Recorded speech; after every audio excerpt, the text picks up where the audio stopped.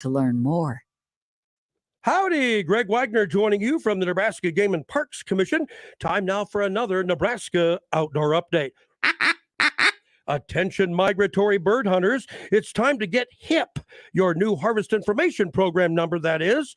It's required by law and is done through the permit system on the Game and Parks website at outdoornebraska.gov. That's outdoornebraska.gov.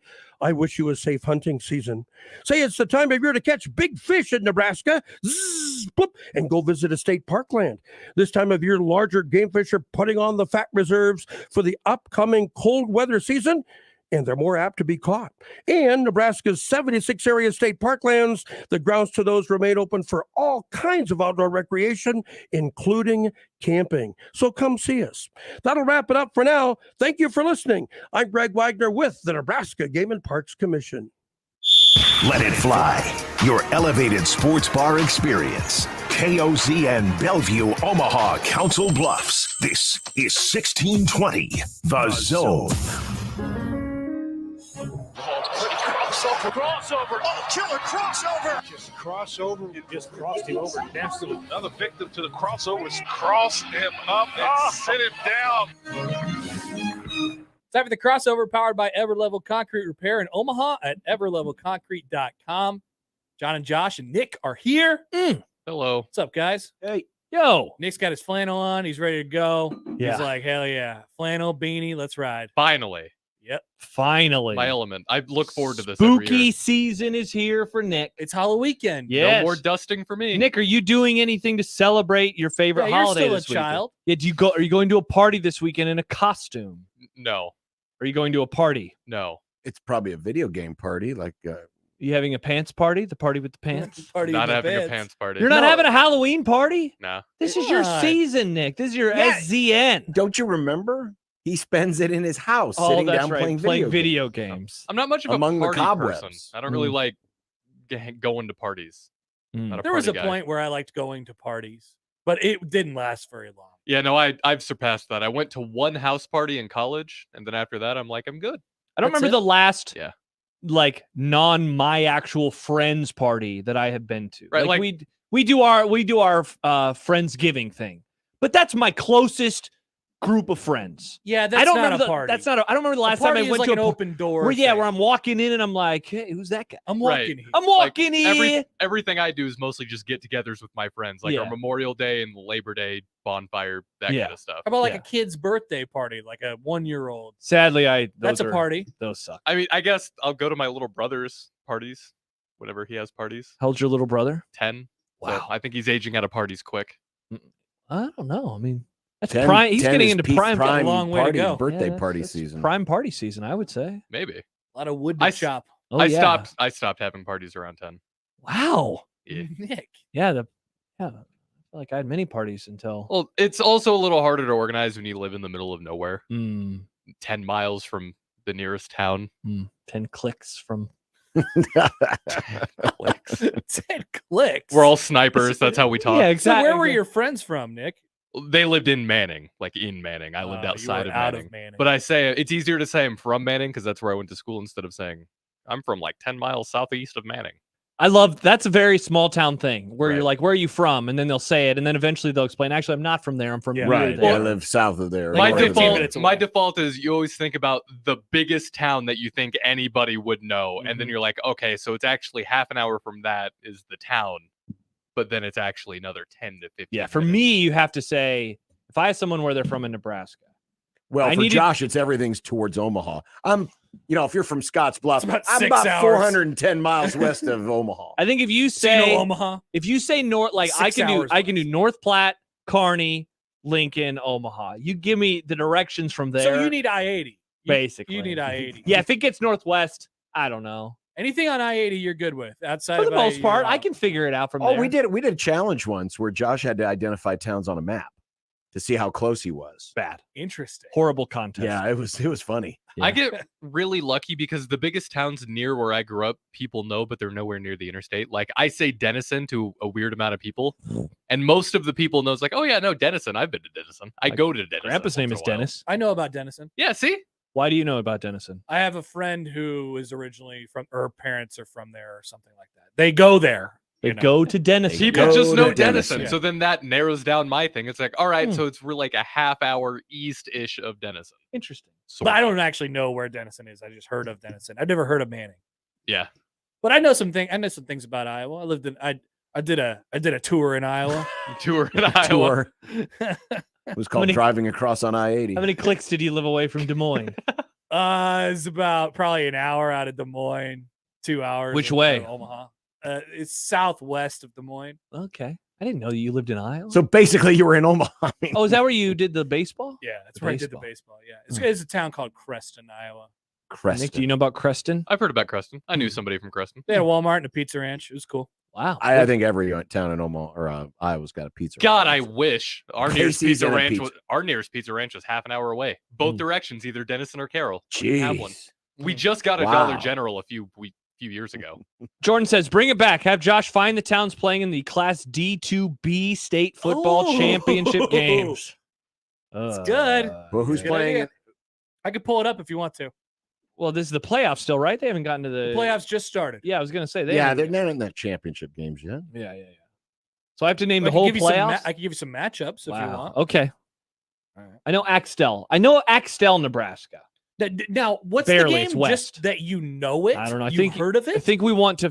He wants me to point it out on the map of Nebraska. Oh, We don't have a map. See, now here's the scary thing. Our things in That Nebraska. should go The on scary the thing lost is, or I wouldn't be terribly good with it as well. All right, here's go to C1, John. C1's well, here's Class D2. Okay.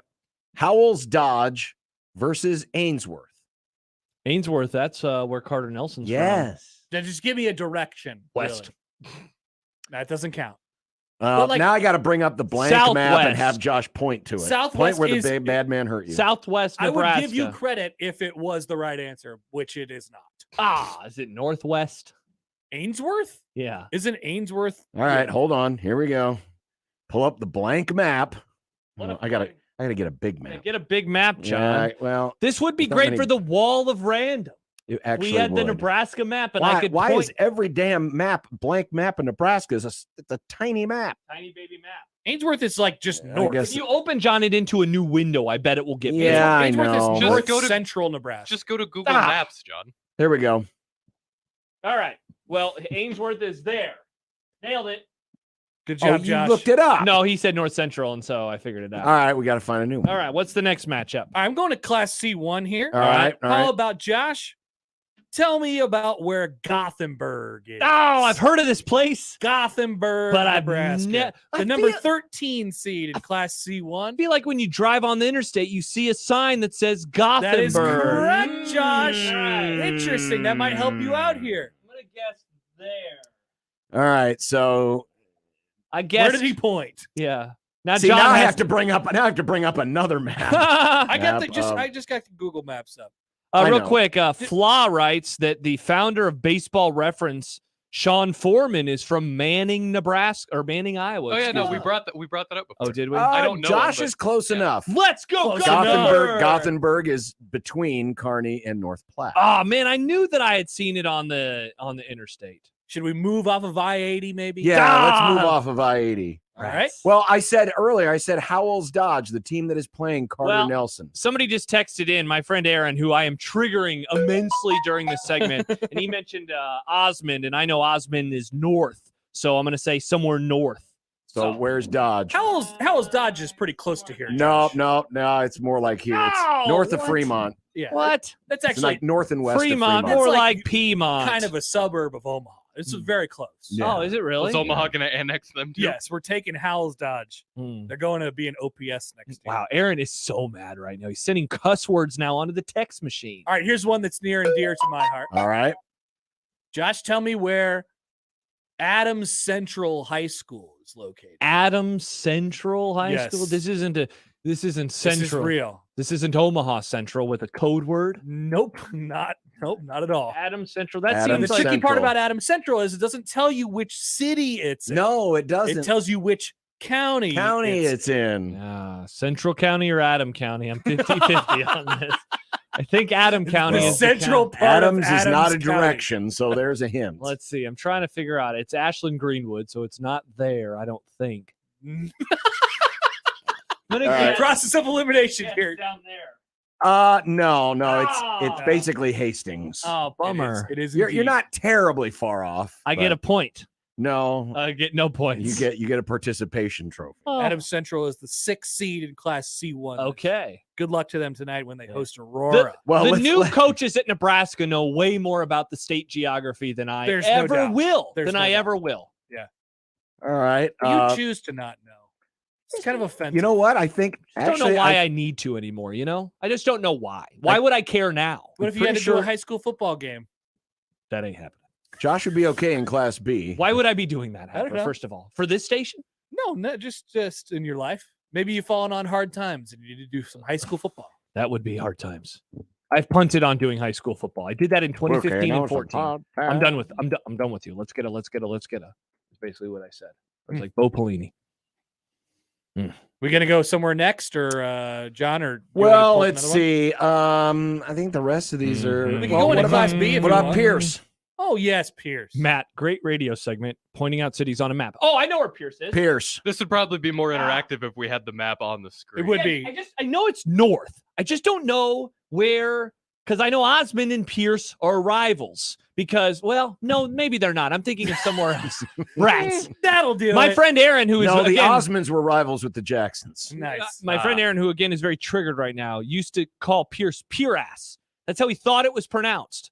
So That's not how you those of pronounce us who like the Pierce. English How language does are also PIE yes, exactly. Yeah, Seems and like he this was a guy little is the one biased. trying to make me feel bad. Yeah, Pierce.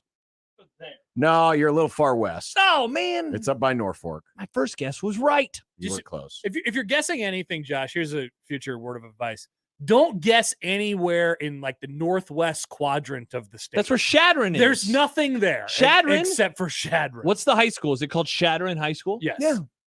Nailed it. It's a big enough town. It's kind of. Yeah. Nothing going on out there though. Danny Woodhead. He was going on out Basically there. South Dakota. It's basically Say, that South seems like one Dakota. of those towns where they spend more time in Sioux City than anywhere else. Is Sioux City close to Shadron? Shadron? I don't know. I Not don't know where remotely. Shadron That is. would be close. on the complete opposite end of the state. Oh, you said east. My bad. Shadron is to the west, Nick. They'd go to Shadron is Denver. close what Oh, it's about an hour Wyoming. away from the Black Wyoming. Hills. Yeah. Yeah. Denver or Rapid City, maybe. Well, even better. Go there. Even better. All right. Well, there you go. Josh and geography. Josh knows Match. where Elkhorn is. Made in heaven. Yes, it's west of Joshography. Omaha, just like 10 miles, and you'll get there. You'll hit it. Just take Highway 6 out west, What and about you'll run Crete? into it. Crete, Nebraska. Crete's on the interstate. Yeah, it is. It's west of Kearney. You got to know where Crete is, Josh. West It's of Kearney. very, very close. West of Kearney. No, Is it it's east of not Kearney? west No, of Kearney. Crete is south of Lincoln, Yeah. Oh, I don't go there. I don't know. where Doane College is. Again, I don't go there. You drive on the interstate. Okay, well, Crete's not on the interstate. Yeah, There's an exit that says Crete. Well, yeah, but it's also 20 miles south of the interstate. If there's an exit that says Crete, it's on the interstate. Well, I mean, no, it's not on the interstate. It's like 20 miles south of the interstate. There's also a Crete outside of 20? Greece. I don't know if it's 20, Yeah. John. Aaron in Papillion writes that Shadron is playing Ashland Greenwood today. That's right. You can go check I know them where out. Ashland Greenwood is.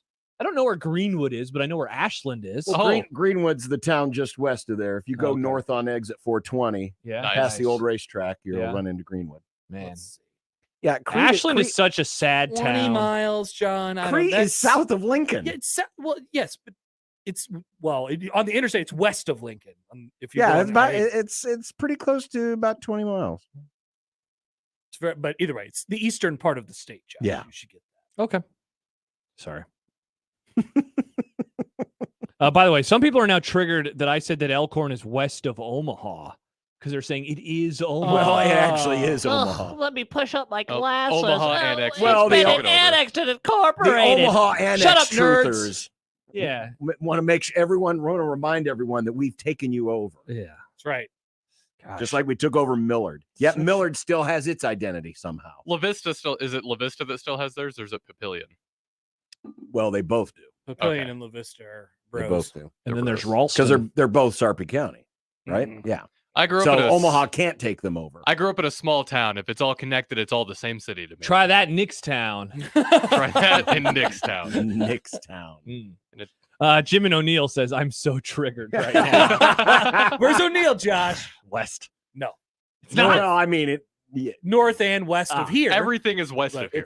it's up Yeah. near. Yeah, someone asked, Ainsworth. Charles asked, after what city do we start calling it Western Nebraska? York? No, it's Lincoln. After Lincoln, it's Western Nebraska. Is there anything? Yeah, but the funny Josh. thing is, Ashland is Western Nebraska. Yet you get to Lincoln, and it's And then it's back to East Nebraska. Yeah, it's why, Schrodinger's geography. I didn't know that Ashland was western Nebraska. Of course it is. You ever been to that town? I have. Yeah. Is there anything Historic downtown. I hate historic downtowns. They all suck. They have a couple nice They're golf historic. courses. They do have they have a white horse? Iron horse. Iron horse. Iron But there is a white horse, I believe, at the beginning of it. Like Maybe- on the I mean, green, there they is just a let a horse. horse No, like run when you free? drive in, Nick, there's like this white horse. It's like there's like a horse statue. Yeah.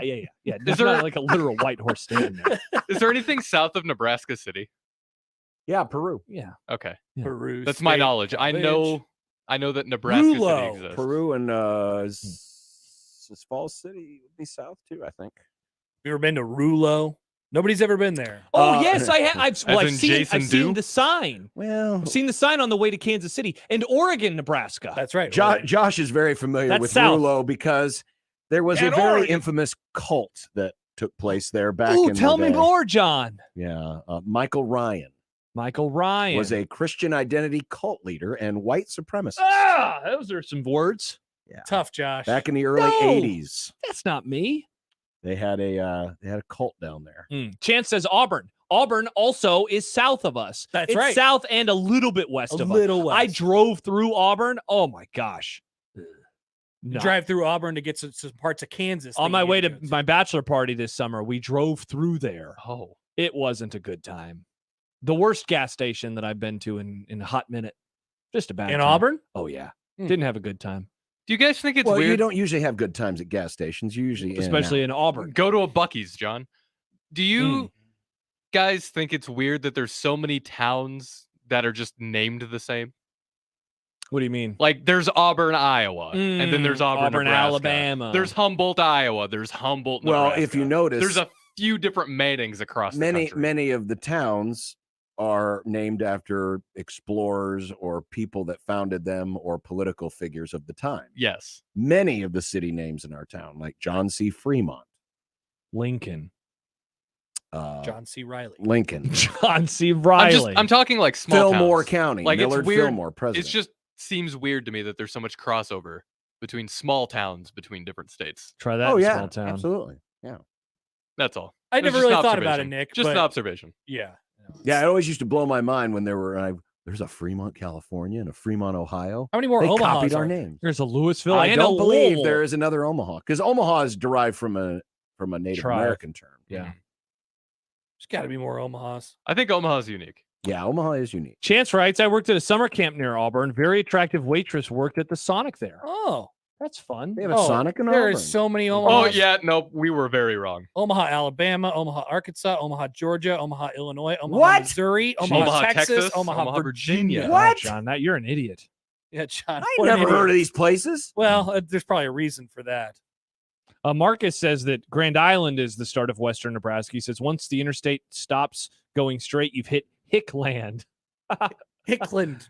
What's Oh, I thought he meant Hickland because it was two words. Is- There's a place called Hickland? No. Oh, I was thinking of Hickman. No, Hickman. Hickland. He's saying the Hickland. land of the Hicks. Hickland. You know, Yeehaw. thank you. what's the place with the brick archway on the That's interstate? Kearney. That's Kearney. Kearney. Yeah. I've always considered that kind of the official start of West because there's think a lot of nothing people do. past that. It's Yeah. just that's the worst part of the drive to Denver or anywhere else. I mean, I just was on that drive. It wasn't that bad. It's not that bad. I don't like It all looked pretty much the same once you got outside of Lincoln. It gets bad when you actually get to the Colorado State Yes, line. that's Actually, the yes, thing. Colorado That's- sucks for that's like 2 what it hours. is. Starts smelling. Eastern Colorado sucks. You feel like you There's no got trees, nothing. you It's bought so brown. you bought a ticket to something and it's like this isn't what I was promised. You Moose know? out front should have told you. Yeah, and then you finally get to Denver and you're like, okay, there are the mountains. There's I the was mountains. promised mountains. It does start to. mountains, Gandalf. I do appreciate how Mountains.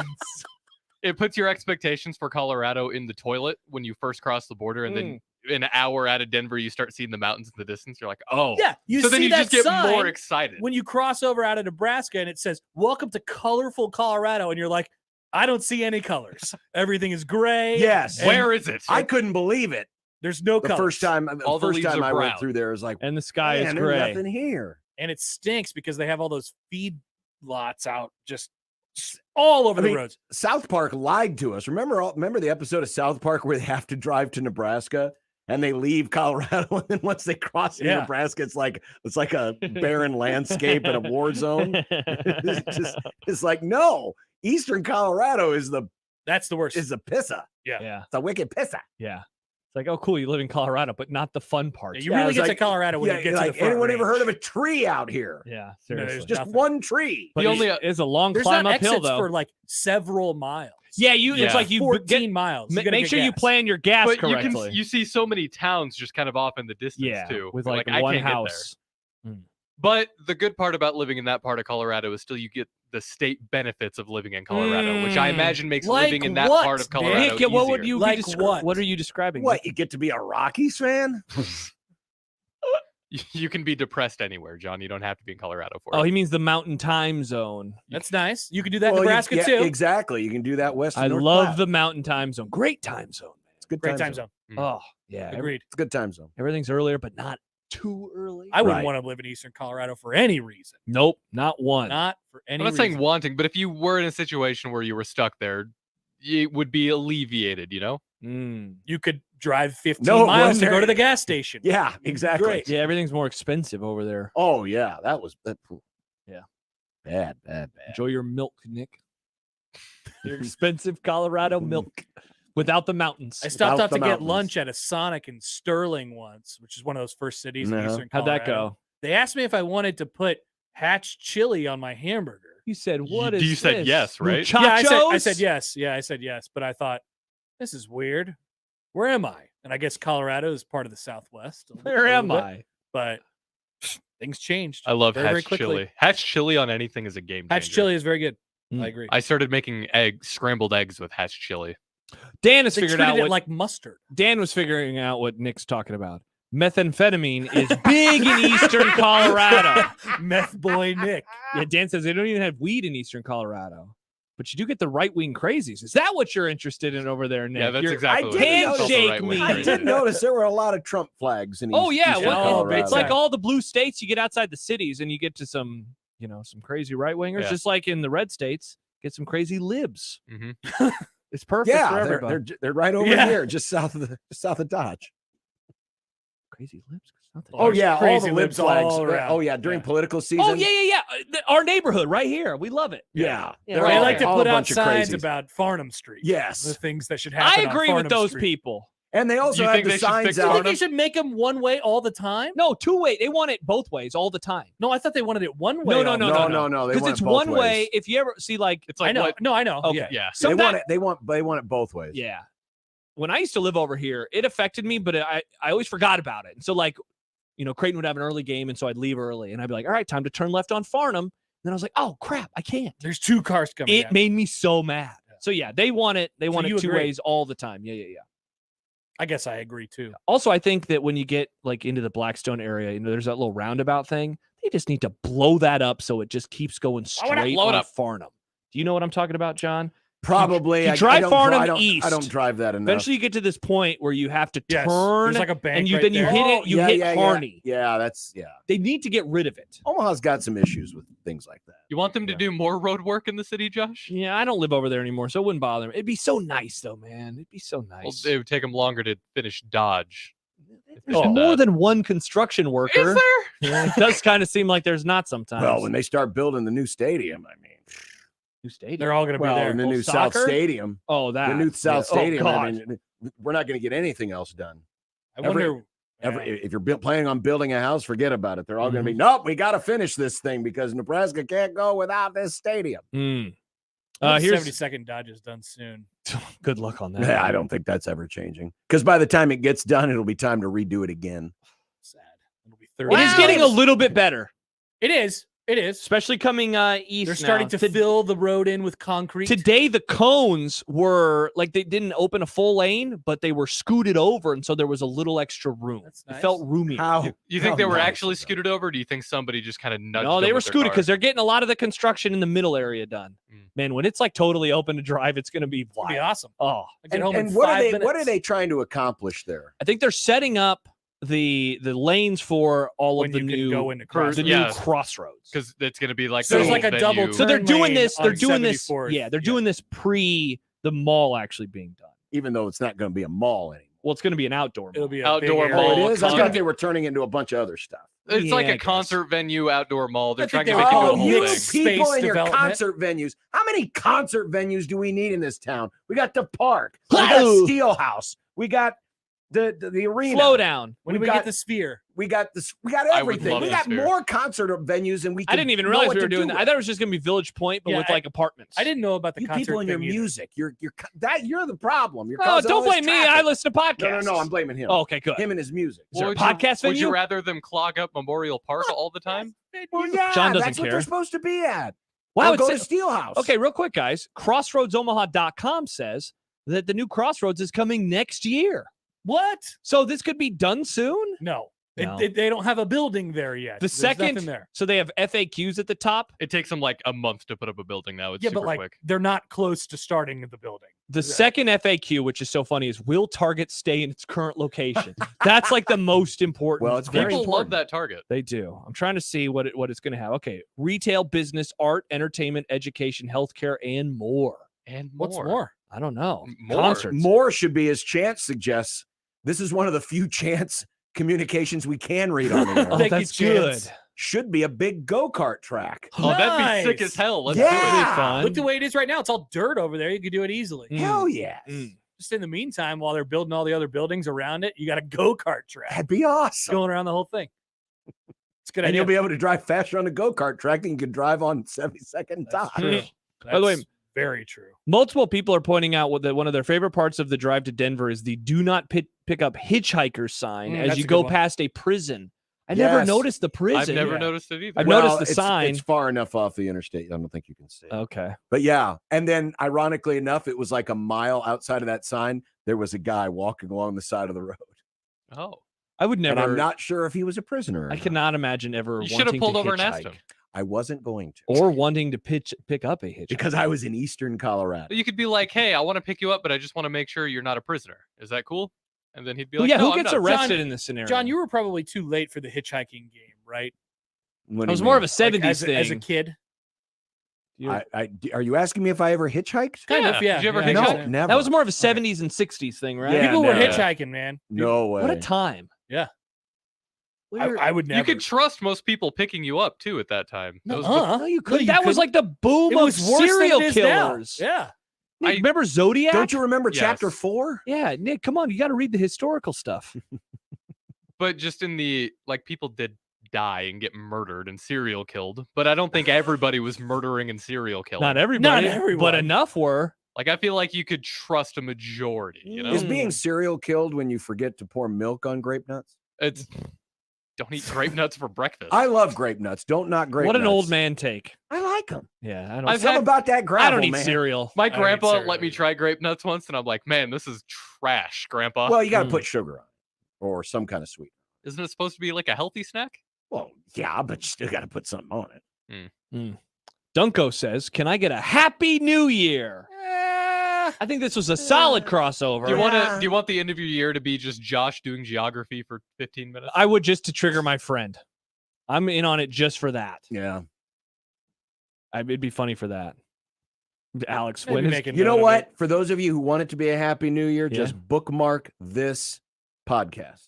Hey, go back to the pods. There you go. 1620thezone.com. You can build your own best of crossover. That's whoa, what a dream! send do us that. yours. Oh, that Right? We could all make playlists. That's a good idea.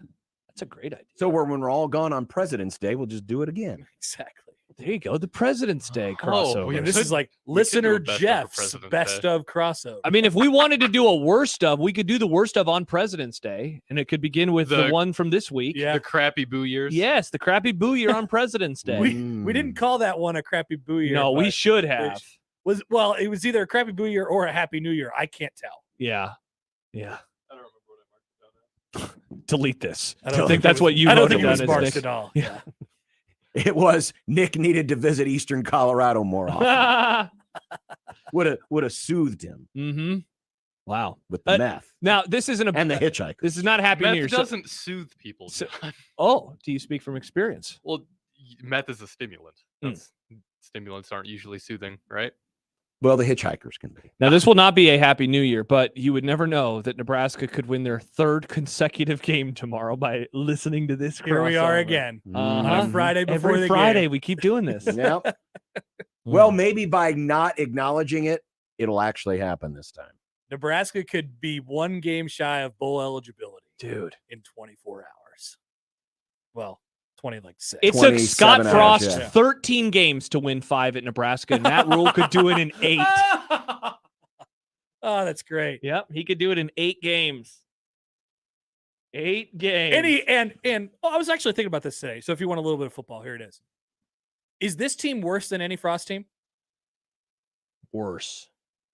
Like, I guess I'm talking. You're just talking overall. I guess their I'm peak. So if we're putting this team up against the worst Frost team, which I don't even know what that would be last year, if that counts. Last year was bad. Yeah. I'd probably go last year is the worst. I think this year would beat last year, but for reasons that apply to Matt Rule. Yes. Not necessarily the players on the roster. Yeah. Like of the last 5 or 6, rather, this might be like one of the. No, on paper, I would say almost that this is the worst, but yet they perform at a better level. Interesting, huh? Yeah. Now, interesting. listen, that might be coaching. Interesting.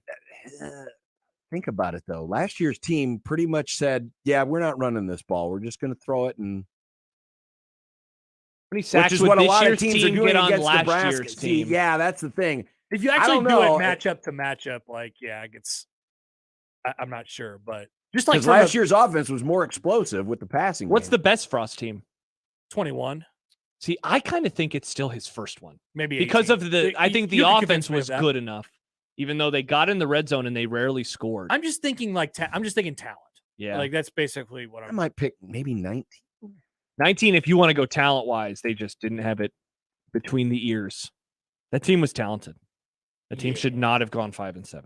Yeah, that team should have gone like 8-4. Yeah, they were good enough to go 8-4. Yeah. Well, on paper, they were good enough. That's a low-key devastating thing to say about somebody. Yeah. They didn't have it between the They years. didn't. No, Nick, that was that all of team, Frost teams. that team melted down. except for the second half of 18. Yeah. Yeah. That's the Yeah, only that time team they really started figured it out. 4-2, but they looked like crap, and then they lost 5 of 6. That team was me on Wednesday. That team was Nick. It's the 2019 Huskers Nick on Wednesday. All right, Connor, have a great weekend. See you guys. That's the crossover. It is a 1 beer Friday. Just saw a tweet, and we don't have to talk about this on our show today, John, but Musk says X will be a fully fledged dating app in 2024. What the hell? Facebook tried this. Remember when Facebook tried it? No, I don't. Yeah, Facebook had a dating section. It Hell was yeah, bad. John. Dating all app, these baby. damn things 30 years ago. Oh. Also, I'm Virgin John. Twitter doesn't need to be a dating app. It already kind of is. Oh. People meet on Twitter all the time. My youngest brother and his wife met on Twitter. Congrats on the marriage. On Twitter. On yeah. Twitter. Yeah. Via a hashtag. And Which now they're hashtag? married. I don't. Was Something, it a Sonic hashtag? Probably. Who knows? Your brother I loves like all the Sonic. hashtags they do for like college football games, and they're like hashtag Neb versus Per. Yeah, who Like, does who's that? doing that? No one's hashtag? doing that. We should do that What tomorrow. if they met on that? all of my tweets, all of our tweets tomorrow? Let's have the hashtag Neb versus Per. Okay. All right. I'm in. Try to remind me. I know. Are Yeah, you I guys gotta- going to do the halftime thing? No, we're doing the post game thing. We're doing the No, I post game. didn't know if you're also going to do a halftime. We haven't thing. done one this year. We've No, been we bad at haven't. it. Let's try to do one of those this year. You can do People a Neb love ver that. Per. We Well- get so many people who viewed the halftime program because no one else is doing it. Yeah. Part of the problem is if it's a home game that I'm not doing this show, I'm at the You're stadium. at the stadium. And then if it's a road game that one of us is doing, we don't want to also do the halftime Right. show too. Yeah. You could do the show from the stadium like some. Yes, I know Oh. there are some doing it, and it shouldn't be doing it that way. Oh, I'm trying That's to. funny. I'm trying to abide by the rules. Keith Man's nice to us. I want to be nice to Keith. That's a good call. That's a good call. All right, let's Okay. get this Grum started on 1620 The Zone. Mornings with Sharp and Handley. Hyannis? Thank God you had Terry Keneally, or we would not like you in Omaha. I'm telling you. I feel like Nebraska City's one of us. I mean, Hemingford? You should have just gone to Wyoming. Why did you insist on staying in Nebraska? Same with you people in Whitney. Just go to Wyoming. Go consolidate your schools. Yeah. You know what, Crawford? You're not good enough for Wyoming. Just go to South Dakota. Mornings with Sharp and Hanley. Weekdays 6 to 10 on 1620 The Zone. Your Omaha area forecast presented by Bellevue Berry and Pumpkin Ranch from the KETV Newswatch 7 Weather Center on 1620 The Zone. A blustery start to the afternoon, a little breezy. We'll see those clouds clear out and hit a high eventually of about 42 degrees. Mostly clear overnight, waking up tomorrow morning to a temperature in the upper 20s. An afternoon chance of a wintry mix rolling through and then hitting a high temperature tomorrow around 38 degrees. I'm meteorologist Luke Vickery, KETV Newswatch 7. 1620 The Zone's Unsportsmanlike Conduct, brought to you by a great friend of the program, Union Bank and Trust. Make the right call. John Higgins Weather Guard, the home of the roofery. When it's time to replace or repair storm damage, make the right call. John Higgins Weather Guard, the local, trusted, and proven choice. No one has installed more Da Vinci roofs, and there's a reason why John Higgins Weather Guard is the nation's leader. Community member, community supporter. Make the right call. John Higgins Weather Guard, the home of the roofery. Make the right call. Doctors Bimbo and Vince Petro provide quality and caring dentistry for the entire family in a friendly, relaxed environment at the northwest corner of 144th and Dodge. New patients are always welcome. Look no further than Doctors Bimbo and Vince Petro, dentistry for the entire family. From sports medicine to spine, bone, and joint problems, Nebraska Medicine is your home for the region's most comprehensive orthopedic care. Our specialists have the unmatched expertise to diagnose and treat common and complex problems, with surgery being a last resort. With multiple locations, our leading care is miles ahead, yet close to home. For orthopedic advances, this is where you begin. Visit nebraskamed.com/ortho. Home is with you wherever that may be. Well, hello there, my pretties. Want to make a happy Halloween even happier? Then check out the low prices during the Halloween sale at 42 Degrees. Be the cool ghoul and get great products like disposables and e-juice up to 50% off. Get super scary savings on Delta starting at just $4.99 with the frighteningly friendly, nightmarishly knowledgeable, and paranormally professional staff. The Halloween sale by your mom's haunted house. Restrictions apply. Products may contain nicotine. Nicotine is an addictive chemical. Prescriptions require an online consultation with a healthcare provider who will determine if appropriate. Restrictions apply. See website for details and important safety information. Subscription required. Price varies based on product and subscription plan. Hey guys, did you know there's a generic form of Viagra that works just the same, but is 95% cheaper? And you can get it online? Just go to hims.com/radio. Through Hims, you'll get a free medical consultation, discreet shipping if prescribed, a 100% online process, and trusted generic alternatives to the name brands at up to 95% off. That's right, get generic for Viagra, the same active ingredient as brand name Viagra, but for 95% less. It's the same medication, still prescribed by a licensed medical provider, but with zero copay, no expensive appointments, and no awkward face-to-face conversations. To start your free online visit, you need to go to this exclusive address, hims.com/radio. That's hims.com/radio for your free online visit. hims.com/radio. This edition of Unsportsmanlike Conduct on 1620 The Zone is proudly presented by Union Bank and Trust. The program starts now.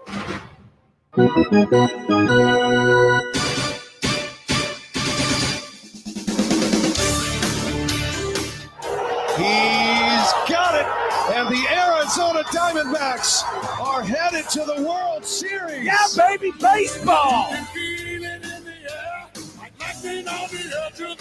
Dolly Garcia, owning October. You can feel it everywhere, but the party time all over tonight. The Rangers have won the pennant. Friday night's a great night for baseball. No. Man wide open, Malachi Coleman makes the catch. Touchdown, Nebraska. Friday night's a great night for baseball. Barrels in there, touchdown. It's gonna be a hell of a fight. We got a great night of football tonight. Touchdown, Garrett Miller and Purdue. Oh, everybody needs full body contact once in a while. Cooper it in. Hey! Wait a minute. Got to grab a chance to run wild. Can I get a Micah Parsons sack? Touchdown, Nebraska!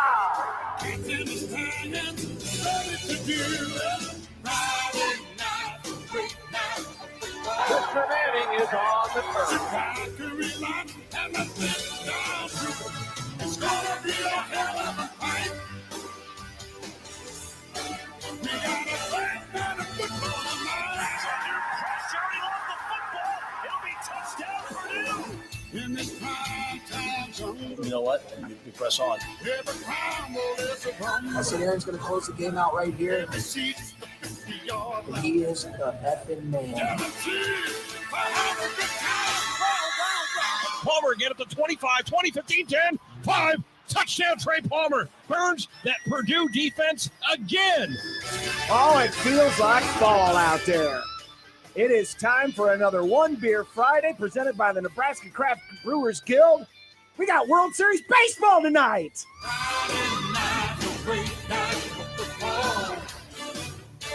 The Cats and the Stallions are ready to do it. Friday night's a great night for football.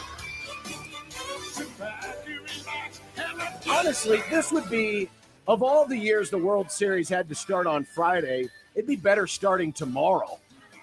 So, but tomorrow's Saturday. Because tomorrow night, the football games aren't very good, and Sunday night, the football game's terrible. Seriously. This would have been the weekend for the World Series to start have on Saturday. Yeah, to have a Sunday night baseball game. What are we going to watch now instead of that? I have an idea. Chargers and Bears. No, we're not watching Formula One, Nick. Is that on Sunday night? Sunday. Oh. 3 p.m. No, I'll be watching football. Yeah, we'll be watching the Seahawks and the Browns. Yeah, the game we didn't want to watch, Nick, is the Chargers and the Bears. No, I get that. Do you really want to watch Seahawks and Browns? Well, more than Chargers Browns. I know you'll be using John's DirecTV Sunday. John's DirecTV NFL Sunday ticket. No, I want to watch Bengals 49ers. That's the game that I want to watch at the 325 window. After kick my feet up celebrating the Dallas Cowboys victory over the Los Angeles Rams. Oh, so you're living in dream time, baby. Why did you get a highlight and I couldn't get one highlight? Where were our highlights? Yes, where was Tua? What are you talking Tyreek about? made Where was Micah dimes. Parsons sacks him again? Where's that? Oh, another problematic tweet from Micah Parsons. I couldn't even get a problematic tweet from Micah Parsons. Tua threw some dimes, John. Some dimes. Yeah.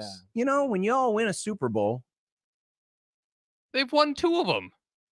when I was a baby, when y'all win a Super Bowl, you can have highlights. Dallas has won Super Bowls. In my lifetime? No. Nick. I thought they won the 97. No. No, it was It was 90. It's January of 96 is January the last. of 96. My bad. January of 97 was the And Packers. they wouldn't have if Neil O'Donnell hadn't been on the Dallas payroll. No, Hey, Larry Brown, catch! Neil O'Donnell was very good. He just struggled that No, day. he was not He struggled very that good. day. You know, Nick had a question about worst player to play in a Super Bowl. Might have been Neil O'Donnell. Oh, he was. Yes, Oh. he was bad. He wasn't good. He had a very bad game. Very, very, very bad game. Well, welcome everyone to I mean, it looks great outside. It just doesn't feel that great. It's fall. But it is fall. And yes, all my leaves are off the tree now. Well, in the front yard, the back Are yard. they brown? No, they're red. They're burgundy leaves. I'm Just sorry. red? We need to break in with some important news. Kevin Kugler. So first of all, Dallas just tweeted that they're wearing essentially the best uniforms. They've got the navies on Sunday. Very cool. Very Oh, cool. that means they're definitely going to lose. That's old school tradition, John. Kevin Kugler, friend of the program and always a live guest on the program. It'll probably be his time again in a couple weeks. Says, did you see that those uniforms won't be on in Omaha anymore? Sad. What the hell? The yellow is now taking Minnesota Green Bay. Now, I think you're still getting that, right? Is that's still Lincoln in that I'm little? always getting the Rams games on my DirecTV Sunday ticket. This is garbage. Now I have to also get it on John's DirecTV NFL Sunday ticket. Man, I was actually You can come hang out at the bar with I was me, actually Josh. surprised it was that way to begin We're with. budgeting now. We're not going to the bars as much anymore. We're saving money. I save money just to go to the game. I seriously, I'm stunned that. Well, I know that we didn't have Minnesota Green Bay to in start the first with. place. Somebody must have called all of those workers over there that are in the office at KPTM.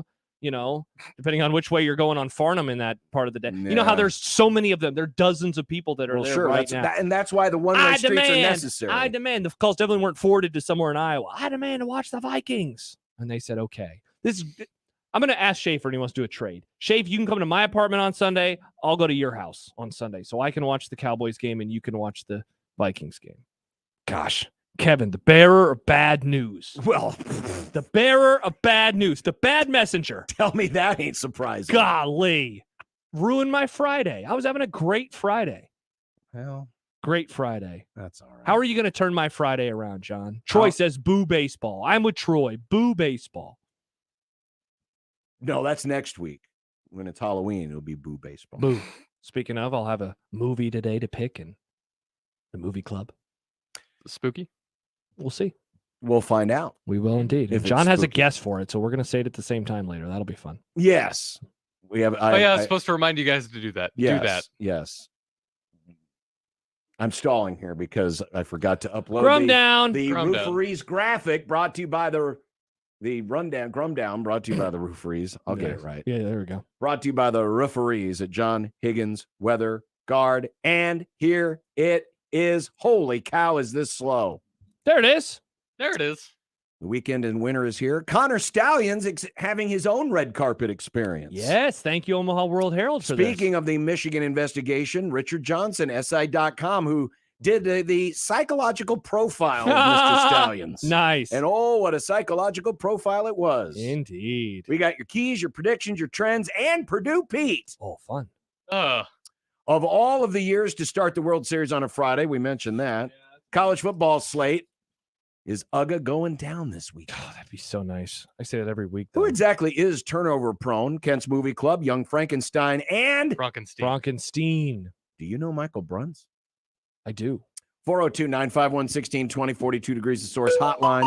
We also can be reached on the J-Tech Construction Zone Twitter feed. Send all your complaints about the Packers and Vikings being shipped into this market to at USC 1620. I don't know if you realize how frustrating this is for a variety of reasons. Because since I do watch other games and I'm using your DirecTV NFL Sunday Ticket, I have to rewind the other games so that all of the stuff is live at the same time so I don't get spoiled. Wow, first world problems over I know. here. And then I have to put my phone down because I get fantasy updates. You know, you wouldn't have that problem if you were like me and just focused on your game. Just turn off your fantasy updates. No, I just put my phone down. Or turn off the man, fantasy updates. you're be roughing it this weekend. It's okay. I have to watch football normally. I can't be a millennial and tweet people. It is frustrating. I can't darn. read Cowboys Twitter. It's so frustrating. Well, you're not going to want to watch Cowboys Twitter anyway this weekend. God, I hope that you're wrong. I'm worried though. I'm worried that John's Rams are going to get a dub. Don't like it. Are you nervous for Christmas Eve? Why would I be nervous for Christmas 24th? Eve? Is that when the Cowboys and Dolphins game is? Oh, yeah, of course I am. Your guys' offense is really good, except for when it's not. So I'm hoping that it's one of those ones. Yeah, it's up and down. That'd be If nice. you would like to email us, you can do so into the Equitable Bank inbox, John at 1620thezone.com or Josh at 1620thezone.com. And so there you go. There's the Grum Down. There's everything. And Richard Johnson from SI is going to join us next here on 1620 The Zone. It's an NFL doubleheader on Sports USA. And first, we're in the Music City as Ritter, Robinson, and the young Atlanta Falcons fly into Nashville to battle King Henry and the Tennessee Titans. Then, we're off to the City by the Bay as Burrow, Chase, and the Cincinnati Bengals leave the jungle to face Purdy, Kittle, and the San Francisco 49ers. It's the Falcons at the Titans, then the Niners hosting the Bengals this Sunday on Sports USA. If it's the NFL, it's on 1620 The Zone. Wesley Financial Group is not a law firm. This story is called The Ugly Truth About Timeshare. If you think you've done your family a favor by buying a timeshare, you need my help. Hello, I'm Chuck McDowell, CEO and founder of Wesley Financial Group. 10 years ago, I started helping folks cancel their timeshare. And in the process, started what's now called the timeshare cancellation industry. Timeshare is the only thing that you can buy that you can't tell me how much it's going to cost or when it's going to end. When you buy a timeshare, you give them a blank check to fill out any amount they want for annual maintenance and assessment fees. The crazy thing is, this never ends. Even when you die, your family's now going to be stuck with this burden. Stop the insanity today. Call my office now. If we take you as a client, I guarantee we'll cancel your timeshare or you'll pay nothing. Call for your free information kit. 800-462-3333. That's 800-462-3333. 800-462-3333. Live from the Host Coffee Studio, this is 1620 The Zone. Email Unsportsmanlike conduct on the Equitable Bank Zone inbox with whatever is on your mind, from your hot takes to what you think is one. The Zone inbox is brought to you by Equitable Bank. We take banking personally. We want to hear from you on the Equitable Bank Zone inbox. The brand new Dollar General Distribution Center in Blair is now hiring. Starting wage is up to $22 per hour with benefits including medical, dental, vision, 401k, and a $2,000 sign-on bonus. Apply today by texting DG Warehouse to 25000 or online at dollargeneral.com/careers. Again, apply today by texting DG Warehouse to 25000 or online at dollargeneral.com/careers. Dollar General can't wait to have you become a team member at their brand new distribution center. No matter how dark it gets, there's always a sunrise, a warm bed, a warm meal, and hope. Sienna Francis House serves hope to those experiencing homelessness and addiction. Every day, we provide more than 1,000 meals and serve nearly 500 guests in our emergency shelter, Miracles Recovery Program, and supportive housing apartments, and help our guests navigate a path to permanent housing. Learn more at siennafrancis.org. A psoriasis flare-up can make a walk in the park, well, no walk in the park. It's that obvious, huh? I've tried so many lotions and creams, but I still have symptoms. So those don't do enough to treat the inflammation beneath the skin, leaving you with those uncontrolled symptoms. Makes sense, but what else can I do? You can get real with your dermatologist so they can help you get clear. Make an appointment and, you're already on it. Hi, yes, I'd like to make an appointment. Get real clear about psoriasis at letsgetrealclear.com. Sponsored by AbbVie. Hi, everybody. Kent Pavelka here with why I chose Everlevel Concrete Repair for my driveway. They do it all. They fix cracks, lift sunken slabs, protect the finished product from deterioration, and all at a fraction of the price of replacement. It's not a Band-Aid like other repair methods. Everlevel's products are designed to last, which is why they've been voted Best of Omaha again this year. Better yet, it all comes with a transferable warranty. Protect your concrete before winter. Call Everlevel today for your free inspection. Everlevel. They make your driveway Everlevel. Level up. Your neighborhood is more than blocks of buildings. It's the people who live there that make it special. At Union Bank and Trust, we're not just creating home loans, we're making neighbors. We're not just small business lenders, we're small business shoppers. We don't just live in your community, we help you build it. Because our people are your people. Visit ubt.com/neighbor to learn more. Union Bank and Trust, member FDIC. The Zone Hotline is powered by 42 Degrees, The Source, by your mom's house. It's Halloween at Genesis Health Clubs. Join with no enrollment fee, no contract, and save 31% per month every month. This offer ends in just 4 days. Genesis Health Clubs has top-of-the-line equipment and the absolute best personal trainers, tennis professionals, and group fitness instructors to help keep you motivated and headed towards your fitness goals. Plus, relax in luxury afterwards with saunas, steam rooms, and fluffy towel service. Whatever your fitness needs, Genesis is here to help every step of the way, and there's nothing scary about that. This Halloween, join Genesis Health Clubs with no enrollment fee, no contract, and save 31% per month every single month. Just 4 days left. But hurry, this offer will end before you have a chance to count your Halloween candy. It ends on Halloween and won't extend. Come to Genesis and get in the best shape of your life so you can handle anything those zombies, werewolves, and vampires throw at you. Plus, get your New Year's resolutions checked off with time to spare. Join Genesis Health Clubs with no enrollment fee, no contract, and save 31% per month every single month. It ends on Halloween and won't extend. Hey, Tapper for the FanDuel Sportsbook, and the NFL season is in swing. And guess what? FanDuel, America's #1 sportsbook, has another deal for you right now. New customers get $150 in bonus bets with any winning $5 money line bet. That's right, $150 if your team wins. So pick a heavy favorite if you want to. on the money line. It's $150 in bonus bets with the FanDuel Sportsbook. If you've been thinking about joining FanDuel, there is no better time to get in on the action. It is right now. There's spreads, there's player props, there's anytime touchdown scores, but take a look at those money line bets and you can get your $150 in bonus bets right now. All you got to do is go to FanDuel.com/Happer and kick off the NFL season the right way with FanDuel, official partner of the NFL. 21 and over, present in Iowa. First online real money wager only. $5 pregame money line wager required. First online real money wager only. $10 first deposit required. Bonus issued is non-withdrawable bonus bets that expire 7 days after receipt. See terms at sportsbook.fanduel.com. Gambling problem? Call 1-800-BETS-OFF. Duck Defense Midwest makes your home healthier and improves the life of your HVAC system. So improve the health of your home and everyone in it. Go to cleanairradio.com for a special duct cleaning offer for Zone listeners. That's cleanairradio.com. By texting 64,000, you agree to receive recurring automated marketing messages from Babbel. Message and data rates may apply. No purchase required. Terms apply. Available at babbel.com/TNC. We're going abroad for the first time in years. To Spain. So we started using Babbel. And started learning Spanish fast. With Babbel, you can start having conversations in another language in just 3 weeks. Babbel's conversational method teaches you real-life words and phrases. And with Babbel's interactive bite-sized lessons, you'll remember what you learned. ¿Cómo te llamas? ¿Cómo te llamas? ¿De dónde eres? ¿De dónde eres? In just 3 weeks, we're starting to have conversations in Spanish. Estoy muy emocionado para ir a España contigo. Aw, he just said, I'm very excited to go to Spain with you. Nos vamos a divertir mucho. And that means we're going to have a lot of fun. Sí. Gracias, Babbel. Babbel, language for life. And now try Babbel for free by texting TRAVEL to 64,000. Text TRAVEL to 64,000. That's TRAVEL to 64,000.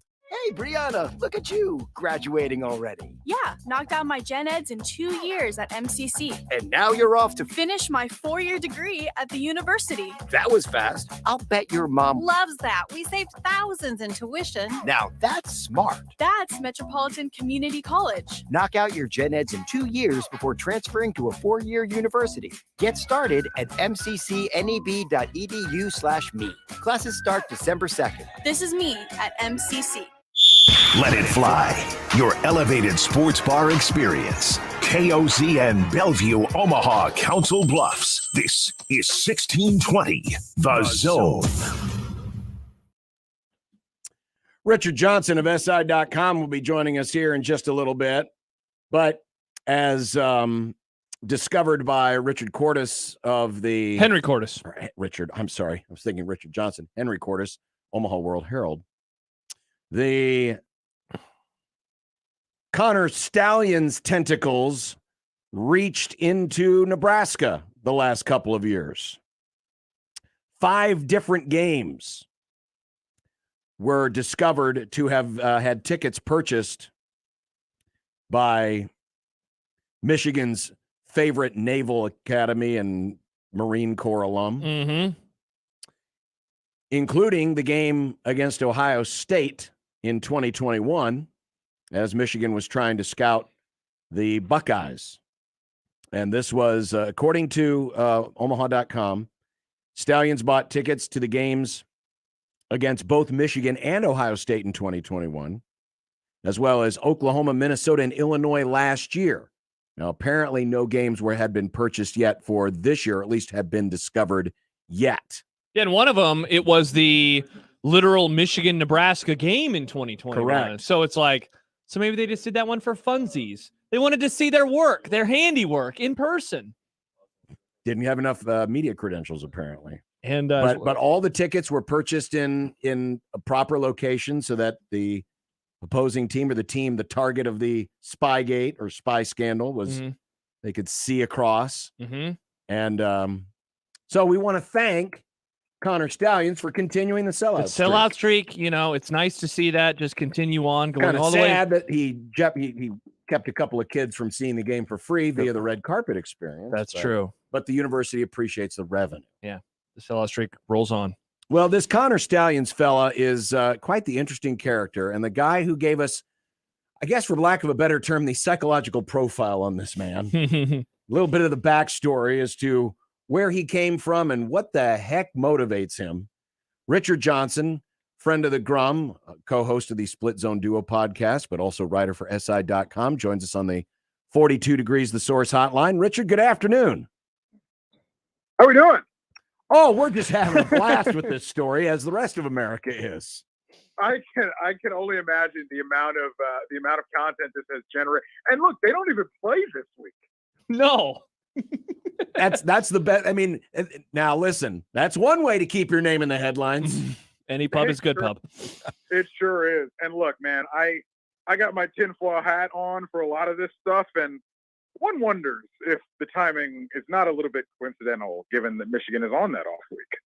Well, and I was going to ask you about, where this comes from, because it sounds like, from all the great reporting, yours included, that this has been known in the college coaching circles for a while now, going back at least a year, maybe more. I mean, there was a story yesterday that TCU was made aware, and they made dummy signals, and some people believe that actually helped them win the semifinal game last year.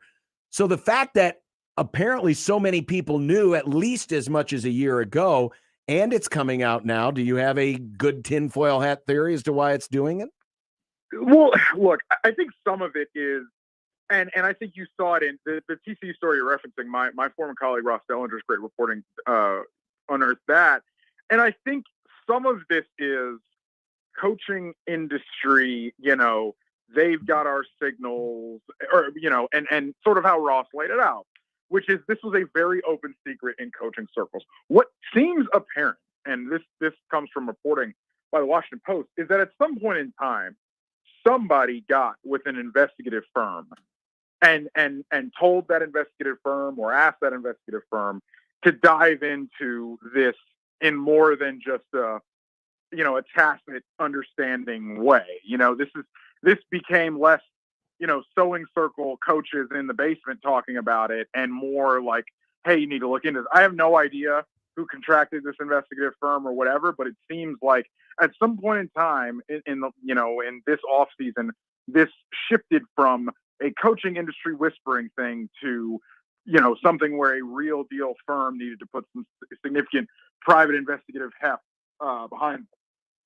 Richard, your story was so fascinating because it takes us behind the scenes with this guy, Connor Stallions, the Michigan Manifesto, all sorts of stuff like that. What do you make of the fact that the guy who tries to find the cracks in the system with the opposition also being a potential crack in the system of Michigan football? It's like the communications company, having horrible internal communications, when you see just how, I guess, willingly this person spread a ton of intel to people that were in his life.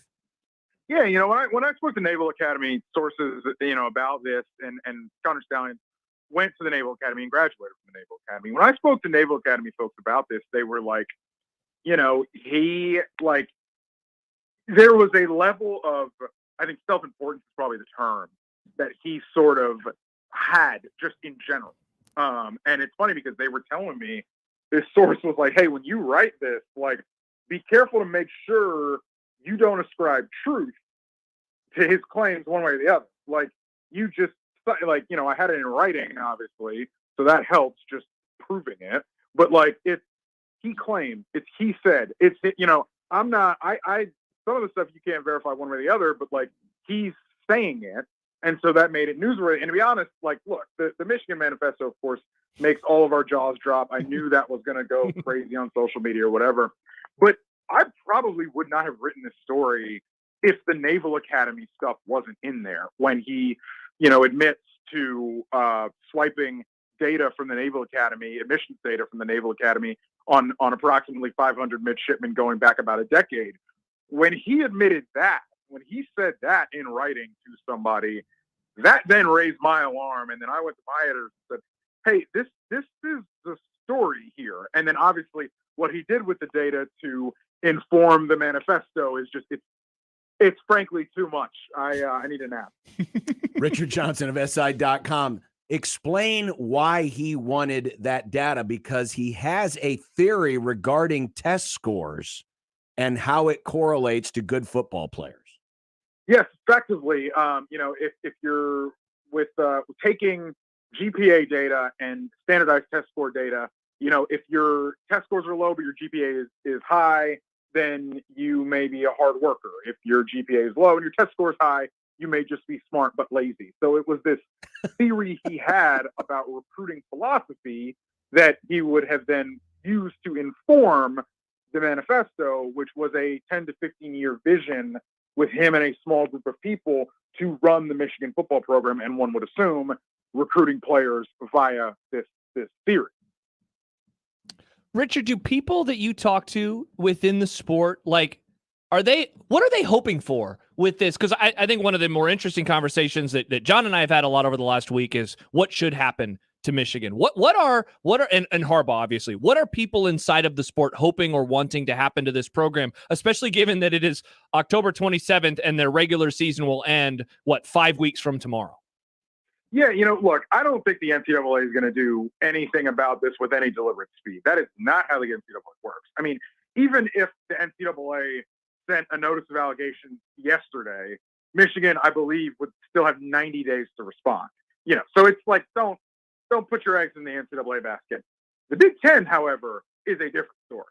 And there are 13 teams in the Big Ten that, to varying degrees, want the Big Ten, Tony Petitti in the conference office, to come down pretty hard here.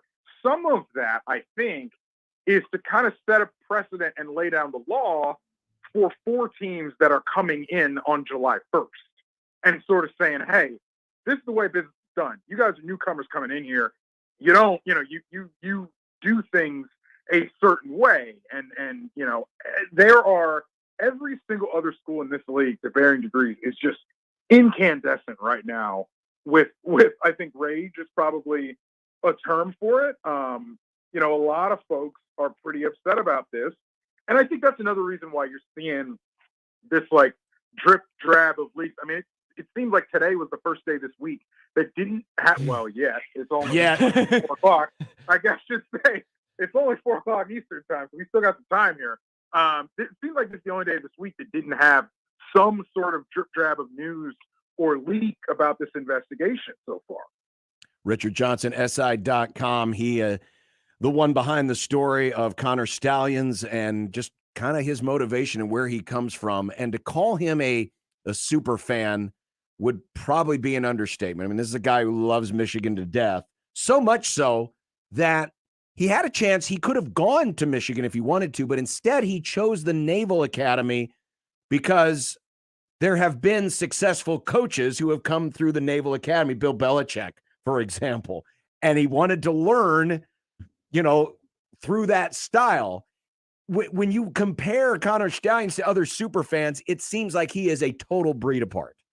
No, he's committed to the bit. I'll tell you that right now. I mean, he's about it. He's about it in a way. I don't know if I'm as dedicated to anything else. Like my man was dedicated to Michigan football here.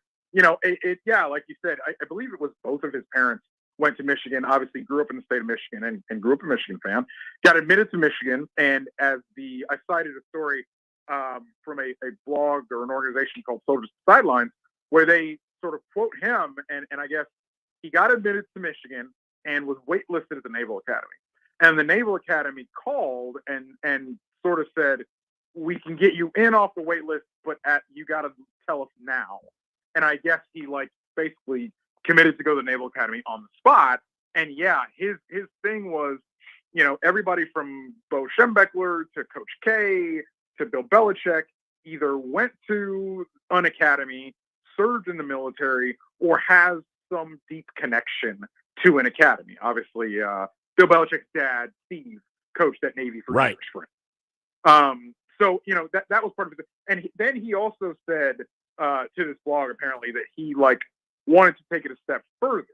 So while all these guys may have had links to an academy, none of them were Marines. So he was going to move on after graduating the Naval Academy and join the Marine Corps, which he did, as far as I can ascertain.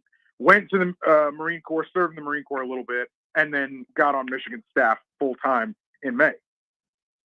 Richard, you guys had a great discussion on Split Zone Duo earlier this week about this. And at one point, you guys started diving into how high this goes within the football staff. And you talked a little bit about Harbaugh. And I thought that you brought up a really interesting point in that, you could hear an argument that this was rogue just given, I guess, the nature of Stalions himself, which we've talked about a lot today. Have you unearthed anything, or do you have a theory on how high you think ultimately this went within that program over the last couple of years? I think that you can talk me into Jim Harbaugh not knowing. I may not all the way believe you, but I can see how you can get there. What I don't think you're going to be able to get me is the coordinators didn't know. Like, that seems too far-fetched and too far afield when all is said and done with this for me to believe. And that's where I think when all the cards get on the table here, that's going to be kind of the nature of things. I would imagine that there were great pains taken so that Jim Harbaugh, did plausible deniability, did not know what was going on here. But the coordinators are a different story. If you're standing 2 feet away from me the whole game, telling me if they're blitzing or not, at some point in time, don't you have to know where the guy's getting the information from? You would think. Yeah, and there's enough video out there of him being next to Harbaugh. I mean, I kind of use the same reasoning going back 10 years, when we were talking about Jerry Sandusky and Paterno. Of course, it was, well, he didn't really know. And I've never bought that, only because I've been around enough coaches to know how controlling they are and how much they know about everything that happens in their organization. And it'd be hard for me to think that there's a guy who's on the sidelines and is helping his coaches with information, and Harbaugh isn't even at least the least bit curious. Hey, where are you getting that from? It's just hard for me to imagine that. Yeah, and it's also like, this isn't something that happened once or twice, right? Like, this seems like it happened since at least post-COVID. So we're dealing with 2.5 seasons, football seasons of this work going on. And in May, earlier this year, May 2023, they hired this guy full time. And I know Jim may not interview every single GA, but come on here. At some point in time, 2 and 2 equals 4. So we'll see how the dust settles. Richard, one more from me. And speaking of the dust settling, this is kind of a follow-up to a question I asked you earlier, but what do you think happens? I mean, the season it's so close to being done. They look like perhaps the best team in the sport this year. Ohio State is a month away, the Big Ten championship a week after. What is your best guess on all of this, meeting ahead, at least for the 2023 season? Look, I did not think Jim Harbaugh was going to be the head coach at the University of Michigan in 2024 before this stuff happened. I thought it was going to probably be NFL time for Jim personally. Now I think those odds are real high, sky high. As far as if something's imminent, like before they play next weekend, I don't know. That may be something that moves pretty faster than that. That's a timeline that may be faster than the investigative prowess of both the Big Ten and the NCAA. So I don't know if something's going to be imminent by then or even by the end of the regular season. But I don't know. It eventually, at the end of this season, to me, it does seem like the Michigan brass may just kind of say, enough is enough here, and we move on. Richard Johnson, SI.com. Read the story about the background of Connor Stalions. I mean, fascinating. He takes it to another level. This is as if a message board person got out of the basement and actually went out and did something. Fellas, I appreciate you guys. Have a great weekend. You bet. Thanks, Thank you, Richard. Great work, by the way. Richard Johnson of SI.com and Split Zone Duo. Again, I just, there is no way that Jim Harbaugh did not know that this was going on. Now, the key is, will there be evidence to that point? Mm-hmm. Because you still have to have evidence if that's going, if you want to actually prove that. I don't know if you necessarily need that link, though, and this is going to the NCAA, if the NCAA, because they can rule that, lack of institutional control. Yes. Which 100%. falls under the purview of the head coach. Yep. So if the NCAA wanted to do something, and this is the process that could take several months, I saw, folks, who know the NCAA inner workings better than I do, say that the earliest the NCAA could do anything in terms of punitive measures or any kind of action wouldn't be until next summer. And so now it's going to come down that's to on the early side of the spectrum. And in his opinion, in my opinion, I'm guessing in yours, we all think that Harbaugh will be gone by then. So it's going to come down to Tony Petitti, and this will now be the second consecutive Big Ten commissioner that in year one on the job is going to have to deal with a lot, because the last time it happened, right? Delaney got out at the beginning of 2020, didn't he? Yeah. And then Kevin Warren took over, and that was COVID. And so COVID. he had to deal with COVID. And I know that I, more than some, gave him a lot of grace in that it was a once in a 100-year situation, and he was, they made a lot of mistakes, but I think we all made a lot of mistakes. This is a different scenario though, because now this is pressure from the other league schools to do something. Yeah. To do and something it's pretty to much every Michigan. other league school. At least with COVID, it was kind of split. Correct. You had some schools that wanted to play and some schools that didn't. In this case, everyone it's 13 wants against 1. Everyone wants them punished, and everyone wants them punished immediately. They want them taken out of the conference championship game. And remember, speaking of COVID, remember that year where the Indiana-Ohio State game got canceled, and did it get no, that game didn't get canceled. The Michigan-Ohio State game got canceled. Yes. And the Big Ten actually, they superseded one of the rules that they had created for the pandemic season, and they allowed Ohio State in, even though the rules specified that it should have been Indiana. I can't remember why. I think it was the number of games that they had played versus Ohio State. It was the number of games played. And that really frustrated some people. Yes, it did. Because they were going against the own rules that they set, and we all knew why they did it. Now again, I gave them grace for that because I said, well, I mean, look, Ohio State beat them. They're undefeated. Michigan had to cancel the game. It makes sense.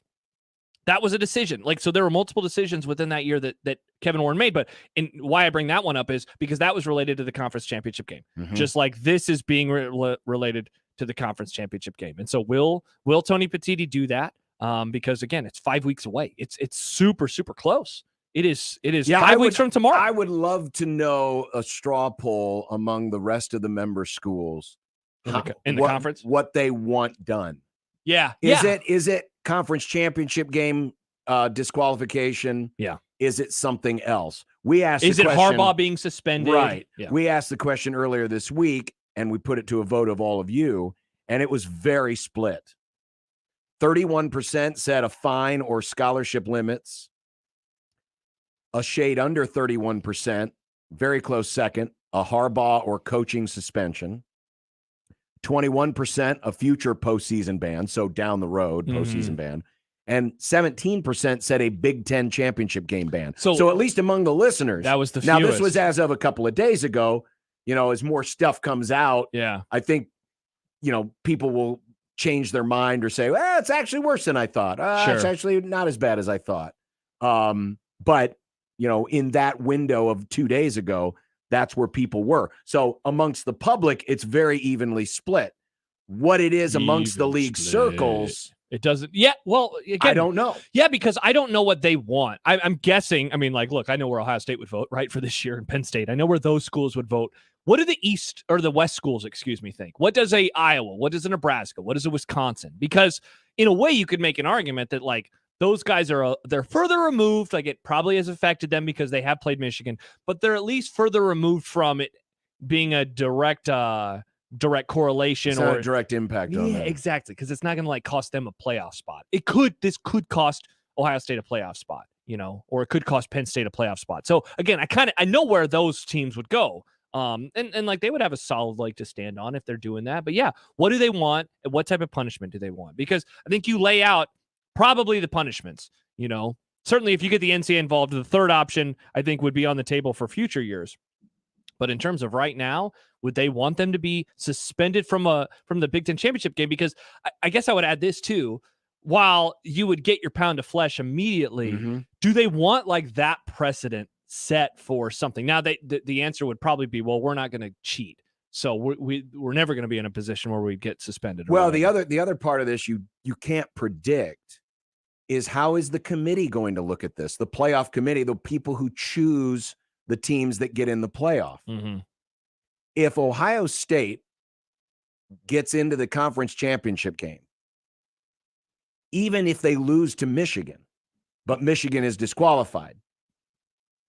And remember, when Wisconsin beat Nebraska in 2012, that should have been Ohio State's division championship. And then Penn State was And actually then Penn second State in line. was second, but they were both on probation. Yeah, Ohio State was on, that was NCAA probation. NCAA. They were a postseason band, and so was Penn State. So that is was an Penn State NCAA for postseason. Sandusky. Yeah, So actually the quote unquote third best team from that division played Nebraska that year. So there is a precedent for a non-division champion playing in the conference championship game. The difference, this though is so much more different because it's not having a direct impact on the current playoff situation. Even though Ohio State went undefeated that year, we knew before that season started that they could not play in the postseason. They could not. So and we knew they before were that playing out season the season, but we knew they weren't getting in. Same with Penn State. And we knew that with Penn State.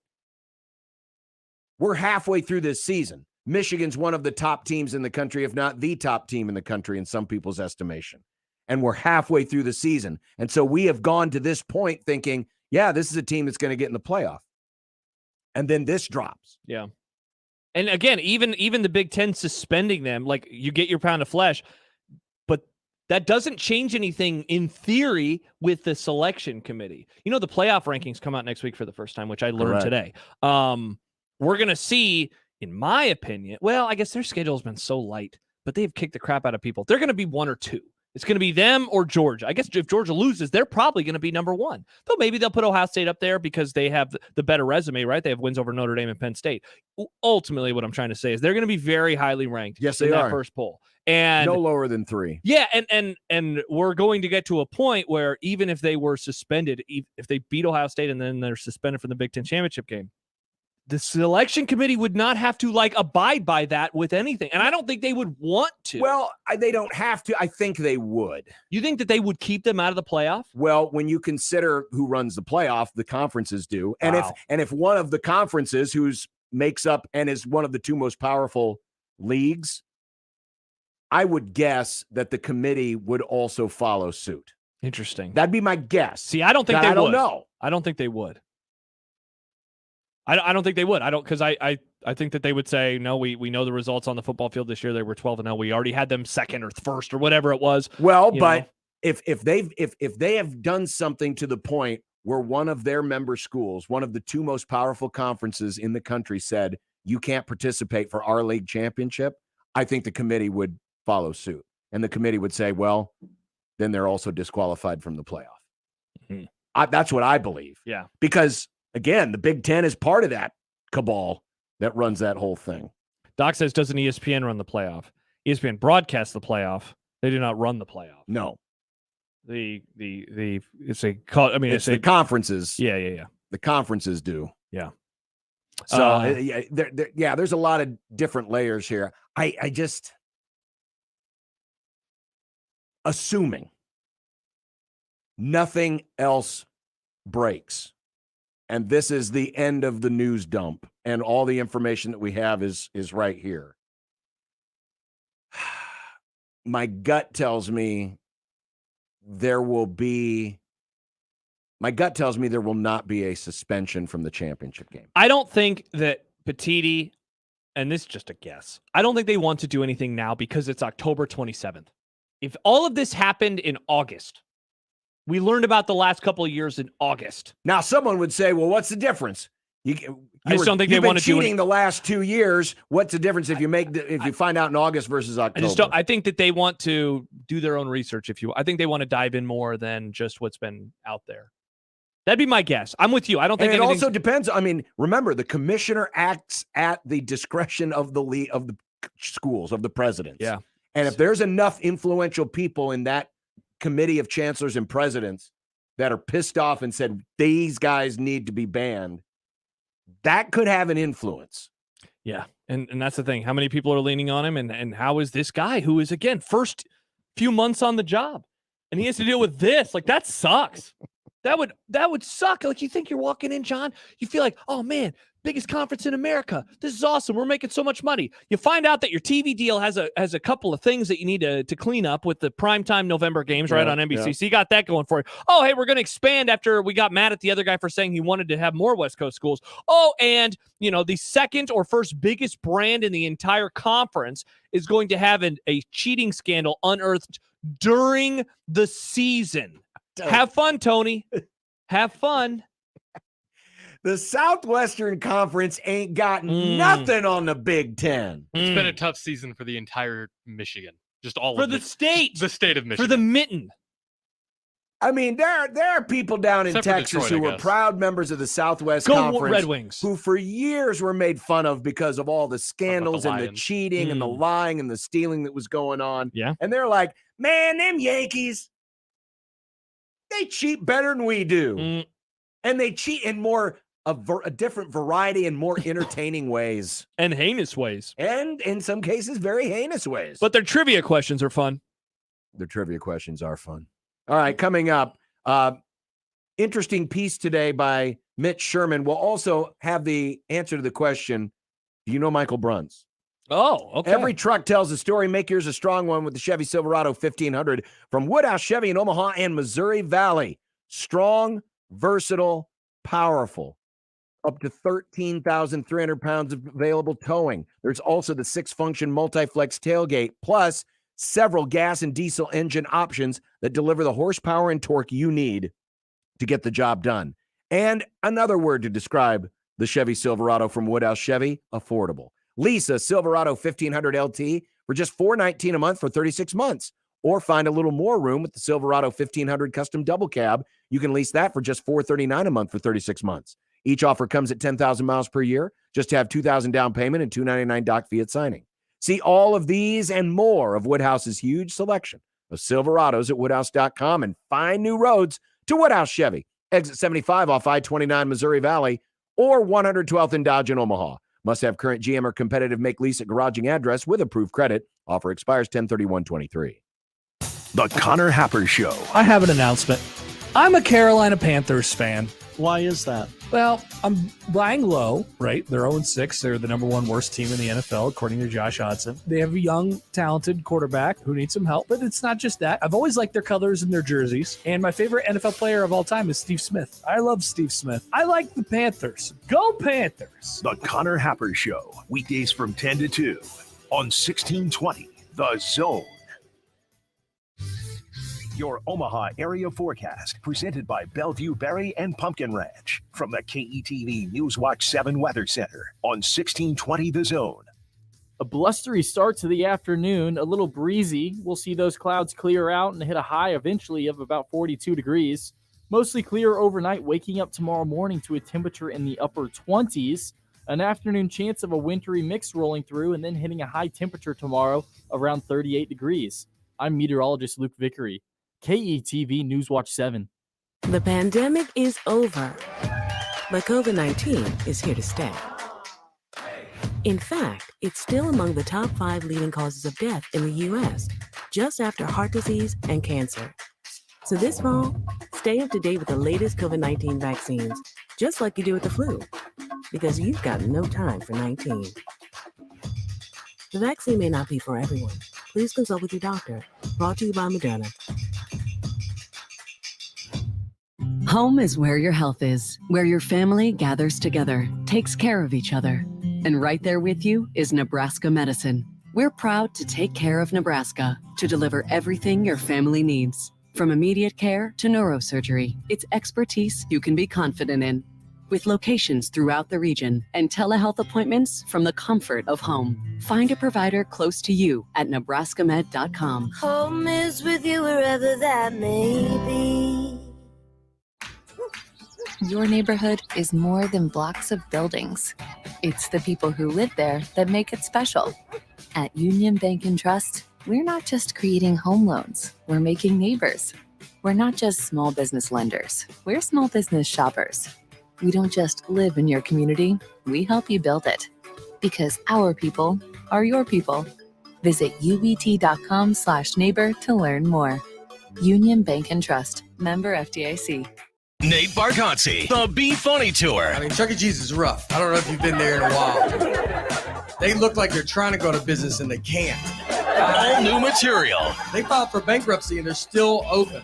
They call Blockbuster and they're like, how do you get out? We want out. Nate Bargatze. Friday, February 9th, CHI Health Center. Tickets available at Ticketmaster.com. Produced by Outback Presents. Don't miss Nate Bargatze, the Be Funny Tour. Get a full breakdown of what went right and what went wrong immediately after every Nebraska game with Big Red Overreaction. Presented by Equitable Bank. We take banking personally. And by Coors Light, keeping Nebraska chill. Also brought to you by Chase Senate Contracting, Dingman's Collision Center and Mechanical Repair, and Rotella's Italian Bakery. Immediately after the game, join the show and sound off with the good, the bad, and the ugly. Big Red Overreaction with the Keg and 1620 The Zone. Hey everyone, Josh Peterson here with Dr. Lance Kugler of Kugler Vision. You know, it's been 5.5 years since I had my procedure done at Kugler Vision. I remember going in for the eye analysis and finding out, hey, there's something other than LASIK. That seems to be such a misnomer with so many people, but that's not always the case because there are actually 7 forms of modern vision correction. Sure, yeah, and obviously LASIK is a huge part of what we do, but as technology improves over the years, over the decades, we continue to add different technologies that become better options for people depending on what they need. Yeah, and one of the things that I found absolutely incredible was the eye analysis process. You want to know as much about anyone's eyes as you can because that's how you figure out which of those procedures are going to qualify for. Yeah, our eye analysis process is the most thorough evaluation of your eye that you can possibly have. We all have the same goal. We want you to see as well as you possibly can. Schedule an eye analysis today. You can visit their website, kuglervision.com. It's unsportsmanlike conduct. I don't care if you're a man or a woman. The 1620 The Zone. This is, of course, a One Beer Friday presented by the Nebraska Craft Brewers Guild. Today we are celebrating with Jukes out of Elkhorn. Yeah. A little bit later on, I saw there was a couple of pale ales, I'm trying to remember what the other two were. There's a cream ale. There's 2 IPAs. And third one was... It was a Oktoberfesty type beer. Fest beer, okay. Yeah. So we're looking forward to that. IPA, you say? Let's go. Yeah. So you have a chance to win $25 voucher or $25 gift card to Jukes, right? Is that what it will be? I'm unsure what the amount is yet, but it will be We will have a gift certificate. We will have a from gift Jukes. certificate from Jukes. Perfect. All you have to do is retweet what it is you're drinking this weekend. Hashtag One Beer Friday so I can find it. Yes. There you go. You must use the hashtag One Beer Friday. Yeah, shout out to Eric who sent one in at 12:30 this afternoon. He was the first of the folks drinking a One Beer Friday. Whatever it is you're drinking, and we'll give you a little time if you're still at work. Oh, of course. Also on the Grum Twitter, we're in a giving mood today. 2 $25 vouchers to Les Voltaire. We have 4 of the 2 $25. So it's basically like $50. It's like $50 in vouchers to Les Voltaire. So we have a Twitter contest. Predict the final score and point total. Well, I mean, if you predict the final score, you're also predicting the point total. Right. But you know, just score. I can't do math, so I want to see it written out. So predict the score, Nebraska, Purdue, and the closest to, I assume Price is Right rules. Yep. Wins. And then we've only got So wait, real quick. So Nick, I just want to make sure we understand. So they have to give the score, but then they have to also add them together for you. Yes, that's exactly Oh my what it is. gosh. Good Lord. You have a calculator You don't have on to your do it. I can computer. do it Don't myself. do it. Don't do it. If you predict 10-7, make sure you also write 17, That's as the total, Nick. just in case. Oh, Nick- crap. That's what that is? Yes. Nick, 12 plus 9. Respond to the Mean. tweet in the 12 plus 9. JTech Construction 9. Zone. 12 plus 9 is 21. Thank you. At It's USC 21. 1620. You got it, Nick. You got it. I didn't get into radio because I'm good at math, Josh. 12 plus 9. 21. 21. 21. By the way, shout out Richard Johnson. That was What's- a really fun interview. Yes, it was. Really fun It interview. was great. What's Cooper Kupp plus Matthew Stafford? Concussion. Wow, Josh. Sometimes. That's mean. It's sometimes Oh, I can't wait until we take out one of your players. Oh, you now have Josh. just brought it on yourself, you evil. See, I told you the Dallas Cowboys were evil. They had to Evil. They had to make new special helmets because my quarterback kept getting concussed last year. Cooper Kupp plus Matthew Stafford equals 6 points. Only? And a Super Bowl championship. Only 6 points? That would be a fun contest. Husker uniform math. Oh. Sounds like my nightmare. Mike Rozier plus Turner Gill. 32. No. Oh, no, 44. Oh, right. No, 42. No. John, tries a charm. Save that game for next summer. Oh, that's that a good game. Is a good. Forget next summer. Let's do that this year. That's a kick-ass game. Wow, I just failed spectacularly. Well, you were trying to answer math. fast. You had the right I know. idea. Yeah. You had the right idea. Oh, man, that was rough. I apologize. A lot of giveaways this weekend. Yes, on we our do. Twitter. So check it out on Twitter at USC 1620. By the way, kudos to Mitch Sherman of The Athletic, our regular Monday guest, who did the history of Bill Callahan's rock. If you forgot or never knew, I think the latter is funnier. there was a 1-ton stone that used to sit outside of the locker room. And it was brought about in 2006. Yes. After Nebraska had they had a decently successful 2005. Did famously win a bowl game where they beat Michigan. And they restored the order. They beat Colorado 30-3, but their rushing offense was garbage. So Bill Callahan wanted to emphasize the running game. Pound the rock. Pound the rock. So they found this 1-ton boulder. Got it out of a construction site. Nice. And had it hauled to the stadium, and it sat outside the locker room doors, and it even had a plaque on it. Metal plaque that said "Pound the Rock." Yes. If I remember correctly, it was like a circular, and it said "Pound the Rock," and it had the Husker N on it.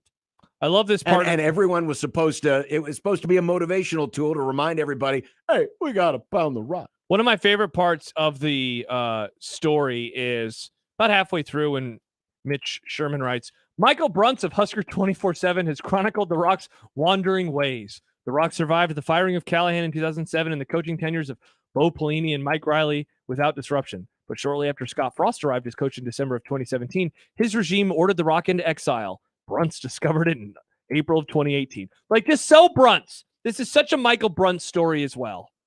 And there it is. And at the time, more on that in a minute. It still had the plaque on it. Yes, it did. Pound the rock. Pound the rock. But then they removed the plaque. Yeah, they removed the plaque and the rock. I want that. Who has the Pound the Rock plaque? I would like to know. Oh, man, what a collector's item that would be. The rock itself, though, sits just outside the Hawks Championship Center in a rock garden. Go Hawks. Surrounded by shrubbery. Yeah, very sad. So they've kept the rock. Yeah. The plaque is gone, but the memories remain. Oh, the memories do indeed remain. Of Pound the Rock. What a time. What a time in Husker football. This has been such a weird couple decades. It certainly has. It's been very weird. By the way, keep the score predictions coming in. And look at some of them are even being nice. Sean, 16-13 Nebraska, 29 is the total. E writes 17-24. Oh, Purdue with the win. Total for Nick equals 41. I appreciate. Thank you, guys. Thank you for understanding that I can't add. I mean, you have a calculator. You have the internet, Nick. You know, if you type a number plus another number into Google, it will give you the answer. You know what they always told me growing up, Josh? What's you that? won't have a calculator all the time on you everywhere you go. Small town teachers are idiots. You don't have a calculator app on your computer? Yes, John, I do. Okay. He was talking trash about his teachers. Teachers are wrong. You literally do always have a calculator. That's because in Iowa they taught you, and when you got to the big numbers, that's when you had to take your shoes and socks off. Speaking of Michael Bruntz, yes. I went to college with this guy, by the way, this TV guy. And remind me his name again is I don't remember. Oh my God. Yeah, because I wasn't really friends with him. I was gonna look this up, and so last night on Channel 10. Here, I'll figure it out, John. In Lincoln. They were doing, it was after the sports report. Kevin Suits. Cole Miller. Cole, thank you. Cole Miller. Kevin Suits, the sports director, had wrapped up his sportscast. And Cole Miller, who is the new lead anchor. He's the new Ron Burgundy of Channel 10. Yeah, he moved out to the left coast for a while. Yeah. He was also in the ABQ, home of Breaking Bad for a spell. He described his dislike for Purdue Pete. Yes. Good. And said how creepy and, just god awful scary it is. Yes. Which which led to this very brief but hilarious interaction. Now, imagine, if you will, this is the happy talk segment, right?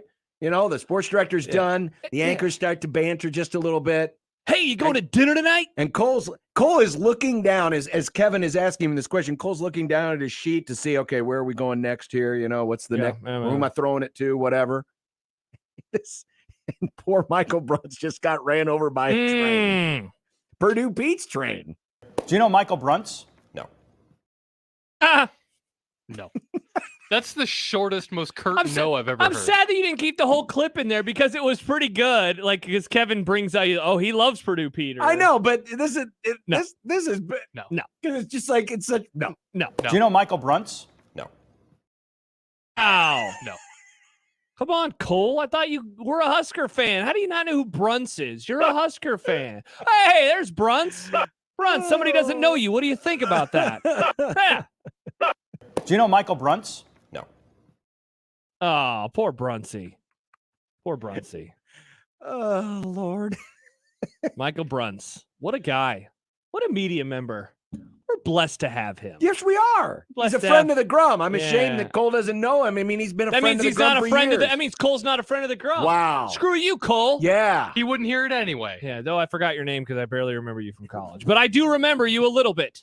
Do remember you a little Do remember you a little bit. You know what they say about coal? It's not clean burning. Oh, you're calling him Dirty Cole? Is that what you just called him? Is that your nickname for him? It's Dirty Cole. That's such a Trumpy nickname. All right, coming up, we got Kent's Movie Dirty Club. Cole. It's game 1 of the World Series tonight, and Friday nights. more fun graphics. Fun. I don't know if this is going to be a fun one, Oh. but it does tell an interesting story about Nebraska football. Okay.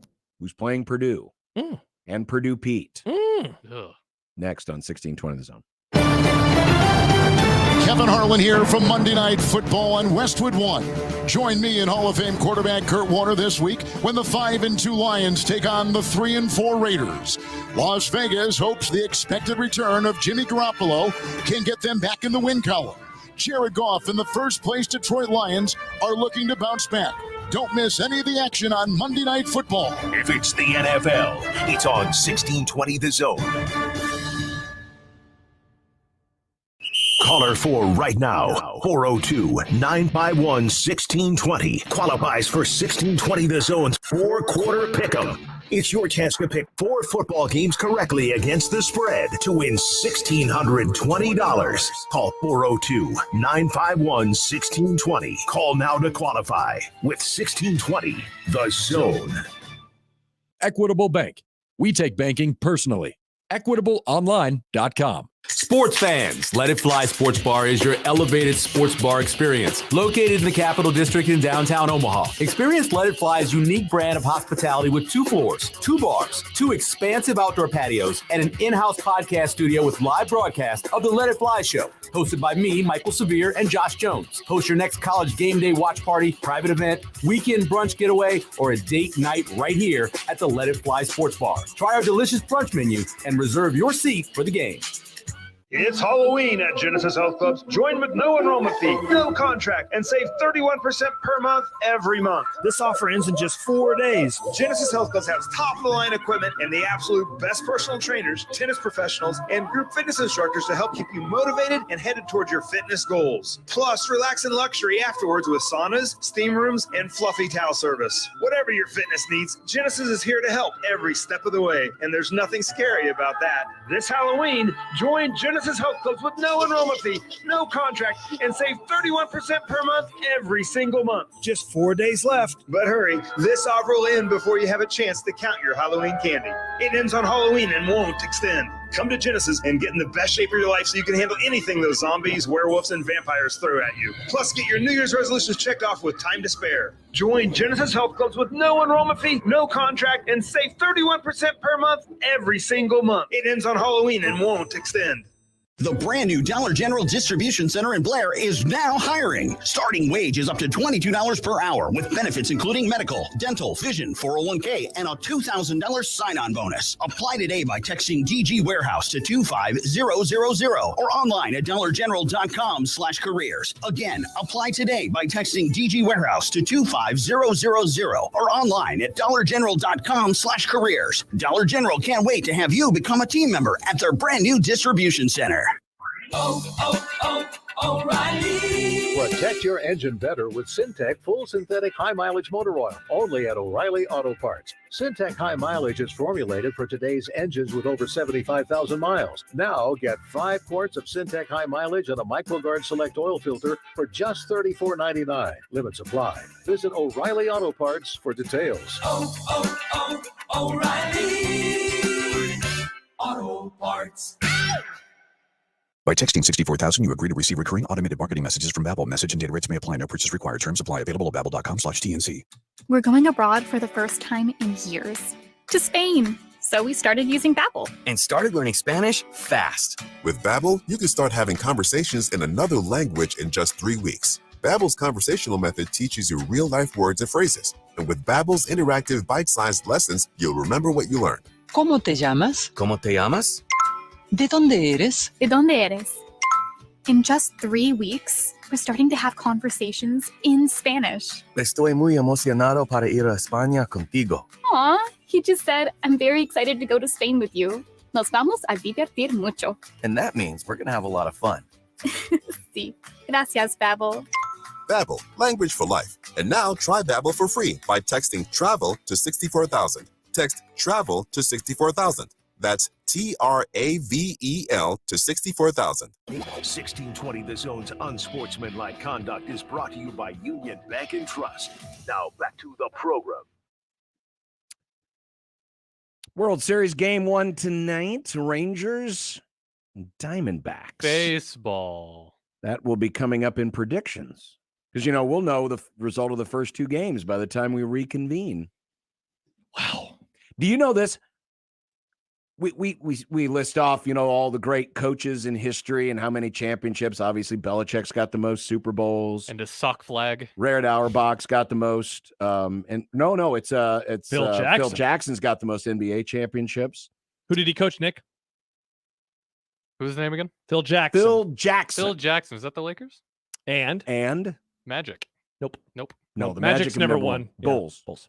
Oh, Bulls. Yeah. Casey Stengel leads all, and Joe McCarthy lead all managers with 7. Remember the World Series? But if Bruce Bochy wins tonight, he will have 4 because he won 3 with the Giants. This would be his 4th. Wait, his 4th World Series. Just a game in No. World Series, world champions. Oh, well, he can't win the whole thing tonight. No. I'm just saying in general. Oh, okay. You said if he wins tonight, he would have 4. No. If he wins the World Series. Okay. He wins the World Series. He would be tied for 3rd all time in terms of winningest World Series managers, because Stengel and McCarthy are tied with 7. Connie Mack has 5. He would move into a tie with Walter Alston and Joe Torre with 4. Joe Torre only has 4? Joe Torre has 4. That's right, because he didn't win the one in 2009. No. Oh, because I was going to say I thought Torre would have had 5. Yeah. Or like Joe Forey. Yeah, because he won in 96, 98, and in 2000. Quick aside that doesn't really matter in general. But in the wide world of sports, it's interesting how championship winners seem to always cap out at 7. What do you mean? It feels like it rarely goes over 7. Well, 7 is a lot. Well, how many does Phil Jackson have? He has 11. That's more than 7. That is more than 7. But like Richard Petty. Well, NASCAR, he has 7. Yeah, Like Richard Petty, Sir Louis. I think he's saying about Robert Horry as well. Robert Horry has 7 championships. Tom Brady has 7 rings. Tom Brady does have 7 rings. It just seems like the most. 7 seems like the cap out. Bill Russell, though, most ever as a player, 11. Incredible. 11 championships. Wild. By the way, he won 11 in 13 years. Have you seen that documentary on Netflix? The Bill Russell documentary? No, is it good? Yes, it is. I've not seen it. Yeah, I just watched it over the summer. Okay. It's a 2-parter. Really interesting. Okay. He's one of the greats of all time, but he's not one that gets brought up by a lot of younger fans right away.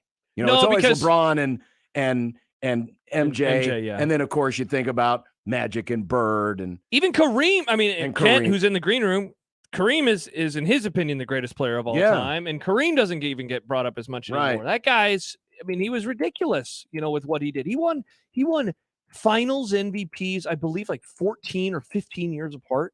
So he won one super early, and then won one with the Bucks. And then he won one with the Lakers. I think in Lakers. '85 is the last time that he won the finals that MVP there.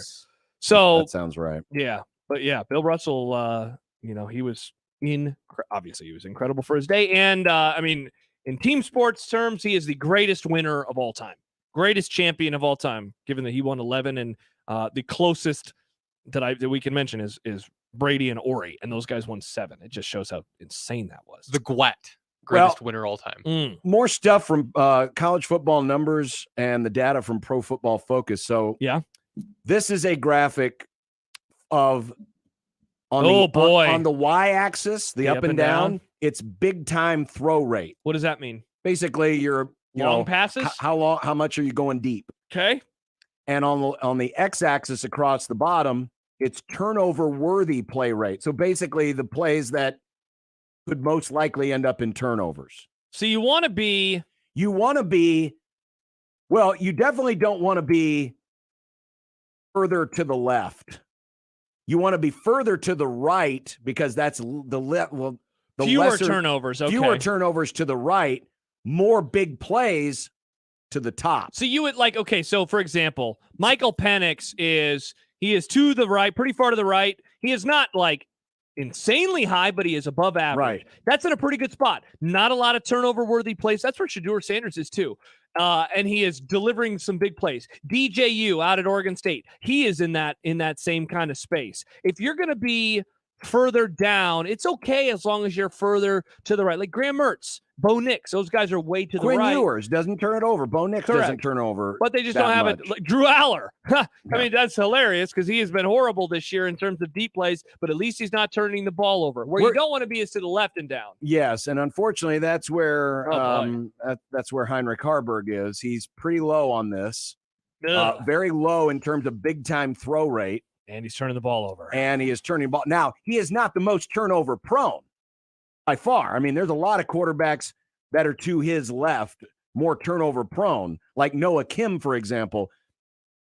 The fun quarterbacks are in the upper left-hand quadrant because they go for the big play, but they also turn it over. Like that's where Sam Hartman is. Yes. Sam Hartman, who wasn't lots of big plays, but he turns it over a little too much. He wasn't turning the ball over early. Jalen Milroe at Alabama. Oh, he's super high. He is the most big play prone quarterback in terms of taking deep shots. But he's turning it over. He's a little bit too far to the left in terms of turnover prone. But the point of this is really these quarterbacks don't have big plays and they turn the ball over. Yes. Well, that could be fun with the weather tomorrow. Yes. Because Hudson Card is pretty much in the same neighborhood as Heinrich Harburg. They have been in the same neighborhood now on 2 straight days worth of graphics. Yes. 2 straight days worth and of not graphics. necessarily for good things. No. The quarterback that turns it over least tomorrow. Feel like that could tell the whole story, man. It could. I really feel like that could tell the whole story. Will that be in keys? Ooh, find out. Find out later. Mm-hmm.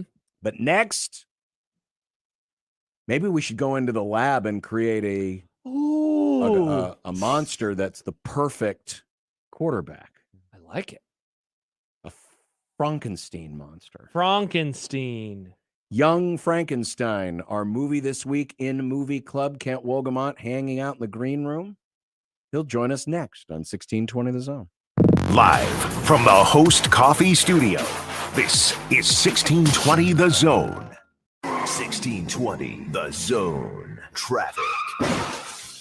From the Zoom Dream Time Saving Traffic Center, there are no accidents to report as of right now. If you're on westbound Dodge, there's slow traffic reported between I-680 South and 120th Street. And if you're on northbound JFK, there is slow traffic at the I-80, I-480 interchange at exit 452. And as always, buckle up and drive safe. I'm Joey Colbert.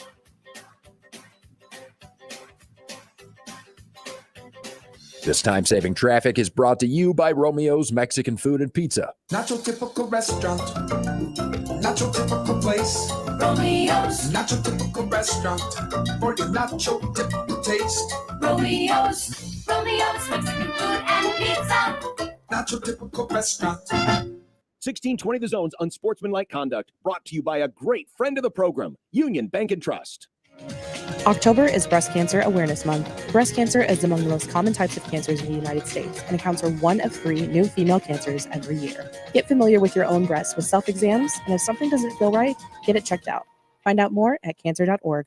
Here's today's Husker Max Practice Report, brought to you by Tickets for Less on 1180 and 1620 The Zone. Despite the recent run of wins for Nebraska football, head coach Matt Rule says he needs to see his team improve in certain areas. Because, we played dominant in some areas on defense, but we gave up 130 yards rushing. That's unacceptable. We didn't have a fourth quarter shutout. That's unacceptable. We didn't win the turnover battle. It's unacceptable. And that, respectfully, I don't try to think like good and bad. I think about like, hey, what was up to our standard? What was not? Rule explains why he runs the scout team defense and the benefits it can have. Yeah, I've done it pretty much my whole career. I like to have those connections with those guys. There's been some years where I do one day defense, one day offense. I just think it helps me really identify young players. And I'll sit there and be like, why is Kane over here? Get him up with the defense. Why is James over here? Why is Sua? Why is Vincent?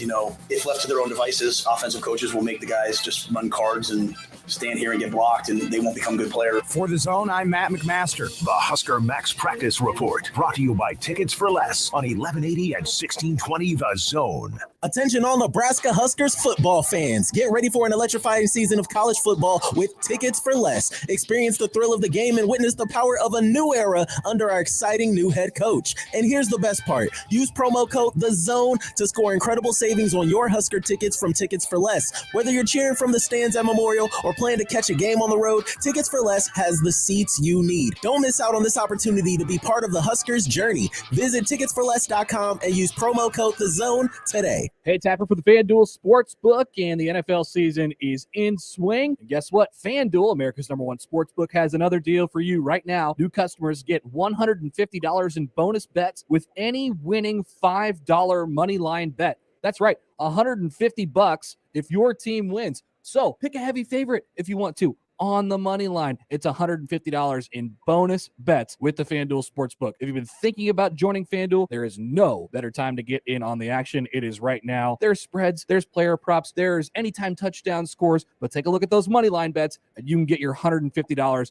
in bonus bets right now. All you got to do is go to FanDuel.com/Happer and kick off the NFL season the right way with FanDuel, official partner of the NFL. 21 and over, present in Iowa, first online real money wager only, $5 pregame money line wager required. First online real money wager only. $10 first deposit required. Bonus issued is non-withdrawable bonus bets that expire 7 days after receipt. See terms at sportsbook.fanduel.com. Gambling problem? Call 1-800-BETS-OFF. 42 Degrees, with locations in Omaha, Council Bluffs, and Lincoln, has become a year-round corporate sponsor of the Omaha Veterans Food Pantry. What began as a 5-day food drive 2 years ago has turned into a 365-day commitment by 42 Degrees to support the overwhelming needs of veterans in our community. 42 Degrees customers have contributed thousands of dollars in food and hygiene donations, and 42 Degrees gave the Omaha Veterans Food Pantry a $2,500 check last November. 42 Degrees has food bins ready year-round to receive canned, dry food, and hygiene donations for the Omaha Veterans Food Pantry. During the year, 42 Degrees will have special sales with the proceeds going to the Omaha Veterans Food Pantry. The Omaha Veterans Food Pantry serves veterans who are low income, near homeless, or homeless who are not living in a shelter. 42 Degrees is proud to support the Omaha Veterans Food Pantry, and thanks to their customers in the community for their continued support and patronage. Let it fly. Your elevated sports bar experience. KOZN Bellevue, Omaha, Council Bluffs. This is 1620 The Zone.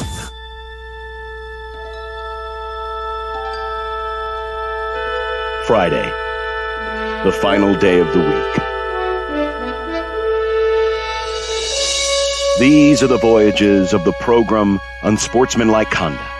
Its ongoing mission: to explore strange new movies, to seek out new bits and new edifications, to boldly go where no radio program has gone before. Elkent's Movie Club. It's Elkent's Movie Club.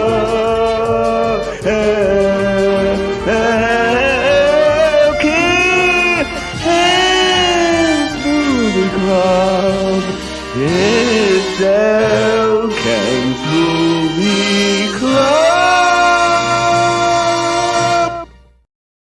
John. What hump?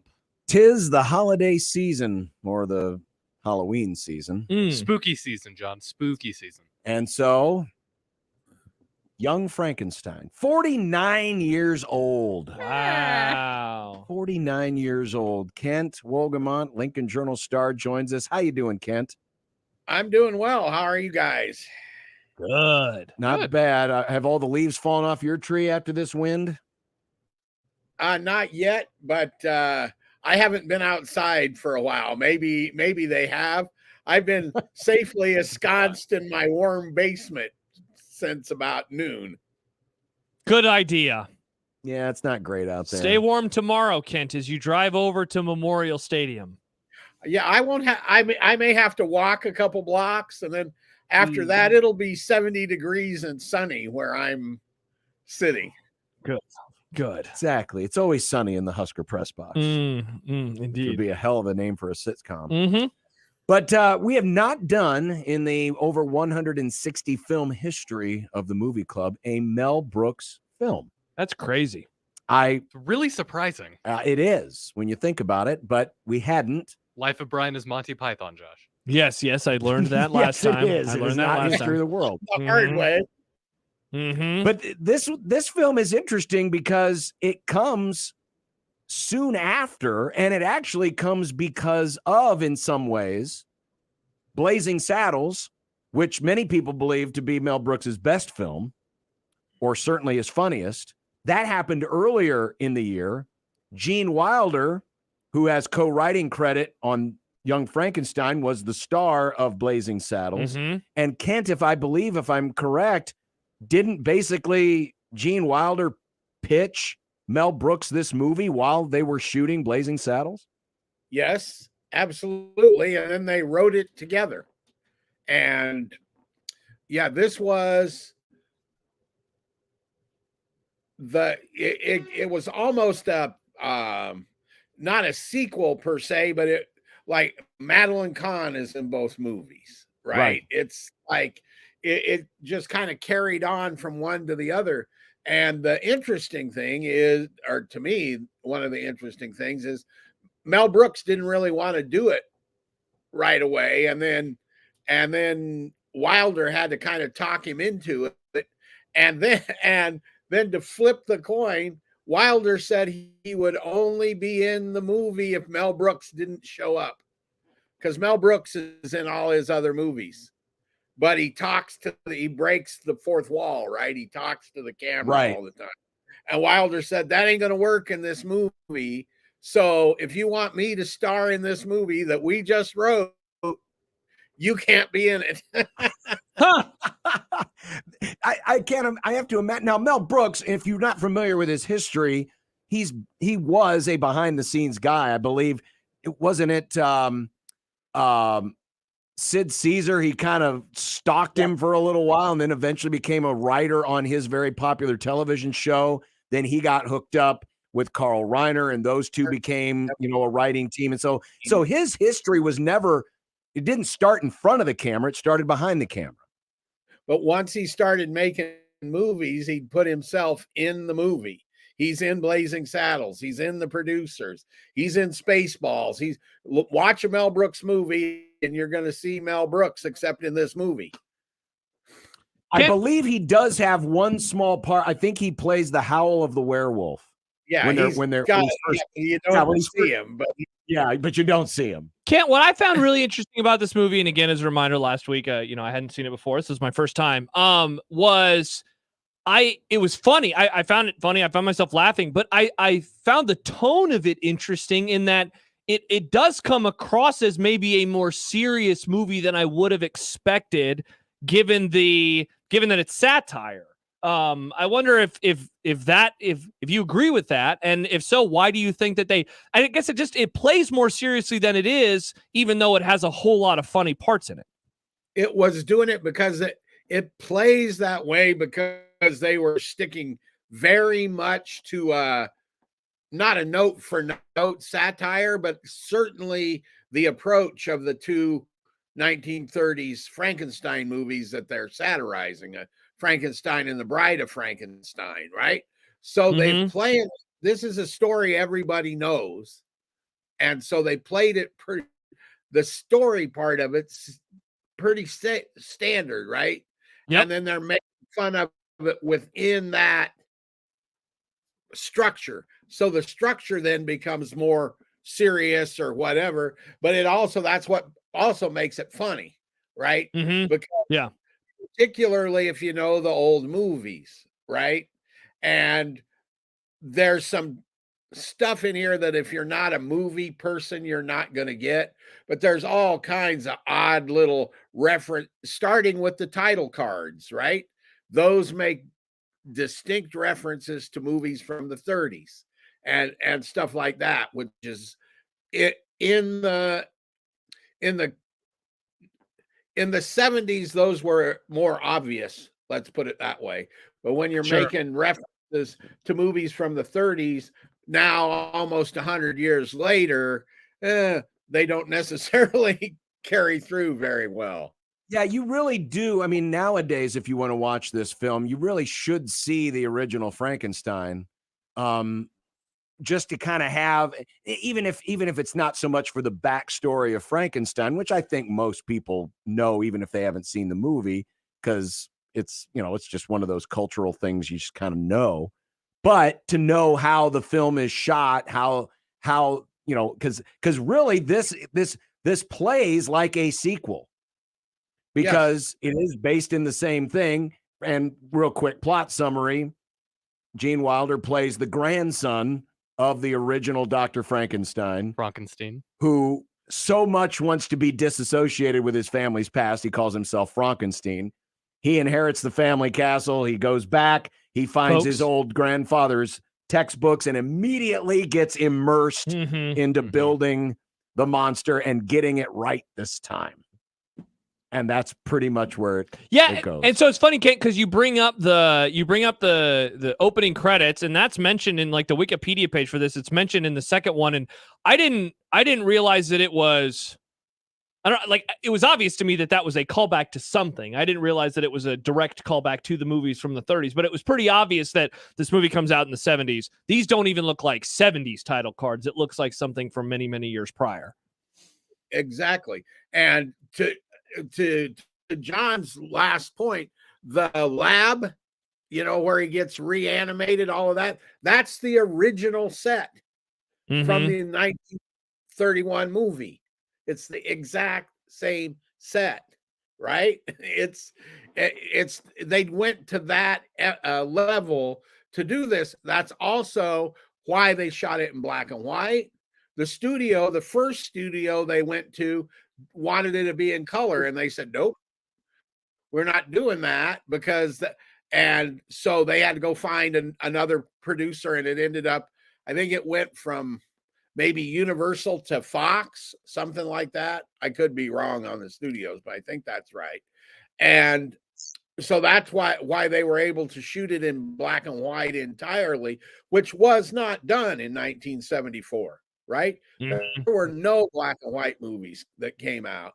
And the third element of the sort of parody is that it's sometimes way more subtle than we would be used to today, right? It doesn't hit you over the head quite as hard as they would try today. And then there are little stupid things in there that draw from other things, like right at the very first, when Marty Feldman takes the suitcase and he makes him carry and goes down with the cane and says, "Walk this way." That's an old vaudeville routine. Yes. That then when Steven Tyler from Aerosmith saw it, he wrote the song. Oh, I didn't know that. So it's inspired from Young Frankenstein. Yeah, the song is inspired from Young Frankenstein, and the scene in Young Frankenstein is an old vaudeville routine. Wow. You're right. It's more of a subtle funny than most Mel Brooks movies. I was surprised. I was too, because it had been a while since I had seen it. Been a while. And most other Mel Brooks movies, like Blazing Saddles, it's nonstop, just either hilarity or groaning Well, lines. and even Spaceballs too. Absolutely, This is Spaceballs, history of the world. This is a little more subtle, and I do wonder if the black and white and the fact that it's made to look like a sequel maybe plays a little bit into that. Absolutely. And so does the idea that, for lack of a better way to put it, they were making a real movie here and not just a comedy joke fest, right? Because there's there's a storyline that's an interesting twist on the Mary Shelley Frankenstein, right? I mean, if you take out the kind of ridiculous parts, it twists the story just a little bit and makes it, kind of interesting and, almost rewarding in the end. Everybody lives happily ever after, But yes, they do. but right back to the end, Madeline Kahn's hair at the end, that's the Bride of Frankenstein hairstyle. Elsa Lancaster wore in the Bride of Frankenstein. I've got a bit of a history with this movie. When I was way too young to be watching this movie, I was over at our neighbor's house. They were babysitting me, and I was always kind of an edgy kid. I like scary things, and I just saw this, and I could read that it said Frankenstein, so I had mistaken it for actual legitimate Frankenstein. So I had them put it on for me because either they didn't think I wouldn't pick up on any of the jokes and other parts of the movie, or they're just like, whatever. I didn't, for the record. I did not, upon my rewatch, I did not realize how horny of a movie this was. Very horny. Really is. Well, especially at the end. But what always did stick out to me was how good of an actor, obviously, Gene Wilder's awesome in this movie. Because I haven't seen this movie since I was a child. And I still remember the look in Gene Wilder's eyes and how he would yell when he was first bringing Frankenstein alive. The Frankenstein thing, I'd say that frequently. Every time somebody mentions Frankenstein, I always say Frankenstein. It's just so much of this movie is so ingrained in my brain. And I don't remember any of the jokes, obviously, mostly went over my head. It's all the dramatic parts, funny enough, that I remember the most from this movie, from seeing it from such a young age. To me, well, if you saw it a little kid, there's no possible way you could have gotten a lot of the jokes. No, but not even the slapstick ones, Like, I feel like I should have been I didn't remember any of those. Like, the dart one is probably my favorite, where they're just doing the dart and he drives away and then all their darts are they're all over the tire. Cars are all good. I love that joke so much. Marty Feldman steals the movie for me. I love Marty Feldman.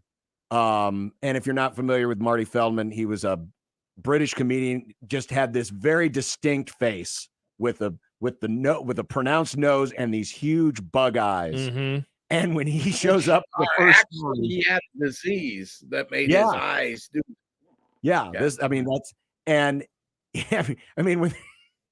when they're going through the lab and they're looking at all these skeletons, and all of a sudden he shows up at the end and it scares them. It's just every time he's in the scene, he's stealing the scene. And if you notice, the joke, the running joke throughout the film is his hump.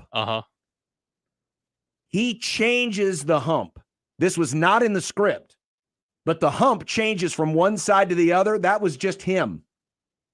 That was his idea. That was his thing to just, I'm just going to put it on this. So when Gene Wilder says that, yes, that's hilarious. That's awesome. Yeah, he is the one that flipped the hump from side to side because he thought, this might be kind of funny. Mm-hmm. And it was. Just the subtle comedy is always. And in the same vein, Gene Hackman, who was unbilled, I mean, he's in the final credits, but he's not in the front. I had forgotten he was in Flying Monk. Yes. My understanding is like half of that was straight improv on his part. He just won the Oscar, right, for playing Popeye Doyle in French Connection, right? Yeah. He never done comedy, blah, blah, blah. And they give him that scene. And for sure, I was going to make espresso last line was nowhere in the scene. He just made it up. You almost wonder, because that was his first like comedic thing, right? On film. Absolutely. Yeah. Yeah. Absolutely. Now, we have never done the original Superman, but the way he plays Lex Luthor is a bit more in a comedic light. Mm-hmm. Do you think that maybe was inspired by what he had done in this film? Could have been. Actually, I think he wanted to see if he could do comedy, I think is why he did this. But the real reason, my understanding that he did it, is he and Gene Wilder played tennis together. Oh, God. That's funny. Awesome. That's funny. And to go back to Nick's point, it does make you appreciate Gene Wilder. Gene Wilder just is and a lot of people remember him from, obviously from Willy Wonka. Willy Wonka, yep. But the movies he did with Richard Pryor were funny. And of course he was, I don't know if he gets talked about enough in terms of his influence in comedy and his ability. I thought he's one of the best comedic actors I think we've ever had. He's so good at drama too. Yes. It's so hard to find an actor who can do both so well. Because he does the straight man, but then he can also flip it over and be more of the comic relief, which is what he was in Blazing Saddles. Ken, you might have an answer for this. Do most dramatic actors, do they usually tend to be better at comedy? Just because it depends. Some of them are terrible, but let's put it this way. It's a lot more common for a dramatic actor to be able to play comedy than a comedic actor to really pull off drama. Okay. Right. Mm-hmm. I would say it that way, which is why it's, in the movies that he'd been in, that's been good dramatic movies written and all of that, Adam Sandler has proven to be a good dramatic actor, which was a big surprise, when he first started doing those kind of pictures, So, the other thing that I was going to, I did a little research on the box office of this. I knew it was a hit. Okay. This thing had it's hard to know exactly the number on the budget, because the first budget was $2 million. And then when it moved over, they just say it has a bigger budget. So $3-4 million, and it grossed $68 million. Okay. Those are pretty minuscule numbers. And to today's ears, I did the calculations. That would be a $20 million budget today that made $425 million. Wow. And is there a modern film that not at that kind right. of, that not the low and the high. That's what I mean. I mean, is there an example of a $20 million film that made that much money? Because most of the big budget, most of the movies that make upwards of $400 million probably had a budget of about half that much. So, Kent, the first movie that came to my mind, and this is, I guess, close-ish to what we're describing, but still it's pretty far away. So Jordan Peele's first movie, Get Out, had a budget of $4.5 million, and it made $255, which essentially is why he can kind of do it. We did one of his movies earlier this year. Yes. Nope. Yep. We did Nope. But that still $400 million. That is ridiculous. That is incredible. Yep. And that kind of movie, like I know one of the through lines of, I feel like, of the movie club is that we'll do these movies and we'll say like they wouldn't make them like that anymore. And sometimes it's maybe for the content in the movie, and other times it's because of the audience. In my opinion, this one is the audience. It's like no one is asking for a movie like this right now, and yet I can see obviously why it was such a big hit at the time. There was obviously some stuff that went over my head, because I'm not sitting around watching movies from the 30s. But I thought that I think the comedy in the movie is very funny. It still hits. I did like the first half more than the second half. I thought the build up to Frankenstein's monster being created, I think, was better than everything that came, not everything, but a lot of the stuff that came after. But I found myself enjoying, my time watching the movie. Speaking of comedic actors that are also really good with dramatic roles, the few lines that Peter Boyle had as Frankenstein, those were really beautiful, and extremely well delivered. I just wanted to shout that out too. He was funny, but then at the end, I think that's a terrific performance by him. Yeah. Even though he only has like 10 lines, but the whole thing was, and the song and dance routine with Wilder's brilliant. I see. Nick can't hear the word Frankenstein without pronouncing it Frankenstein. I can't. I can't hear putting on the Ritz without thinking of.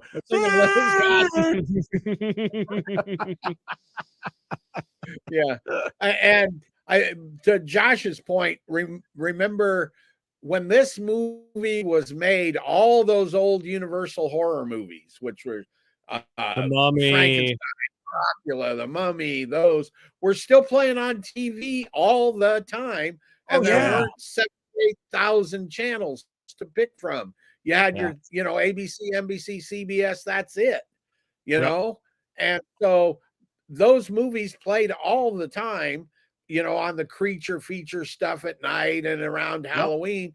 And so everybody knew what they were satirizing. Today, most people haven't seen the 1931 Frankenstein. They haven't seen the real Dracula. They haven't seen Creature from the Black Lagoon. They haven't seen those classic Universal horror movies. So you can't make fun of them because nobody knows what you're making fun of. That's true. Yeah, the original Frankenstein is a great movie. It really is. And it's perfectly scary.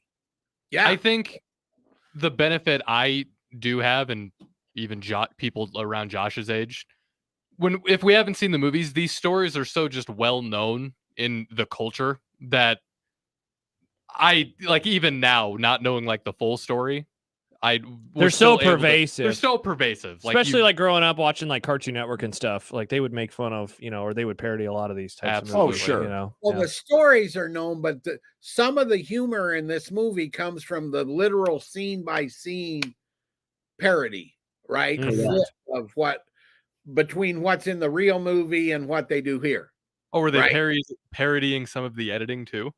Oh, absolutely. Oh, yeah. The swipes, the cuts, absolutely. Those were 100% a parody of the editing, and this thing was all done right in a studio. So those are all matte paintings, and the old school special effects and all of that, which they tried to kind of replicate and make a little weirder or something. I don't know exactly how to put it, and yet stay with that original tone. And if you haven't seen those original movies that aspect doesn't come across. I really appreciate the art of this movie for being a parody, but still going this far just to make the joke. I appreciate that. I wish that happened more. Yeah, well, you don't. There are few people like Mel Brooks making movies these days, frankly. Who, by the way, is still with us at 98 years old. In fact, that was the first thing that hit me, Kent, when the credits rolled at the beginning of the film. I think the first 5 actors are all gone now. I think the only one that's still alive is Terry Garr, right? Yeah. Cast. Yeah, because Gene Wilder passed, Peter Boyle, Marty Feldman passed actually early. I mean, he was still a relatively young man. Yeah. Cloris Leachman, Madeline Kahn, but Terry Garr. And wasn't this her first real big film? Yeah. Because before this was okay. Sorry, I did research. We're wandering into music nerd land here. Terry Garr was a dancer there was a afternoon music show called Shindig in the 60s that Jimmy O'Neill, who later became the radio guy there in Omaha, he was the host of it. And Terry Garr was one of the dancers on Shindig when she was like 19 or whatever. And this was her first actual big movie role. How about that? And Ken, she was also in an episode of Star Trek right before this, wasn't she? Yes. Yeah, I believe she was. Yeah. The Well, Way it would have to been Eden. It would have been a few years before this because Star Trek was canceled in '68. Right, but I think in the research I did, she credited that episode of Star Trek as the pathway that kind of led her to start getting. That got her into other TVs and movies, and then she landed this part.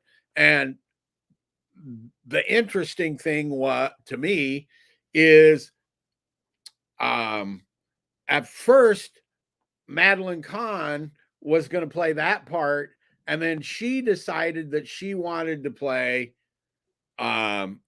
his fiance, blah blah blah blah blah. Elizabeth, yeah. Elizabeth, couldn't think of her name, and so they told Terry Garr, you need to audition for this other role. So she went and worked with a German person that was on the set of whatever she was working on, but at the time, to get that crappy German accent that she had.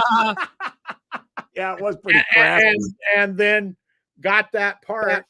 And then she and Wilder ended up having a real life affair out of this. Oh, okay. Well, good for Gene. I mean, he knows how to pick him, by the way. And that works too, because when Madeline Kahn finds out that Frankenstein's monster is good in the bedroom, we'll just put it that way, and she hits that high note, I mean, that's how you can tell that joke without telling that joke. Yeah, because of the and era it was that it perfect, comes from. and it was her, and it was just like, because she has that, that voice. And another on the set change, she picked that song.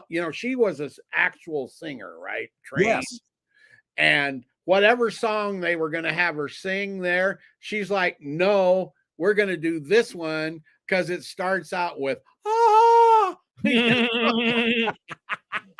the way, came up with that. Ken, a couple other movies, because some of our listeners are texting in like small budgets and then huge box office. Yeah. So Severe, he brought up Napoleon Dynamite. So I went and looked up Napoleon Dynamite. $400,000 budget, made $46.1 million. There you go. Nice ROI. Pedro says, what about the Blair Witch Project? This is bonkers. $200,000 to $750,000 was the budget. It made $248 million. Yep. $248 million. I had tried to forget about the Blair Witch Project. Yeah. But I mean, this was one of the first that really, hit it out of the park on a small budget. And it's now 49 years old. 49 years. What a movie. And it really doesn't feel 49 years old. No, well, because it's parodying something from 40 years prior, it really does allow for it to not feel dated, because you know what it's doing. Exactly. Which I think is an important part. All right, you can see it on HBO Max if you would like. Young Frankenstein. Let's see. So, Josh has the next film. Yes. What was the hint you gave yesterday? So Ken, I said that this is a horror adjacent movie. Did I say it when the time frame it came out? I believe it said it was before I was born. Yeah. And I said that, so I'm going to say it, and Kent, you're going to say what? And then John said, I think I know what it is. So we're going to say it at the same time on count three. Down from three. Go. All right. 3, 2, 1, or 1, 2, 3. 3, 2, 1. The Psycho. Thing. Oh, no. I've seen Psycho. I love Okay. Psycho. I'm picking The Thing, which is, again, it's horror. The original, the John Carpenter version. Okay.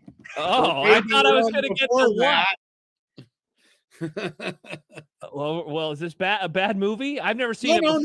No. Oh, okay, cool. He remade it may not have been called the Thing back in the 50s, but I'm picking the 82 version. The 82 version. I'm picking the 1982 version. Yeah. Okay, good. It's on Peacock. It's on the Peacock. Yeah.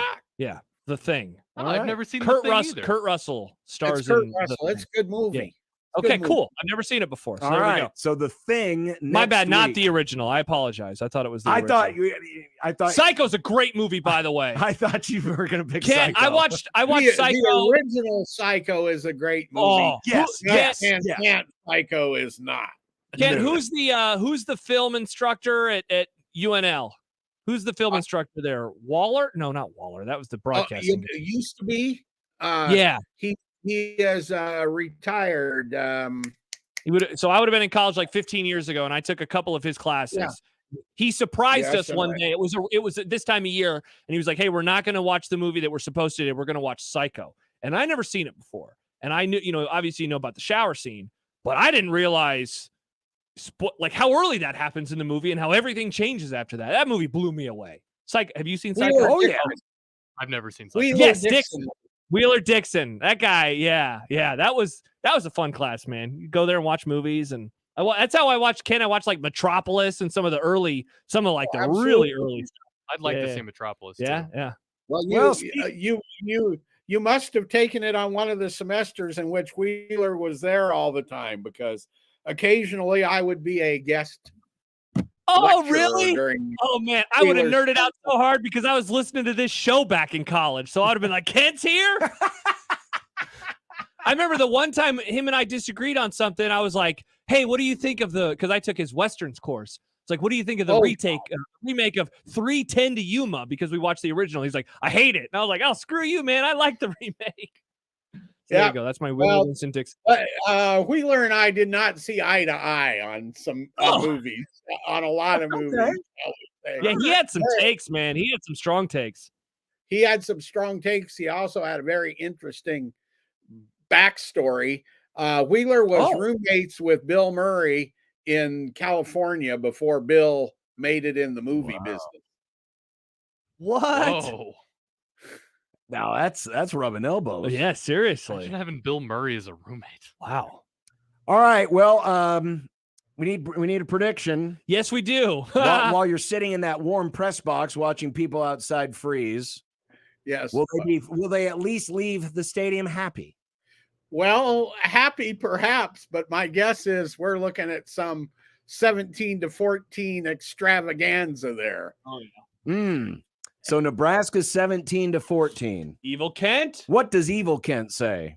I could see 52-38 or something like that. Probably Nebraska. Maybe Evil Kent's thinking about basketball season, the 52-38 basketball score, or maybe Nebraska's defense is not going to be as good as it has been, but also Purdue's defense is going to be bad. I'm telling you, one of these days, Evil Kent is going to hit the score. That's the dream, man. And that's when you know the seventh sign has happened. That's the dream. Exactly. With this team, for sure. Yeah. All right. So next week, it's The Thing. The John Carpenter one. The not John the Carpenter Yes, one I from linked it. 1982 on Peacock. Yes. I did hear, as I was sitting in the green room, Kevin Harlan doing the promo for the Monday Night Football game. And I think if you're interested in that game, it would be better to listen to Kevin, because you really don't want to watch the Raiders. Poor Kent. Poor Or Kent. maybe that's a night to watch The Thing. Or maybe that might be what I do. I might watch The Thing on Monday. Oh, man. Spoken from a man who should know. Yeah, indeed. Poor Kent. Yeah, exactly. Well, Kent, have a great weekend, and Stay we will warm. talk to you next week. See you next week.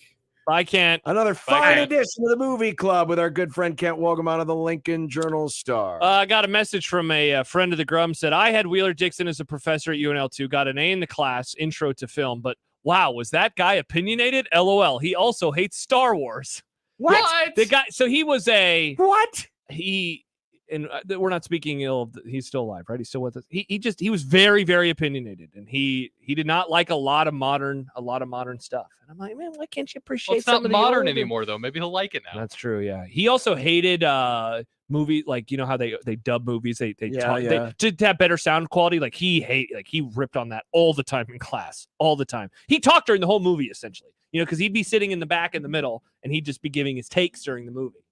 That said, that class was so easy because it was 3 papers a year. You were judged on attendance and 3 papers the whole semester. How the hell didn't I take this class? It was a great class. Plus, it was fun being able to watch some movies that I'd never seen before. That's how I watched. We did it a few years ago. What's the movie with Jack Nicholson? China. what was the Big Trouble, Little China? No. Chinatown. Chinatown. We watched Chinatown in that class, and so then I picked that for the movie okay. club. Yeah. It sounds like that class I took in college where we just listened to music the whole time. History or intro to rock and roll or whatever. All right, coming up, we got keys, we got predictions, and we got a preview One of Beer this week Friday. in college football and a One Beer Friday, and we will be back right after this on 1620 The Zone. Hey everyone, Josh Peterson here for my friends at Union Omaha. It will be chilly tomorrow, but at the team store, they have you covered. Literally, they will keep you comfortable if you do not bring something into the match. I had a message earlier from one of my friends who will be attending the match tomorrow, and he said that he was going to bring blankets to the game. It'll be a cold one, so have yourself ready to go, but it will also be a huge match. The playoffs begin, the semifinals begin. This is the regular season champion of USL League One. They are the first team to do it twice. They won it all back in 2021, and they're looking to do it again this year. They enter the postseason on a 14-match winning streak. The box office still open for another half hour at Werner Park, but it's also open all the time online at unionomaha.com. Also get there tomorrow 3 hours prior to kickoff. That means 1:30 for the 4:30 match, and you can buy tickets there in person. But again, you can go to the website right now, unionomaha.com. Going to be a whole lot of fun. Going to be a great atmosphere, and you can be a part of it. Get your tickets to the playoffs at Werner Park today at unionomaha.com. Previously on the crossover. Let me mow it for you. Hire me. Hire Nick. I don't know if I'll hire you, Nick. I'm really good at mowing. Wow. He's offering his services. Okay, fine. How much do you want to How much are you going to charge me? I'm bad at this. I don't want to lowball myself. you're but I also don't want to- canceled. Totally canceled. $50, Josh. Give me 50. For how many times? One time? Yes. Mornings with Sharp and Hanley. The Connor Happer Show. Unsportsmanlike conduct. 6A to 6P. 1620. The Zone. Your Omaha area forecast presented by Bellevue Berry and Pumpkin Ranch from the KETV Newswatch 7 Weather Center on 1620 The Zone. Your Friday evening forecast would include mostly clear skies and breezy conditions. Temperatures will be maintaining in the mid to upper 30s. Will feel like temperatures in the upper 20s. For tonight, a freeze warning will be in effect with a morning low of 28 degrees under clear skies. For your Saturday afternoon, partly cloudy conditions to mostly cloudy skies with a small chance of a wintry mix. Afternoon high of 37. I'm meteorologist Anthony Copeland for KETV News Watch 7. 1620 The Zone. Traffic. From the Zoom Dream Time Saving Traffic Center, an accident's reported on the right shoulder of westbound I-80 at 60th Street, causing stop-and-go traffic from 42nd Street. You want to reduce speed and keep left in that area.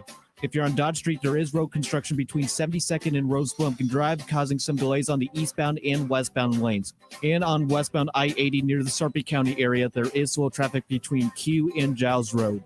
I'm Joey Colbert. This time-saving traffic is brought to you by Saul's Jewelry and Loan. Hey everyone, I just figured out a life hack. Saul's has a private selection of high-end designer pieces, and you can save up to half off luxury store prices. And Saul's buys your designer stuff that you don't want anymore. Smart high-end shoppers start at Saul's. The brand new Dollar General Distribution Center in Blair is now hiring. Starting wage is up to $22 per hour with benefits including medical, dental, vision, 401k, and a $2,000 sign-on bonus. Apply today by texting DG Warehouse to 25000 or online at dollargeneral.com/careers. Again, apply today by texting DG Warehouse to 25000 or online at dollargeneral.com/careers. Dollar General can't wait to have you become a team member at their brand new distribution center. Visit Sid Dillon Chevrolet, Nebraska's #1 volume Chevy dealer, to find the perfect vehicle for wherever your plans take you. Shop SidDillonChevy.com. Chevy, find new roads. You are what drives us, Sid Dillon. Email us on the Equitable Bank inbox with whatever is on your mind. Zone Inbox is brought to you by Equitable Bank. We take banking personally. You can get me, Gary, at 1620thezone.com. We want to hear from you on the Equitable Bank Zone Inbox. From sports medicine to spine, bone, and joint problems, Nebraska Medicine is your home for the region's most comprehensive orthopedic care. Our specialists have the unmatched expertise to diagnose and treat common and complex problems, with surgery being a last resort. With multiple locations, our leading care is miles ahead, yet close to home. For orthopedic advances, this is where you begin. Visit nebraskamed.com/ortho. Home is with you wherever that may be. Creighton Sports Update. We are officially 1 week away from the return of Creighton men's basketball. Catch the number 8 Blue Jays in action for the first time this season in an exhibition game versus the Wayne State College Wildcats on Friday, November 3rd at 7 p.m. Purchase your tickets today at gocreighton.com/buy. We will see you at the CHI Health Center Omaha Arena. And that's your Creighton Sports Update. 1620 The Zone proudly supports Creighton Athletics. Make the right call, fans. The Rooferees at John Higgins Weather Guard. Rooferees.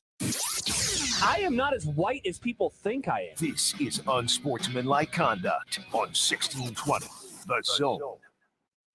So much going on, of course. We've got World Series starting tonight, and it's a big football weekend, but also we're starting to get some exhibition basketball. If you were planning on attending the Nebraska ball exhibition game on Sunday, just know that several of the guys who will be frontline players were not going to be participating. Mm-hmm. Juwan Gary will not play as a result of a violation of team policy. Ramel Lloyd, Josiah Alec, Blaze Cada, they're not going to play.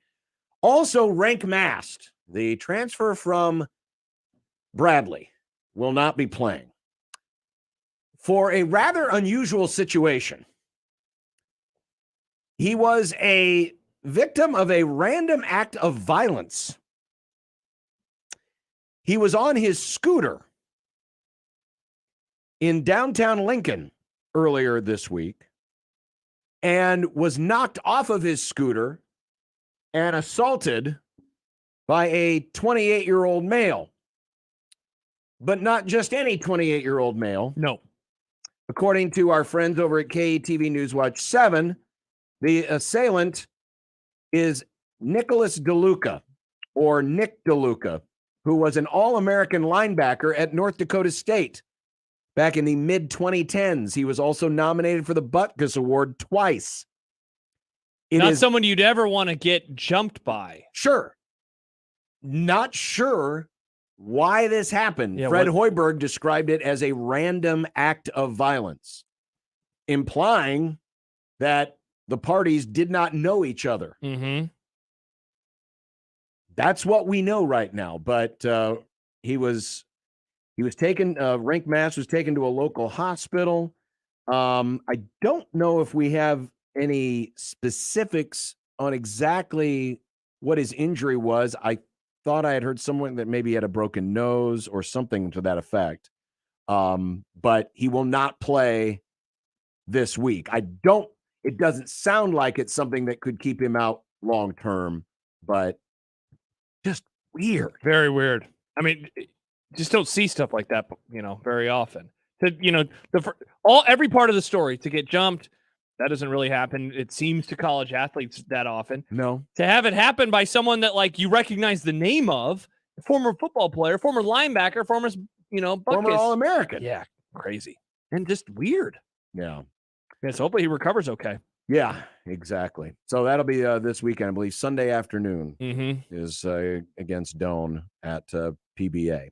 All right, we'll get back on schedule, and when we come back, it's time to really hunker down.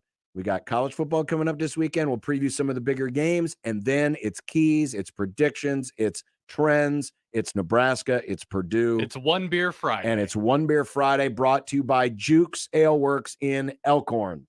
Keep sending in those pics of what you're drinking. Use the hashtag One Beer Friday. Nick's going to pick one at random where you can win $25, or we're still waiting on the official amount. Still waiting on it's on. But Jukes is going to be sending us a gift certificate, and you'll be able to enjoy their fine product. Yeah. On us. Yeah. If you are picked at random, but you have to send us a pic of what you're drinking, and please use the hashtag One Beer Friday. 1620 The Zone. Omaha's most listened to all sports radio station. Again and again and again. 1620 The Zone. Hi, this is Kathy Canoyer. 'Tis the season at Glass House Market within Canoyer Garden Center. We'd like to invite you to come shop our stunning holiday market, where you'll find a perfect gift for that special someone or the Christmas decor you've been wanting. Join our family for this year's open house, November 4th and 5th, to help us celebrate the holiday season. Glass House Market, located within Canoyer Garden Center on 66th Street between Cornhusker and Highway 370 in Papillion. Open daily 10 to 6. At Canoyer Garden Center, everybody's got a green thumb. Our Cox mobile plans are like a band. The more people you add, the better it sounds. So, add more lines to save more. Pay as low as $30 per line when you add 4 or more gig unlimited lines. It's easy. I like the sound of that. Visit cox.com/mobile. 4 lines required for $30 per line. Price max of 5 lines. Prices exclude taxes, device activation, and other fees and charges, which are subject to change. Cox postpaid internet required. Other restrictions apply. Hey folks, Kent Pavelka again to tell you about your local concrete experts at Everlevel Concrete Repair. Now, if you have cracked, uneven concrete, Everlevel can fix it at a fraction of the cost compared to replacement. This is no Band-Aid. Their products are built to last. It gives your concrete the durable protection it needs, and there's still time. I chose Everlevel for my driveway, and I've got peace of mind with their long-term transferable warranty. Everlevel's products and customer service are top-notch, and that's why they've been voted Best of Omaha again this year. Say it with me. Everlevel, Everlevel, Everlevel. 1620 The Zone's Unsportsmanlike Conduct, brought to you by a great friend of the program, Union Bank and Trust. Lowe's knows how to save pros time and money. Get up to $800 off select kitchen and laundry appliances, plus an additional $150 off select cooking appliance pairs.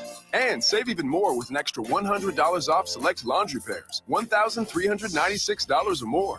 Visit us in-store or online for more deals you can't beat. Because Lowe's knows savings, Lowe's knows pros. Selection varies by location. Valid 10/26 through 11/1. See Lowe's.com for details. Hey, Connor. What's up? So, you're getting an Auto Express Lane certificate in less than a year? I need to put my career in the fast lane. And Jenny, in just 5 months, you earned a veterinary assistant certificate? It's kind of a pet project. JC, is that blood? Yeah, I'll be certified as a phlebotomy tech in just 5 months. A positive, JC? Earn a career certificate in less than a year.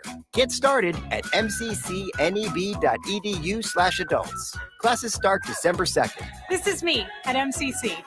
Oscar's Pizza and Sports Grill is always looking to make your game day bigger and better. Cheer on your favorite team this season in front of a 22-foot LED video wall showing up to 8 games at once. TVs are everywhere else you can look with a state-of-the-art audio and video system. Enjoy a big old pizza or award-winning char-buffed wings. There's just no better way to do your game day. Oscar's Pizza and Sports Grill, 173rd and West Center Road. And for takeout at 162nd and Maple. The 16th ranked Ohio State Buckeyes are coming to town to take on your undefeated and 20th ranked Omaha Maverick hockey team this Friday and Saturday at Baxter Arena. Tonight is 90s night. Chris Kirkpatrick of NSYNC and Omaha native Brian McFadden from MTV will be in attendance and available for photos. Wear your best 90s outfit and get your tickets now by calling the box office at 402-554-MAVS or by going to omavs.com/tics.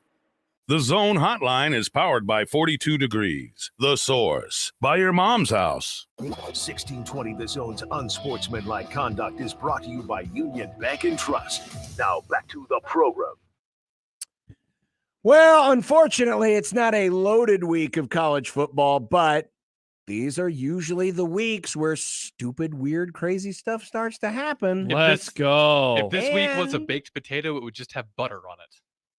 But sometimes that can be really good if you have the right potato and you're in the right mood. The right butter. You got a lot of the top teams as double-digit favorites, like Georgia, like Ohio State, Florida State, Washington, Texas, Penn State, all favored by an average of 3 touchdowns. There's only, according to Bill Conley, a 36% chance that all 6 will win. That means there's a 64% chance that one of those teams is going down. That sounds so much fun. Could that be Georgia? That would be the one of all of those teams that I would enjoy losing the most. I know Georgia has started to look a little more like the Georgia we expected, but this will be their first game without Brock Bowers. Yes. And it's a rivalry game. And weird things can happen in rivalry games. Also, there's this from Chris Felica, the Bear from Fox Sports.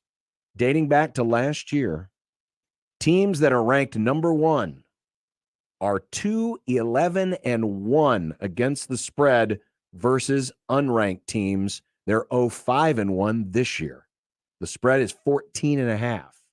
Wow, that's a great stat. And they are, big favorites. 14.5 points. I saw a tweet from Brett McMurphy earlier that this is, I believe, as I'll try to pull it up real fast, like the 7th consecutive season that they have been favored. Yes, versus Florida. Longest stretch in series history since Florida was a favorite 9 straight years from 93 to 2001. Not to mention, they're also a 2-touchdown favorite for the 3rd consecutive season, which is a first in the rivalry's history. So we're in some rarefied air with where Georgia is versus where Florida is. I'll be honest, man, after the loss to Utah all the way back in week 1 on the Thursday night, especially given that Utah was without Cam Rising and, they're going to be without him for the rest of the year, I left them for dead. They lost 24-11. They didn't look very good. Didn't really care about the McNeese win. But then they beat Tennessee at home, and they beat them fairly comfortably. I know that they lost a couple of weeks ago, or now a month ago, to Kentucky. But this has been a solid year, I think, for Billy Napier. I definitely think he bought himself a 3rd season. Yep. And I don't think that was all the way in the cards back during week 1. Georgia's obviously the better team. Georgia's obviously the better program. Georgia has also been playing down to their competition. Like, do they have that in them once more, especially without Brock Bowers, who will probably be off the field for the rest of the regular season? That's the thing. Can Graham Mertz and Florida take advantage? We'll see. Another one of those games that we mentioned, and Ohio State also is a 14.5-point favorite at Wisconsin. And this is the first time the Buckeyes have been in Madison since 2016. That was a game that went to overtime. This will also be at night on NBC. Yeah, I've gone back and forth on this. I forget. Is this in predictions? We'll have a pick for this one later. I think we do. We do. Okay, so I don't want to totally give away the game here, but Wisconsin, often in this matchup specifically, I have been able to talk myself into like, they can keep it close. They can keep it close. And then suddenly it's halftime and it's like 24-10. And you're like, oh, Ohio State already is at the number and there's still a whole half of football to be played. The one thing that I do find interesting about this is the Luke Fickell of it all, if you will. Like, he wanted the Ohio State job. He was their interim coach. Mm-hmm. They could have hired him after Urban Meyer. Yes. They decided to go with Ryan Day. It's been a up and down season. Great choice, by the way. It's been an up and down season for Wisconsin. That said, up and down, and yet they're 5-2 and in the driver's seat in the Big Ten West. And that comeback last week, for now, yes, until they lose tomorrow, probably. That comeback win last week, like, we'll look back on that if they go to the championship game and say that saved their season. Yes. If they lose that, they're out of the race. Because Iowa would still have the tiebreaker and they'd still have Ohio State. They come back, they get a victory. Let's see. It's not the finished product, of course, for what this program is eventually going to be or what they hope to be under Luke Fickell. But it's always a tough environment to play at Camp Randall at night. It always is. The last time there was an upset in this series was the 2014 Big Ten Championship. Wisconsin was a favorite? By 4 points. Oh, good Lord. They lost 59-0. Yes. Wow. Okay. Well, and remember, not a lot. They were down to the third-string quarterback. They were down to the third-string quarterback, and no one thought that it was going to be. And then it turned out to be a huge deal. I would love if we had access to the podcast for the day before that game. What were you and I picking? Because I have no idea. I don't even remember. We weren't even doing predictions at the time. I don't even remember. Of course, the best game of the weekend is, well, it could essentially be another Pac-12 elimination game. Because each of these teams have a loss. I would say this is a Pac-12 elimination game. Oregon at Utah. Utah every week the question about Utah is Cam Rising going to play? Is Cam Rising going to play? But now we know the answer. And it's no. Maybe it's not that big a deal. Bryson Barnes last week, 235 yards, 3 touchdowns against USC, had a huge run that help get them into field goal position. I was going to say, how to about win the game last week? How about the fact that they have to come back? They're dominating all game. Then they give up the lead, and then they go right back down the field. Exactly. To get the victory. Now, Oregon does something that USC doesn't do as well, and that's run the ball. And they're better at defense. And they are definitely better than at defense. Plus, this game is now 2 weeks after the loss to Washington. I thought last week was going to be closer than maybe it needed to be. And it was, and that's fine because last week was, following a really, really tough loss, a heartbreaking loss for them. I think Oregon's really, really good, man. They played right down to the wire versus Washington. There's a real world where they are undefeated right now. That said, we have gotten to the part of the season when Utah starts doing this. This is not the best of the Utah teams in recent years. Last year probably was. Yes. But it's hard to deny that this is not a team that doesn't get better as the season goes along. They are so tough when the calendar turns into late October and early November. It's not even about do they have enough horses? Because the answer is no. It's can they make enough plays? Can they make enough plays tomorrow versus the Ducks? The Ducks are the better team, period. But it's also in Salt Lake City.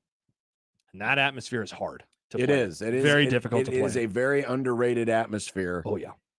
The key for Utah is don't get into bad play situations because Oregon, if there's one thing they do really well on defense, is they get after you. They get after you. They've got 25 sacks this year. They're one of the top 20 teams in sacks per drop back. Mm-hmm. So Utah needs to be able to run the ball in this game. Mm-hmm. If they cannot, then Oregon should be able to cover the number, which I believe is around 6.5. 6.5 right now. So, by the way, Utah 18 straight and 29 of their last 30 wins at home. That's a good number. And I keep thinking of 2 years ago when Utah beat them twice at the very end of the season and essentially snatched away a potential playoff berth for the Ducks. There is another ranked matchup, and it's Duke Louisville. But really, for this one, it boils down to can Riley Leonard play or not? Correct. If he can't, we saw the difference. I mean, Duke was winning that game against Florida State last week, and then Riley Leonard got hurt. He wanted to go back in. Florida State went on a big run. Coach said, no, I just can't do it. And it was the right call, but it instantly turned that game. And it went from Duke possibly pulling the upset to Florida State still covering a big number. Yep. Well, if they don't have Riley Leonard this week, can they win at Louisville? And man, that's tough. You go on the road to Florida State, you lose a game like that, and you got to go on the road again. Yeah. Tough. By the way, one more fact from Chris Felica. Clemson has posted 12 straight 10-win seasons. 10 straight or 12 straight. So essentially they have to win out if they have to win out, and that includes winning their bowl game. They're not doing it. They have Notre Dame next week. They still have, who else do they have on their schedule? They have South Carolina at the end of the season. They have NC State. They have North Carolina. And they would have to win the bowl game too.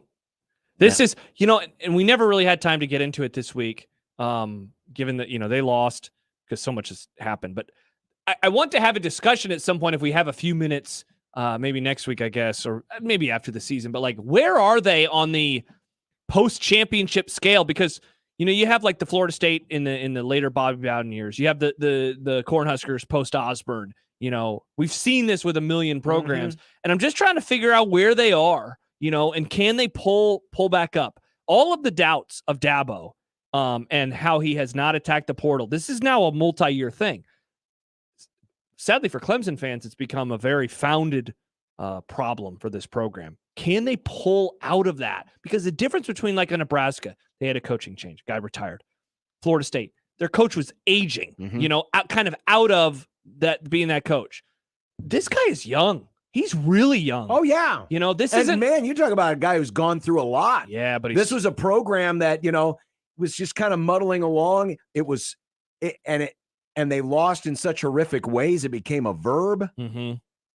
And then he immediately flipped it on a dime and became the second best program in the country behind Alabama, even knocked off Alabama to win a championship. 2 of them. And now back down in this valley. Yeah. You don't normally see that. Usually you see a guy, if they make that ascent, they just kind of stay at a very consistent level. But this is indeed a drop of a couple of notches from where they were 5 years ago. Yeah. And so, like, can they get out of this?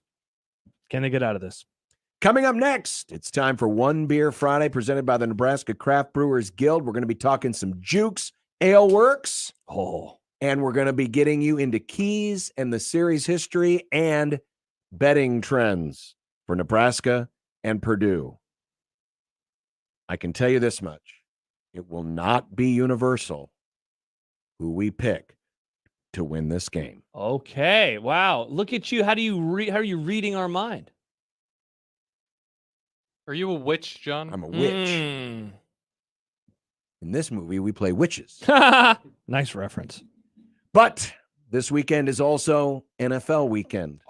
And FanDuel has a way for you to score on FanDuel with America's #1 sportsbook. New customers can get $150 in bonus bets with any winning $5 money line bet. A money line bet is a straight bet. This team wins, this team loses. No point spreads. You win your money line bet, and you can get $150 in bonus bets from FanDuel. So you can pick some big favorites this weekend, like the LA Rams. John, the LA Rams are underdogs this weekend. Yeah. Only to people who don't know. But go to FanDuel.com/1620 and find out how you can score $150 in bonus bets this weekend. The largest favorite this weekend is almost Knicks Dolphins, but sadly it is not Knicks Dolphins. It's the Ravens playing at the Cardinals. It's a tough environment, though, as many would have you see this football season. Very tough to play there. Another big favorite, John, Sunday night, the Chargers at home versus the Bears of Chicago. They are minus 480. Whatever favorite you want to pick, just go to FanDuel.com/1620 today, and you can get $150 in bonus bets with any winning $5 moneyline bet. And check out all the other props and point spreads as well that they have there. FanDuel.com/1620. 21 plus and present in Iowa. First online real money wager only. $5 pregame moneyline wager required. First online real money wager only. $10 first deposit required. Bonus issued is non-withdrawable bonus bets that expire 7 days after receipt. See terms at sportsbook.fanduel.com. Gambling problem? Call 1-800-BETS-OFF. Live from the Host Coffee Studio, this is 1620 The Zone. 1620 The Zone. Traffic. From the Zoom Dream Time-Saving Traffic Center, an accident is reported on the right shoulder of westbound I-80 at 60th Street, causing slow traffic starting from 42nd. If you're on Dodge, road construction is causing major delays between 72nd and Rose Blumpkin Drive. Slow traffic is also reported on westbound Dodge between I-680 South and 150th Street. And finally, on westbound I-80, there is slow traffic between L and Q Street.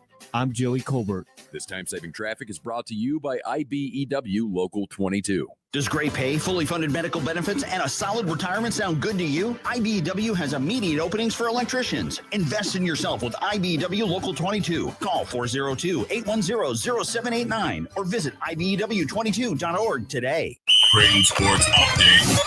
We are officially 1 week away from the return of Creighton men's basketball. Catch the number 8 Blue Jays in action for the first time this season in an exhibition game versus the Wayne State College Wildcats on Friday, November 3rd at 7 p.m. Purchase your tickets today at gocreighton.com/buy. We will see you at the CHI Health Center Omaha Arena. And that's your Creighton Sports Update. 1620 The Zone proudly supports Creighton Athletics. Your neighborhood is more than blocks of buildings. It's the people who live there that make it special. At Union Bank and Trust, we're not just creating home loans, we're making neighbors. We're not just small business lenders, we're small business shoppers. We don't just live in your community, we help you build it. Because our people are your people. Visit ubt.com/neighbor to learn more. Union Bank and Trust, member FDIC. Hey everyone, everyone. Josh Peterson here with Dr. Lance Kugler of Kugler Vision. You know, it's been 5.5 years since I had my procedure done at Kugler Vision. I remember going in for the eye analysis and finding out, hey, there's something other than LASIK. Well, I think it's important to have a full analysis of the eye so that you can make a good recommendation. A lot of the patients that we see have been told over the years, sometimes a long time ago or sometimes more recently, that there isn't an option for them. And I think that's just because they haven't had as in-depth of analysis as they need to know for sure what their options are. And I think one of the coolest things about that entire process was how comfortable I felt. And I know as I've talked to other people who had procedures done, they said the same thing, whether it was the consultation, whether it was the day of the procedure, all of those questions were answered. And like there was genuine care for me as an individual person. We all have the same goal. We want you to see as well as you possibly can. Schedule an eye analysis today, 402-558-2211, or you can visit their website, kuglervision.com. Host is roasting every morning. Host is roasting every day. Since 1972, family-owned and locally roasted Host Coffee Service has been roasting the finest coffee for businesses and restaurants. If you're ready to change to a better coffee provider, it's time for Host Coffee. Omaha's best coffee since 1972. Host Coffee is always roasting something good for you. Fear has a name. For 30 years, Scary Acres has been doing what they do best. Scaring the out of you. The Master's Castle, House on the Hill, and the Haunted Woods. Scary Acres, the ultimate haunted attractions. 172nd and Giles. Sponsored in part by Raising Cane, Stereo West, and Ivy. You know that feeling. When you do something good for someone else, that volunteer vibe is worth chasing. To find your perfect volunteer fit, check out shareomaha.org. Find simple and fun ways to help. Give your time your way at shareomaha.org. Let it fly. Your elevated sports bar experience. KOZN Bellevue, Omaha, Council Bluffs. This is 1620, The Zone. It'd be nice to have a pro throw. It would be nice to have a pro Throw. It would be nice to have a pro Throw. It would be nice to have a pro Throw. It would be nice to have a pro Throw. It would be nice to have a pro Throw. It would be nice to have a pro Throw. It would be nice to have a pro Throw. from your mom.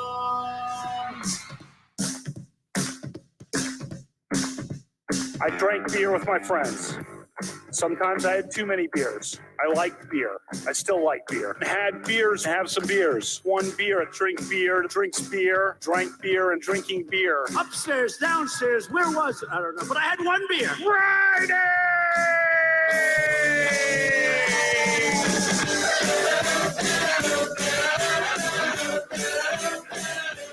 You probably have beer center each week. Ralph Club, biggest contributor. Yeah, for that. I like beer. I don't know if you like beer, Senator, or not. What do you like to drink? Next I had one beer. Friday.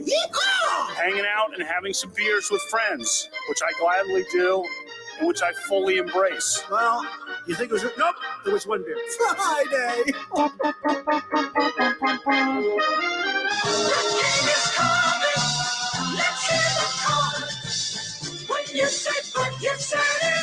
Whose house? Rams house. Spins up. Patriots are going to lose this weekend. Who cares? Yeah, Nick, not everything has to be about you. Bill Belichick and his our dumb teams, sock. our teams are playing That's this week. right. It's good versus evil. One team is playing, the other one's going to try their best. Let's go Cowboys, baby. What a weekend. John and my team get back on the football field to face each other again. Who could forget the last time they faced each other last year when a backup quarterback walked into Rams house and whooped dead ass? But who can remember the last of these teams to win a Super Bowl? I can't. And when the game actually mattered, we won. COVID brain, John. I don't remember either of those things. We want to thank Jukes Ale House. Yes. In Elkhorn. I have the Cot Hopper DDH Hazy IPA. It means double dry hopped there, John. DDH. Double dry what? Sounds like Double dry great hopped. value. Like if there was a great value, Jake the Snake, whose finishing move was the DDT. DDH sounds like great value. I went with the Sewer Surfer IPA. One of the coolest things about Juke's Ale Works is that their can art is tremendous. Cowabunga. Yeah. And so you go there, they have great stickers, they have great can art. Juke's Ale Works out there in Elkhorn. So I went with that. Very, very tasty. Very tasty. I've got the Gourd to Death. It's a cream ale with pumpkin in it. It's like a pumpkin spice cream ale. Now that's some fall right there, Nick. So the Cot Hopper, which is my IPA, is brewed with Amarillo. I don't know how to pronounce this. Hallertauer Blanc and Idaho 7 hops. Okay. Josh's is brewed with anchovy hops. Oh. Yes, he says it's a real hop variety. Okay, so obviously they're because they're having fun with the whole pizza thing. Yes, and experimental HBC 1019 hops. So you got an experimental. It's tasty. It says it's tasty waves of pine, herbal remedies, hard watermelon candies, and citrus flowers. Yeah, this is good. This is one of my favorite IPAs that I've ever had from Jukes. And like Nick said, his is finished on pumpkin puree, Saigon cinnamon, fresh ground nutmeg, ginger, vanilla beans, allspice berry. I mean, there's a lot in this. Saigon Cinnamon is a great band name. How about this from Old Man Doug? He says Jukes Ale Works rules. It does indeed. Stop by in Elkhorn. Try it. Their food's really good too. I really like their food out there as well. So send in your picks of what it is you're enjoying this weekend. Use the hashtag OneBeerFriday. Nick will pick one at random and you will win a prize pack from Jukes Ale Works. Should also remind you that you can still get in your score predictions. And total. Add it for us, yes, please. Add the points up, please, for Nick. Thank you. He doesn't know.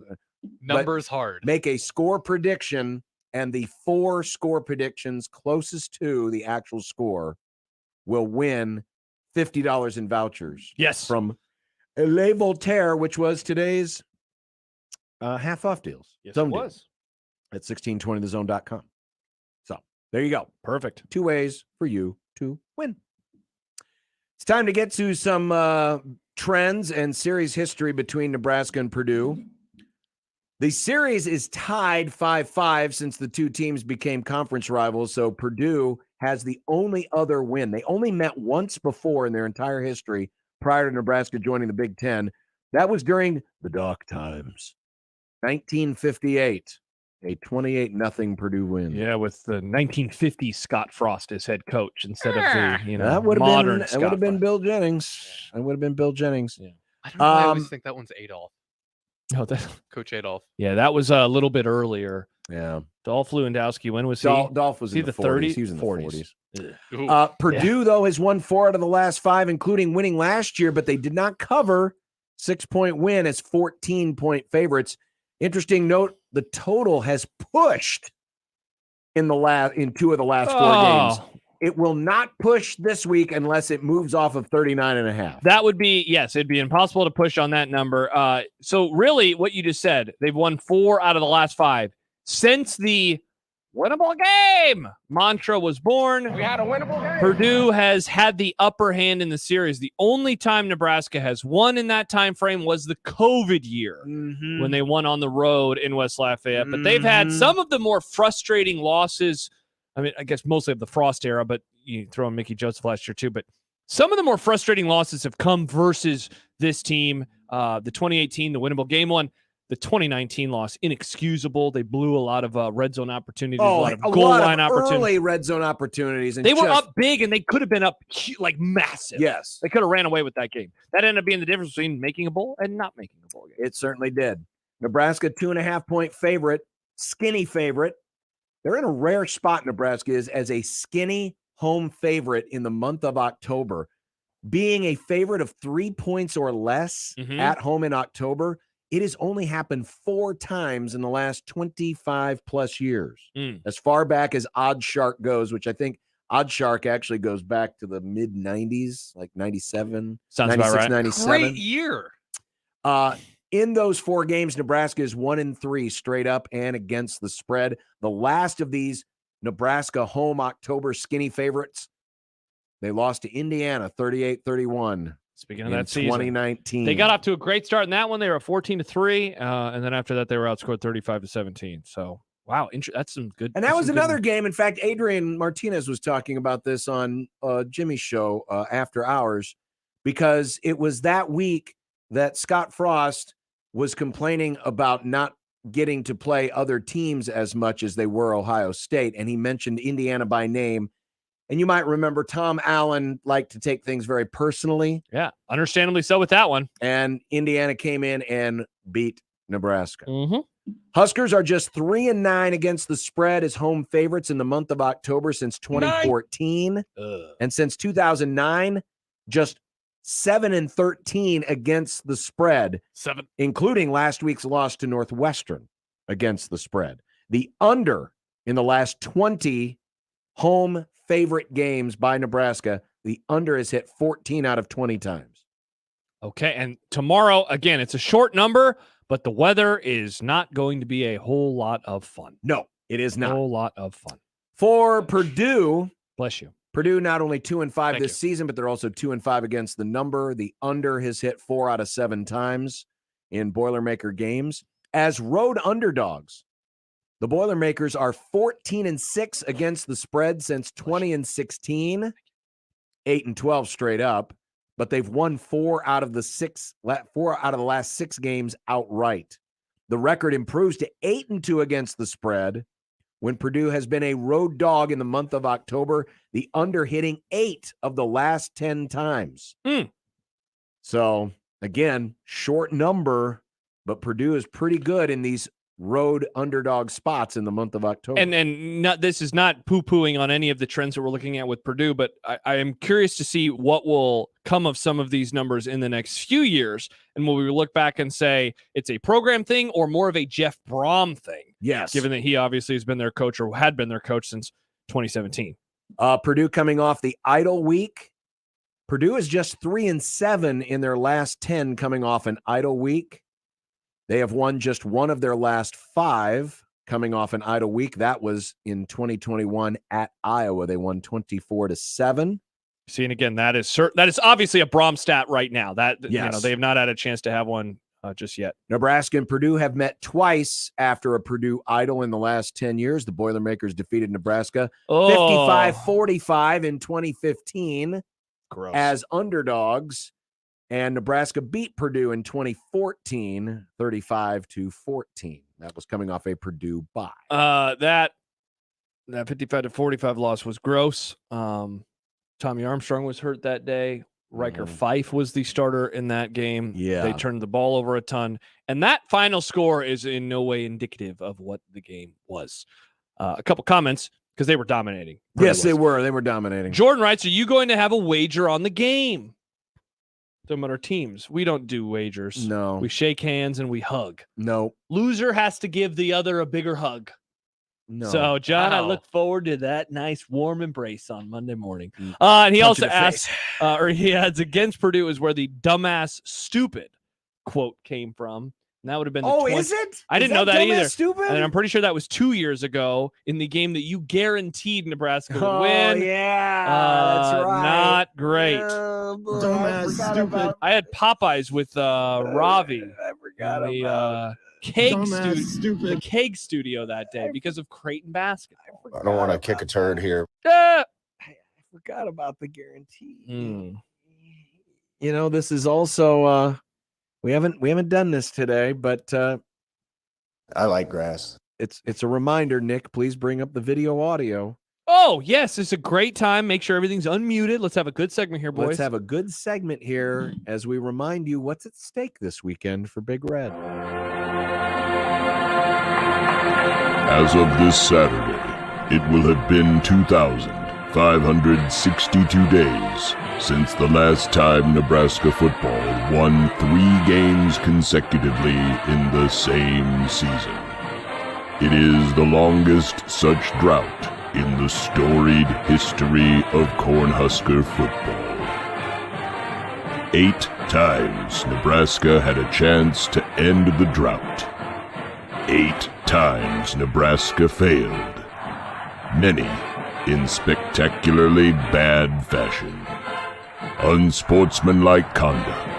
The program that celebrates failure with such segments as the Pinnacle Sports Highlight of the Game, Bo at Home, and Josh Wants Scott Frost's Head on a Platter, now takes you on a stroll down memory lane in Three's No Company.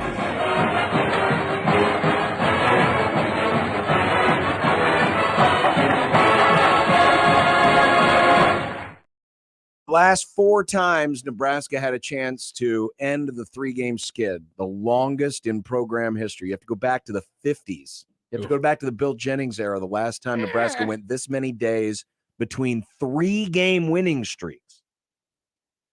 The 5th such attempt. You might argue, Josh. Go ahead. I was just going to ask, can we recap the first 4? Do you have them off the top of your head? Yes, the first 4 chances were the Iowa game in 2016. Okay. Big loss. That was the bloodbath. Wisconsin, 2017. Jonathan Taylor. Yep.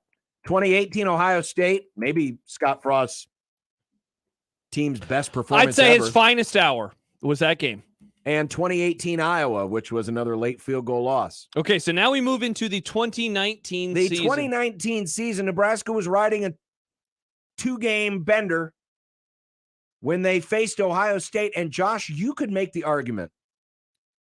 This was the last moment where Scott Frost still had cachet in the national media. Yes, game day was in town. I was there. He was on the set. Nebraska no longer ranked, but it was an upset loss in a rivalry game to Colorado. Right. So we were trying to forgive him for it. If you recall, I know it's hard to remember these things, but Scott Frost was considered universally to be a great hire, and the folks on the ESPN set thought, oh, this is a no-brainer. This dude's going to be great. Even after the previous season, they had started, 0-6. They went 4-8. He was still in all of the top 25 coach rankings. So yeah, he had not dropped off when Ohio State came into town. And then Ohio State said, screw Scott Frost. They did.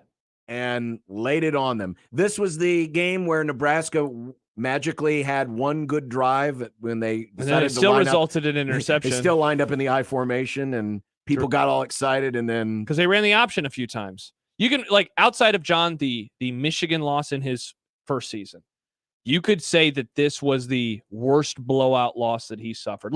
The most inept that the whole team looked at the same time because the offense stunk. 580 yards. And they didn't score in the fourth quarter. Yeah, I left that game at halftime. They could have hung 70. What? And do you have the offensive numbers in front of you? Those were bad. Nebraska had just 231 yards of offense. And that doesn't even tell the story. And Adrian struggled that day. 8 of 17, 3 picks for 47 yards. I mean, it was Ohio State scores, Nebraska doesn't. Ohio State scores. Well, Nebraska kept turning the ball over. Yeah. The other thing, too, I remember first kickoff return of the day for Nebraska. They go out of the end zone. A, they're tackled short of the 25. B, there was a penalty, and so it got brought. Oh, that was a gross game. We have to skip ahead to 2021 for the next opportunity to break the 3-game skid. The Huskers had started 2-0 in 2021. No. They started 2-1 because they lost to Illinois. But they rebounded. They rebounded. They beat Fordham and Buffalo. Yes. And then they went to Oklahoma, where we all thought they would get their butts kicked. And they hung in there. Remember Fordham? But Oklahoma prevailed 23-16. Thus ending a chance at a 3-game winning streak. No other opportunities in 2021, but in 2022, this matchup last year, Nebraska-Purdue. Because it came off of the Rutgers and Indiana wins. Yes. And Nebraska held They their played own. way better than I thought they would last year. This was the big day for Trey Palmer. Yeah, he was a monster in this Trey game. Palmer had a huge game this day. Yep. Nebraska basically got all their yards through the air, but Purdue had that long drive at the end and killed enough clock on the ground. More on that coming in Keys to hold on 43-37. And then, of course, the last chance, the 8th chance the Michigan game this year, right? was this year's Michigan game, and we all remember how that went. So they've had 8 chances. 8 chances to end this streak. And again, it is amazing. In the entire history of this program, this is the longest stretch of days between 3-game winning streaks. Yeah. Not even the dark ages of the 40s and the 50s had stretches this long between just 3-game winning streaks. Yeah. And this, by the way, will be the first time Nebraska's favored. In all those other 8 opportunities, they were the underdog. It's time to get it done then. Or is it? Max writes, wasn't Nebraska 8-4, combining the last half of 2018 and the first half of 2019? Great stretch. Frost's finest hour indeed. If only that was an actual season. They were. They started 0-6, and they went 4-2, and then they started the following year 4-2. Isn't it wild? So they went 8-4 in that 12-game stretch, and yet they never had 3 consecutive wins. Even if you add the seasons together, they didn't, because they lost to Iowa, and then they began the next year 1-0. Can they do it, and how will they do it? We'll find out next in our key party on this One Beer Friday. Telling you, this cot hopper is good stuff. Thanks. He said cot hopper. This is a solid Halloween beer, by the way. Gored to death, amazing Halloween beer. Yeah, and a great name. I'm enjoying this one. And then, did you see it, John? It's got all your favorite monsters as the pumpkins.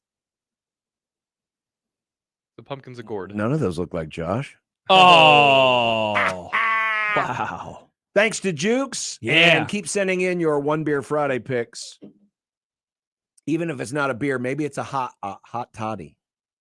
Maybe you got a little hot cocktail. Maybe doing a little. Oh, that's fun. Like what's the one with the Irish stuff in there that you serve it warm?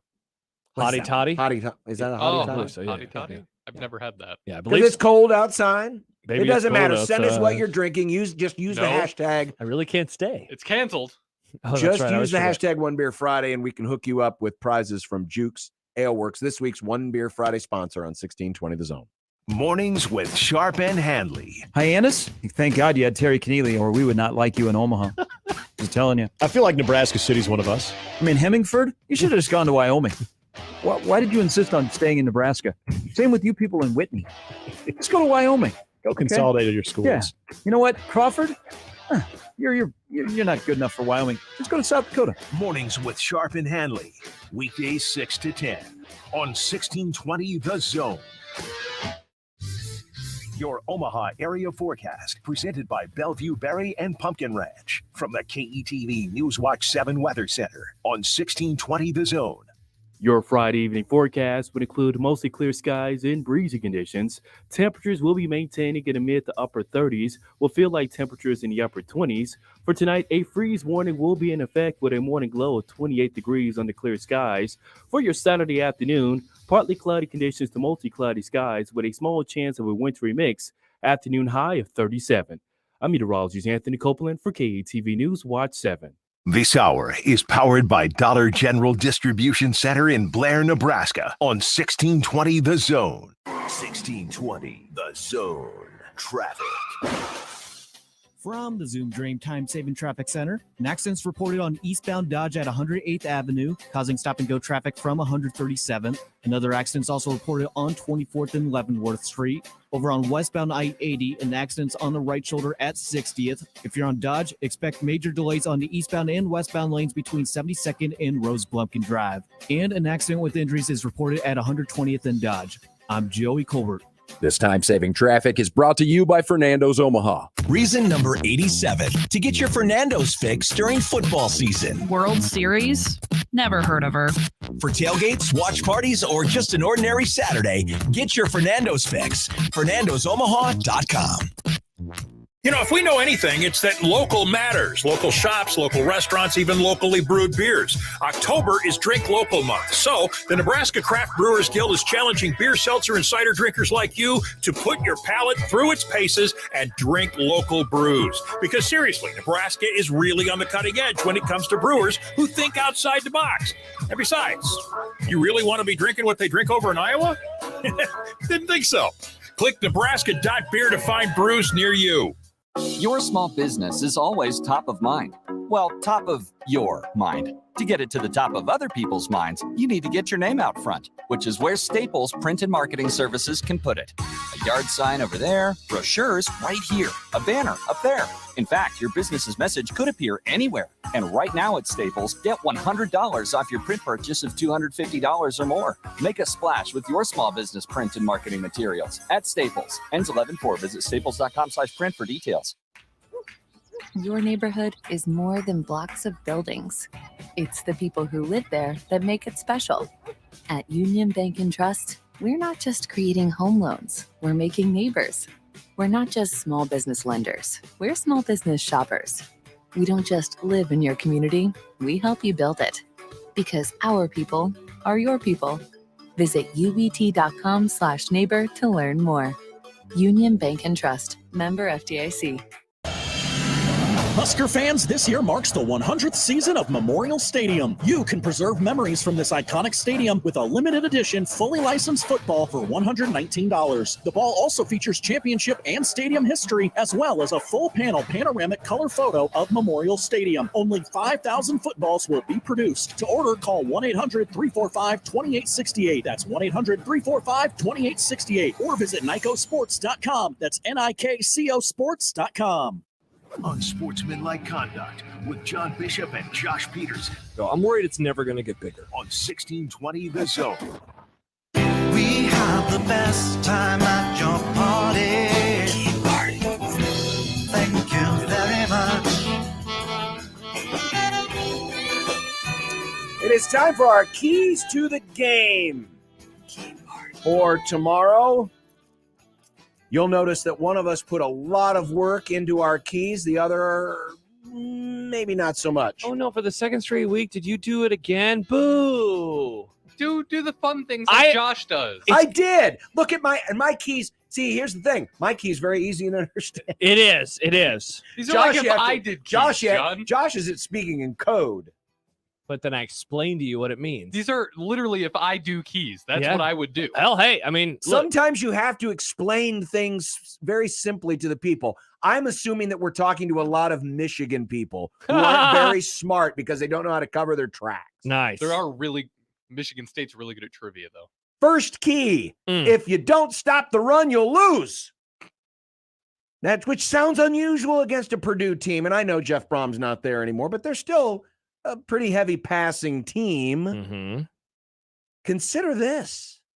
The Purdue rushing attack has literally been the difference maker in recent matchups with Nebraska. In 2014, Purdue ran for 124 yards. Then they ran for 183. Then they ran for 199. Then they ran for 188. I looked at the numbers, Josh, in the wins against Purdue. And remember, Nebraska and Purdue 5-5 in the Big Ten era. In the wins, Nebraska has held to Purdue to 377 yards in 5 games and 2.8 yards per carry. But when they've lost to Purdue, that number balloons to 849 yards rushing and 4.3 yards a carry in the 5 losses. And last year, Devin Mockabee, the walk-on, who's no longer a walk-on, 178 career-high rushing yards against the Big Red. And he's back for more. And they have Tyrone Tracy, who has the team best with 5 touchdowns rushing and 5.9 yards per carry. The good news is, this is where Nebraska's their best. Mm-hmm. They stop the run. Mm-hmm. If they can do that one more time, the numbers say Nebraska's going to win. Second key, throw passes you can complete. Hard to argue with that one. Now, the weather certainly will play a factor, but this is also speaking to Harburg's turnover potential. Can anybody run a screen in this offense? Can we run a screen, please? How about some high percentage throws? Remember, I know, and Matt Rule's very good at saying, I don't care what happened in the past. Well, in the past, people around here used to bitch and moan that Scott Frost's teams threw too many passes to the sideline, threw too many quick wide receiver screens. Hell, I would even take one of those. Easy to complete, simple, throws, best way to counter an aggressive defense. Of Nebraska's 78 catches this year, only 11 are by running backs. I wouldn't mind to see at least a 50% increase in that number. Give me 5. 5 catches by running backs out of the backfield. Something simple, something short, something you can do, something where you can get the guy in space and maybe see if he can make a play. Third key, kick the ball far. Field position is going to be huge in this game. Neither special teams unit is great, but punting is where Nebraska holds an edge. Brian Buschini needs to be a weapon to flip the field and keep Purdue trapped at their end. Now, if you notice, if you look at the top 100 in punting, Brian Buschini's name does not show up. He's only averaging 41 yards a kick. Not that great. But there's part of that, there's a reason behind it. It's because he's had to do some pooch punting. He had 4 punts inside the 20 last week. He has already matched his season total from all of last year on punts inside the 20-yard line and has done so on half as many as kicks. Needs to do that again this week. Long fields, long fields. Key number 4, tackle the guy with the ball. Hard to argue with that one. Now, this is mainly directed at Hudson Card, their quarterback. Purdue has allowed 17 sacks this season. That's tied for 85th in the country. Nebraska last week got to the quarterback 8 times. I believe the number was 6 in the second half. In fact, I know it was 6 in the second half because I was keeping track. Now, that many would be nice, but I'd be okay with half that number. And in windy conditions, I'm guessing that Purdue won't be maybe as pass heavy unless they are playing with the wind. Also, when they do throw, be aware of Deion Burks. That's Purdue's leading receiver. He's got 5 touchdowns this year. But against really good secondaries, and I'm really looking at Iowa and Ohio State, his last 2 games, Deion Burks has been held to 7 catches and 41 total yards. So tackle the guy with the ball. And the final key, score more points than the other guy. Real John Madden over here. Thank you. Now, you might need to be a little creative or opportunistic to do it. And again, speaking to field position. It's funny. For as often as Nebraska gets to the quarterback, they have no strip sacks. You would think, the best opportunity for fumbles is when the quarterback's getting hit, especially blindside. Be nice to finally get one of those this week. Flip the field or maybe even turn it into a scoop and score. Also, last week, if you noticed, Nebraska was really close to blocking Northwestern's first punt.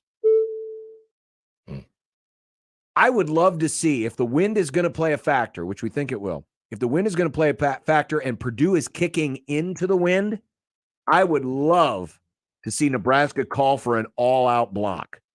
Go for it. Send the house. Because they're kicking into the wind anyway. Even if it bounces, it may not go that far. But try to change things up. Make a big play. Turn it into a score or turn it into a short field. Also, in Nebraska's running game, there are creases to be had. Purdue is bottom half in the country in runs of 10 or more, 20 or more, or 30 or more yards. So there may be opportunities in the ground game with big plays. Mm-hmm. And those are 5 very simple, easy to understand keys to victory. Yeah, now, because I got a text from someone that said, not putting work into the keys. You didn't put work into the title of your keys. That was a lot of work, though. Was a lot of work. Some good information. Some of our stuff is going to overlap here. But yes, because of what I did with the first set of keys, now I put pressure on myself to have witty titles. So we begin with To Kill a Maccabee. I like that one. God. Thank you, Nick. It's like the story, That's too John. easy. It's the book. I You know. didn't. Why didn't you do it? Yeah, you could have done it. Because I wanted all Michigan fans to understand my keys. That's very nice of you, John. John because said they'll be it. spying this week. So last I don't year, know why they'd be spying on these teams. that'd be fair. Well, Nebraska. Maybe next year. No, Nebraska can still win the West. So Michigan is playing Purdue next. Okay, so good point. John brought up the numbers of Maccabee, 178 yards last year. He had 30 carries. You throw in the 28 he had on a couple of catches, and he had 206 yards from scrimmage, averaging 6.4 yards per touch. He also added a touchdown. Meanwhile, all the numbers right now with Nebraska's rush defense, whether, John, we're looking at the traditional metrics or whether we are looking at the advanced analytical numbers, show that the rush defense is one of the very best in the entire country. Not to mention, Mr. Mockabee struggling a bit this year. Didn't go over 100 yards until the Ohio State game. That game was a blowout, so I kind of toss it out the window, if you will. Only has a couple other games this whole year, John, where he has over 80 yards on the ground. He's taking a big step back, but I start with this key because of what happened last week. Northwestern did have some big plays. They did gash Nebraska. Matt Rule spoke about it during the halftime. He used some profanity, so if you're going to watch that video, be sure that the kiddies aren't around. But in all seriousness, just don't let him get going. Second key, more like House of Cards. No, we're not going to talk about Kevin Spacey and whatever's going on with him these days. I think he got acquitted. Make him. He might be good again. Make him one. I'm about falling down. You had some good numbers. The sacks that Purdue has allowed this year, they are near 90th in the entire country. Meanwhile, Nebraska 10th in the country coming into the weekend. In terms of raw sacks, and of course, they're coming off of one of their best games of the year. They matched the total that they had versus Colorado. All the way back in week 2, they had 8. Plus, on top of this, John, we have seen Nebraska get healthier at this spot. Not to mention, man, they threw a random scout team guy out there that had a lot of the scribes thumbing through their media guides trying to figure, who's this Williams fella? Nebraska is better, in my opinion, at rushing the passer today than they were versus Colorado. Remember there were those few weeks where we're like, maybe we don't talk about that stat anymore because they built it on a lot of that early success. Hudson Card? No. More like House of Cards. Saturday afternoon. That one's a stretch. Saturday, that's fine. Saturday afternoon will lead into Saturday evening, and yours truly and John Bishop will be on Big Red Overreaction live from our homes because we don't want to drive out into the snow. Will we be able to hear the coach's press conference? Probably not, but John, I ask of this from the callers. No drunk callers on Big Red Overreaction. Now, you say, Josh, you're wish casting. That's not going to happen. So let's dive into this a bit more, shall we? There's going to be takes tomorrow. But how about no takes on turnovers? After 8 in the first 2 games, Nebraska turned the ball over just 2 times in the following 3. Now, there was a fluky nature to some of those because I thought that Harburg had some passes that could have been picked off and were not. They had some fumbles that they ended up recovering on. But since then, they have 5 in the last 2 games. Maybe things were trending in that regard and the turnover luck finally caught up with them. Whatever the issue, I just don't want us to be on the air tomorrow night on 1620 The Zone and 1019 The Keg as we're watching Colorado and UCLA and hearing phone calls about the turnovers. If so, I'll be triggered. Jordan says, what about happy drunk callers? Give me the happy drunks tomorrow. Will there be happy drunk callers after this? If they win and they get to 5 wins, yes. You think? Yeah. Okay. You'll be one. I'll knock it on the bull door. Indeed. Okay. Fourth key. Okay. Same name, different spell. You're understand? What are you talking about? Same name? I'm talking about Emmett. You remember Emmett Smith? Oh. Hall of Famer, most rushing yards in NFL history, won 3 Super Bowls, ran through a real tough shoulder injury that one time versus the Giants in week 17 of 1994 season. Isn't he in that 93? commercial with all the old timers wishing they could come back and play again? That is the Emmett Smith. Went on a double date with my mom once when they were in high school. Well, not with my mom. He was with the other. Wow. Else. There's a world where Nick's not here and Emmett Smith and Nick's mom were an item. It wasn't with my mom. It was with his girlfriend and then my mom and her boyfriend at the time. You've never actually told us this. Back to keys, though, we go. No, we got to get back to your keys. Your mom had a double date with Emmett Smith? Yeah. The Emmett Smith? Yes. That's why she's a Cowboys fan. Some random guy named Emmett Smith. Anyway. How are we just finding this out? I thought I told you. No. So Emmett Johnson last week had 12 carries for 73 yards. And he reminds me of Emmett Smith. I brought this up before, except he was a Husker. Only along at 24. People forget that Nebraska wanted Emmett Smith on their team, but they wanted him to play defensive back, I think. That was Marshall Faulk. So he was getting good runs. Like that, those numbers, not to pick on Joshua Fleeks. Joshua Fleeks has like a solid yards per carry, but it's because of one carry. I love seeing 12 for 73 with a long of 24. Look, I get what the offensive line is right now. I understand that. Give him the ball more, though, man. I want to see what this guy can do. Maybe allow that to help out the offensive line. Let's see what happens. I'm buying stock into this guy, and who knows? Maybe he'll turn into a Hall of Famer with the most rushing yards in NFL history. You never know with these things. And finally, I'm just going to repeat myself. Louder for the folks in back. Run the damn ball. It's going to be cold. The temps are barely going to hit 40 if they even do. It's going to be windy. It might snow. They passed it way too much for my liking. They started the game with a stupid pass. It resulted in a turnover. Some guys are dropping passes left and right these days. I say hand the ball off, run the ball. If you want to run the option, fine. Maybe he'll pitch it a time or two as well. I just think you got to lean into your running game tomorrow and try to shorten this one up. So louder for the folks in back. And there it is, our keys to the game.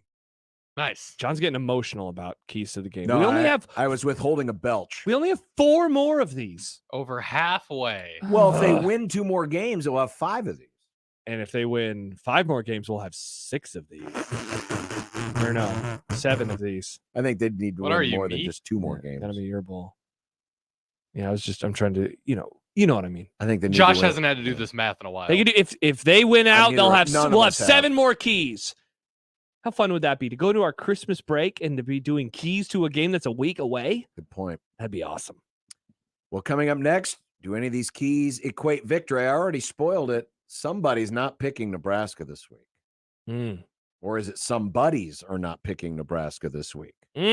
Predictions coming up next on 1620 The Zone. Remember, no matter how you listen, it's still AM radio. 1620 The Zone. Hi, everybody. Kent Pavelka here with why I chose Everlevel Concrete Repair for my driveway. They do it all. They fix cracks, lift sunken slabs, protect the finished product from deterioration, and all at a fraction of the price of replacement. It's not a Band-Aid like other repair methods. Everlevel's products are designed to last, which is why they've been voted Best of Omaha again this year. Better yet, it all comes with a transferable warranty. Protect your concrete before winter. Call Everlevel today for your free inspection. Everlevel. They make your driveway Everlevel. Level up. Our Cox mobile plans are like a band. The more people you add, the better it sounds. So add more lines to save more. Pay as low as $30 per line when you add 4 or more gig unlimited lines. It's easy. I like the sound of that. Visit cox.com/mobile.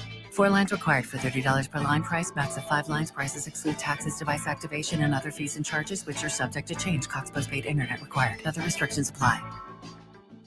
Finding great candidates to hire can be like, well, trying to find a needle in a haystack, but not with ZipRecruiter. Its powerful technology actively finds and invites qualified candidates to apply to your job. So while other companies might deliver a lot of hay, ZipRecruiter finds you the needle in the haystack. See why 4 out of 5 employers who post a job on ZipRecruiter get a quality candidate within the first day. Try ZipRecruiter for free at ZipRecruiter.com/free. That's ZipRecruiter.com/free. By texting 64,000, you agree to receive recurring automated marketing messages from Babbel. Message and data rates may apply. No purchase required. Terms apply. Available at babbel.com/TNC. We're going abroad for the first time in years. To Spain. So we started using Babbel. And started learning Spanish fast. With Babbel, you can start having conversations in another language in just 3 weeks. Babbel's conversational method teaches you real-life words and phrases. And with Babbel's interactive bite-sized lessons, you'll remember what you learned. ¿Cómo te llamas? ¿Cómo te llamas? ¿De dónde eres? ¿De dónde eres? In just 3 weeks, we're starting to have conversations in Spanish. Estoy muy emocionado para ir a España contigo. Aw, he just said, I'm very excited to go to Spain with you. Nos vamos a divertir mucho. And that means we're going to have a lot of fun. Sí. Gracias, Babbel. Babbel, language for life. And now try Babbel for free by texting TRAVEL to 64,000. Text TRAVEL to 64,000. That's TRAVEL to 64,000. Equitable Bank. We take banking personally. EquitableOnline.com. Prescriptions require an online consultation with a healthcare provider who will determine if appropriate. Restrictions apply. See website for details and important safety information. Subscription required. Price varies based on product and subscription plan. Hey guys, did you know there's a generic form of Viagra that works just the same, but is 95% cheaper? And you can get it online? Just go to hims.com/radio. Through Hims, you'll get a free medical consultation, discreet shipping if prescribed, a 100% online process, and trusted generic alternatives to the name brands at up to 95% off. That's right. Get generic for Viagra, the same active ingredient as brand name Viagra, but for 95% less. It's the same medication, still prescribed by a licensed medical provider, but with zero copay, no expensive appointments, and no awkward face-to-face conversations. To start your free online visit, you need to go to this exclusive address, hims.com/radio. That's hims.com/radio for your free online visit. HIMS.com/RADIO. Dust. It's in the living room, the bedroom, and the bathroom. It's also in your lungs. Let's fix that, shall we? Duct Defense Midwest offers a comprehensive system that cleans, disinfects, filters, and purifies the air. They'll make your home healthier and improve the life of your HVAC system. So improve the health of your home and everyone in it. Go to cleanairradio.com right now for a special air duct cleaning offer for Zone listeners. cleanairradio.com. 1620 The Zone's Unsportsmanlike Conduct is brought to you by Union Bank and Trust. Now back to the program. Ladies and gentlemen, it's time for predictions. Over, bet the over. Vikings in the over. We got ourselves quite a race in this round of predictions. Last week, I had 8 wins, Josh had 7, and Nick had 6. Oh. But I have a 1-game lead over Josh and a 4-game lead over Nick. This is as close as of a 3-way as we have had in a very long time. I actually I've always went wanted back to be close to a 3-way. I went back in time to the last 10 rounds of predictions to keep track of who won. Who's next?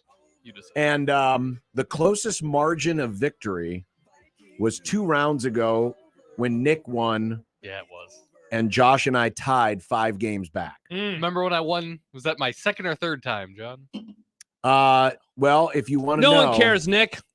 Of the last 9 episodes of predictions, last 9 rounds of predictions, of course, the superior one, yours truly, has won 4. Nick has won 3, and Josh has won 2. Interesting. Josh also had a stretch of 3 straight rounds where he lost by 22, 29, and 31. Yikes. Wow. That's called the off season. You had a rough go. I'm only here for football season predictions. You had a rough go. But Josh I'm back, did folks. win this round, which is the football. The superior round. Last year. Oh yeah. So we'll see what happens, but we got a close contest here. Okay. World Series.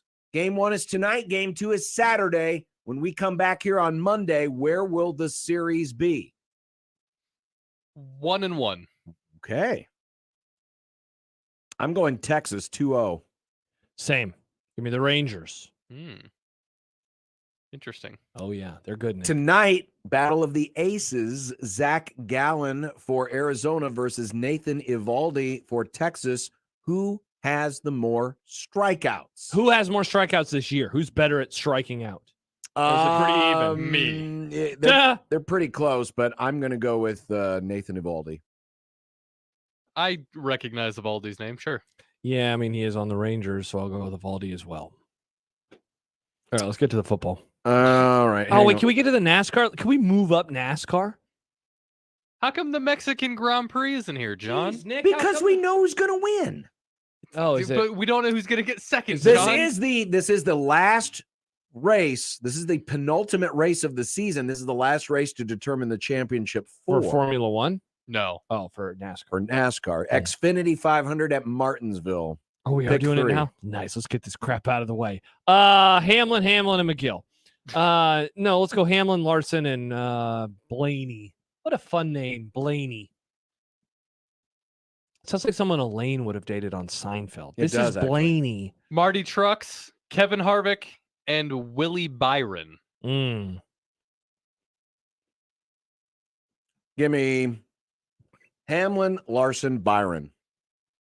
And now we get to the football. The main event, folks. Well, it's kind of a lame event more. No, this is a big game tomorrow, John. Well, I this is told a you, big game, but the it's- rest of them are kind of The whole weekend, it's like a baked potato with unsalted butter. No, look at all these games, Nick. What kind of monster would use unsalted butter? That's what I'm saying this weekend is. No.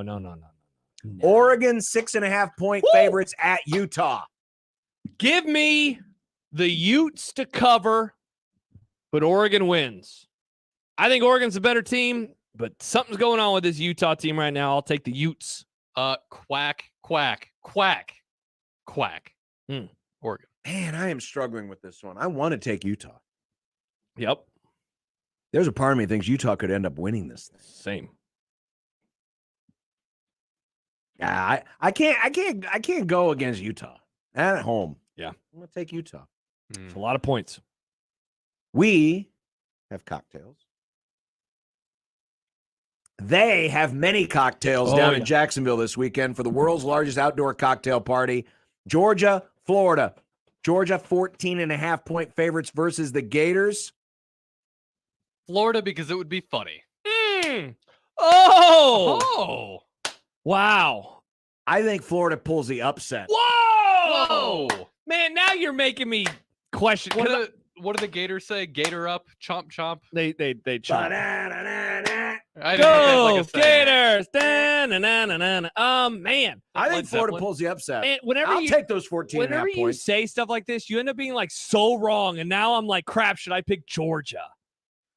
No, that's a lot of points. I'm going Florida too. God, I feel like I should. This feels dumb of me because both of you picked Florida, and I feel like I should pick Georgia on principle just for that, for the point. Yeah, I you picked picked Florida too, but I think it's going to be close. But I think every game with Georgia this year is basically close. One of these big favorites is going to lose this week. Yeah. It's going to happen. Heck, maybe it was the Utah one. Ohio State is another one. Ohio State, 14.5-point favorites at Wisconsin. This is one, and then, dude, this is going to be a key with like a lot of these games. I've gone back and forth on this all week long because on one hand, it's a tough road environment. On the other hand, we say that, and then Wisconsin goes out and beats teams by this amount of points. I'm going to go with Ohio State, and this is one that I would be happy to give up a point if it meant an interesting game or certainly a loss. But give me the Buckeyes. I also like Ohio State, but it's a weird feeling game. The vibe isn't all there. Man, the vibe isn't there. The vibe is cloudy. If it was a Magic 8 Ball, it would say, ask me later. I had Ohio State written down. But see, the problem is Wisconsin's not really that good. No, they're not. And Ohio State's defense is salty. Yes, it is. Can Kyle McCord do enough? That's the question. What's the weather forecast up there in Madison? Night game. It is supposed to jump around. Jump around. Jump up, and get low down. 40s, high 30s. Doesn't look like any rain. Very little wind. That's still chilly. Just chilly. Ohio State. Oregon State goes on the road to Arizona. I put this in there just to give us something to watch late at night. Yeah, this is a little Pac-12 after dark, right? Oregon State, 3.5-point favorites. I love Beavers. Yeah, when it comes to the Pac-12 after dark, you can't go wrong with the Beaver. I think Arizona might win this game. Give me Arizona. Ooh. I hope I'm wrong. I like Oregon State. They've been a fun story, but Arizona plays teams tough, and they are on a nice little roll since they changed quarterbacks.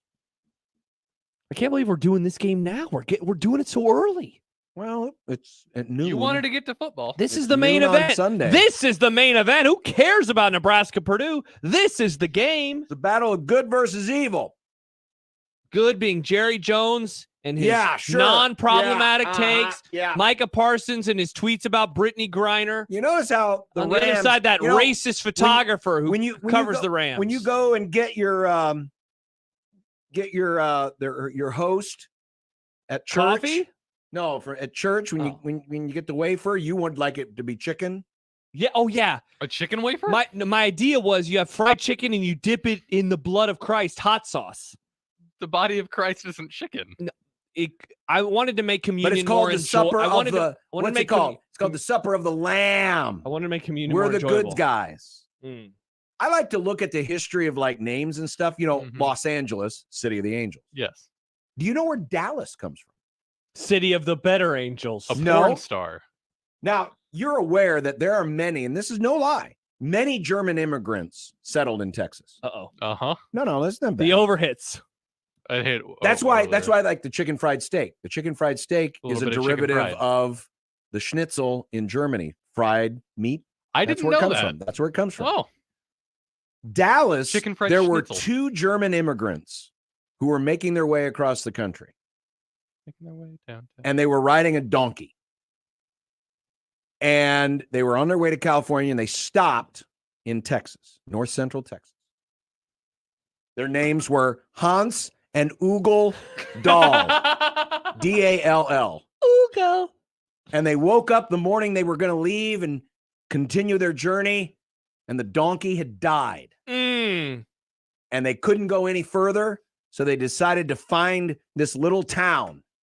And originally it was called Dahl's Ass. And of course, many people, most of them brain dead football coaches who changed things like the hook and lateral to hook and ladder, eventually hook and contracted Dahl's Ass to Dallas. That's where it comes from. Oh, that's a great history lesson. I love that So story. a great history lesson. I don't feel good about this game. If the Rams can run the ball like the Cardinals did, because I'm afraid that his guy Micah and his boys up front, because Dallas is Micah and the tweets, pretty good pass rush Just team, like Benny and the Jets. might kill my quarterback. I don't feel good about this. Do you think Dallas? But screw it! There's no way. F Dallas yesterday, F Dallas today, F Dallas tomorrow, F Dallas forever. Go Rams. Yeah, look, I also feel worrisome about this game, but I'm not going to pick the Rams. Go Cowboys to cover the 6.5. I don't have anyone from Dallas on my fantasy bench. Wow. Give me the Rams, John. There you go. All right, we got to start humming through these things. Who has the most receiving yards? Cooper. Is Puka? Is Puka in? Yes. Is anyone going to pick a Dallas receiver? You can. Hell no. Then no. Why would I not pick Puka? I I'm picking Cooper hope Kupp. I'm yelling Coop all game long. Hope I'm smelling my finger. I'm What? doing a little tiny first down point for CD Lamb. Little tiny first down point. In Dahl's ass. Right, Vikings, Packers, fellas. I'm going to take Minnesota. Give me the Vikings. Skull. Give me the Vikings. I don't feel good about it, but I like them more than the Packers right now. Yeah, Packers are stinky. Browns plus 3.5 at Seattle. Deshaun Watson isn't starting. Correct. And the Browns have been doing really well in winning games where he's not playing. That's true. So give me the Browns for fun. It's in Seattle. I like the Seahawks. Taking Cleveland. Bengals 4.5-point dogs, or dogs. That should read dogs, not favorites. Yeah, you're good. You're good. Bengals at Frisco. Cincy. And I think they agree. might win. I agree. Is Purdy still in concussion protocol? Yeah, but he practiced today. I I guess so. No, then he practiced. Give me the Niners. He's questionable officially. Nebraska's longest rush on Saturday, over under 34.5 yards. Shout out Michael Severi. Had a good stat on the Husker 24/7 pod. This rush defense gives up a lot of big runs. Give me the over. And give me Emmitt Smith-Johnson. I don't think it's going to be that big. They might get some decent chunk plays, but I'm going to go under. I want the under here. Emmett Johnson total carries 12.5. I'll take the over. Over. Same. Wow, that was easy. Heinrich Harburg total offense 199.5. Over or under? He hasn't done this in a few weeks. Slight under. And they go with the under as well. Damn, I thought I might steal a point here. I'm going to agree. Hudson Card passing yards over under 202.5. Under. Under. Slightly over. Not in a good, capacity though. And finally, prediction for the game. Nebraska 2.5-point favorite, 39.5 is the total. I struggled with this all week. Same. So guess what I'm going to do? I'm going to hedge. Nebraska 14, Purdue 13. Oh! Weird A score. Purdue cover. Oh, well, that gives the game away because I know that I also picked Nebraska to win. I also went back and forth, and you know why I am picking Nebraska to win 13-10, I believe was the score I sent you, right? Mm-hmm. Is because when I did all my research into Purdue, I liked the team less. Nebraska 13-10. That said, Troy, as we go to Nick, says Nick is 7 for 7 on Husker spreads this season. Is that true? Ask Troy. Apparently, I'm making people money. Oh my goodness! So what are you going with? Nebraska will beat Purdue, just not this season. I think they're a little banged up, and that's what factored more into it. I think it will be a low-scoring game. I think it will be a close game. 17-13 Purdue. Oh God! Yeah. Nick has spoken. Let's just hope that he covers, but that you and I got the right team to win. I've never claimed to be a professional at this. I don't know how this keeps happening, by the way. So don't use me as actual advice. Let's hope that you move to 7-1 on the season today. All right, bet of the day. We'll wrap up the week next on 1620 The Zone. Live from the Host Coffee Studio, this is 1620 The Zone. Husker fans, are you ready to score big savings on your tickets this season? When you need to find seats at Memorial Stadium, be sure to shop the best selection without the added fees at ticketsforless.com. That's right. Tickets for Less offers transparent pricing, meaning you never pay crazy high fees at checkout. Plus, save even more when you use promo code THEZONE at checkout today at ticketsforless.com. Every seat holds a story. Find yours at ticketsforless.com. Don't forget Tickets for Less for the best concerts and events, and save now with the code THEZONE. 1620 The Zone's Unsportsmanlike Conduct, brought to you by a great friend of the program, Union Bank and Trust. It's Halloween at Genesis Health Clubs. Join with no enrollment fee, no contract, and save 31% per month every month. This offer ends in just 4 days. Genesis Health Clubs has top-of-the-line equipment and the absolute best personal trainers, tennis professionals, and group fitness instructors to help keep you motivated and headed towards your fitness goals. Plus, relax in luxury afterwards with saunas, steam rooms, and fluffy towel service. Whatever your fitness needs, Genesis is here to help every step of the way, and there's nothing scary about that. This Halloween, join Genesis Health Clubs with no enrollment fee, no contract, and save 31% per month every single month. Just 4 days left, but hurry, this offer will end before you have a chance to count your Halloween candy. It ends on Halloween and won't extend. Come to Genesis and get in the best shape of your life so you can handle anything those zombies, werewolves, and vampires throw at you. Plus, get your New Year's resolutions checked off with time to spare. Join Genesis Health Clubs with no enrollment fee, no contract, and save 31% per month every single month. It ends on Halloween and won't extend. This hour is powered by Dollar General Distribution Center in Blair, Nebraska on 1620 The Zone. 'Tis the season to volunteer. Here at the Salvation Army of Omaha, the bells will start ringing at our iconic red kettles come mid-November. That means we need you to volunteer. Ringing the bells at our kettles is a family fun activity that makes a big difference. All kettle donations stay local, and they fund everything from Salvation Army food and housing programs to behavioral health services and more. So sign up today at registertoring.com. And while you're at it, sign up your family, friends, church group, or coworkers too. Go to registertoring.com today. Attention sales professionals. NRG Media is looking for an accomplished business-to-business salesperson who wants to take their success and skills to a new level. Is this you? Our account executives work with local businesses to create marketing plans to help them get more customers. On air, digital, on-site, audio, video, it's all part of what you could sell. A sales career with NRG lets you make a real difference. Get more info and apply online at nrgmedia.com. NRG Media is an equal opportunity employer. Every Friday, we bring you discounts to some of your favorite businesses in the metro. The thing is, once a week just isn't enough. Get ready for OmahaWeekendDeals.com. Every weekend, you can find big deals, 50% off or more to even more of your favorite metro businesses. Like this weekend's deal to Madness Haunted House on Pioneer Trail in Council Bluffs. Get 2 admissions, a $40 value for just $20. Head to OmahaWeekendDeals.com to get yours. That's OmahaWeekendDeals.com.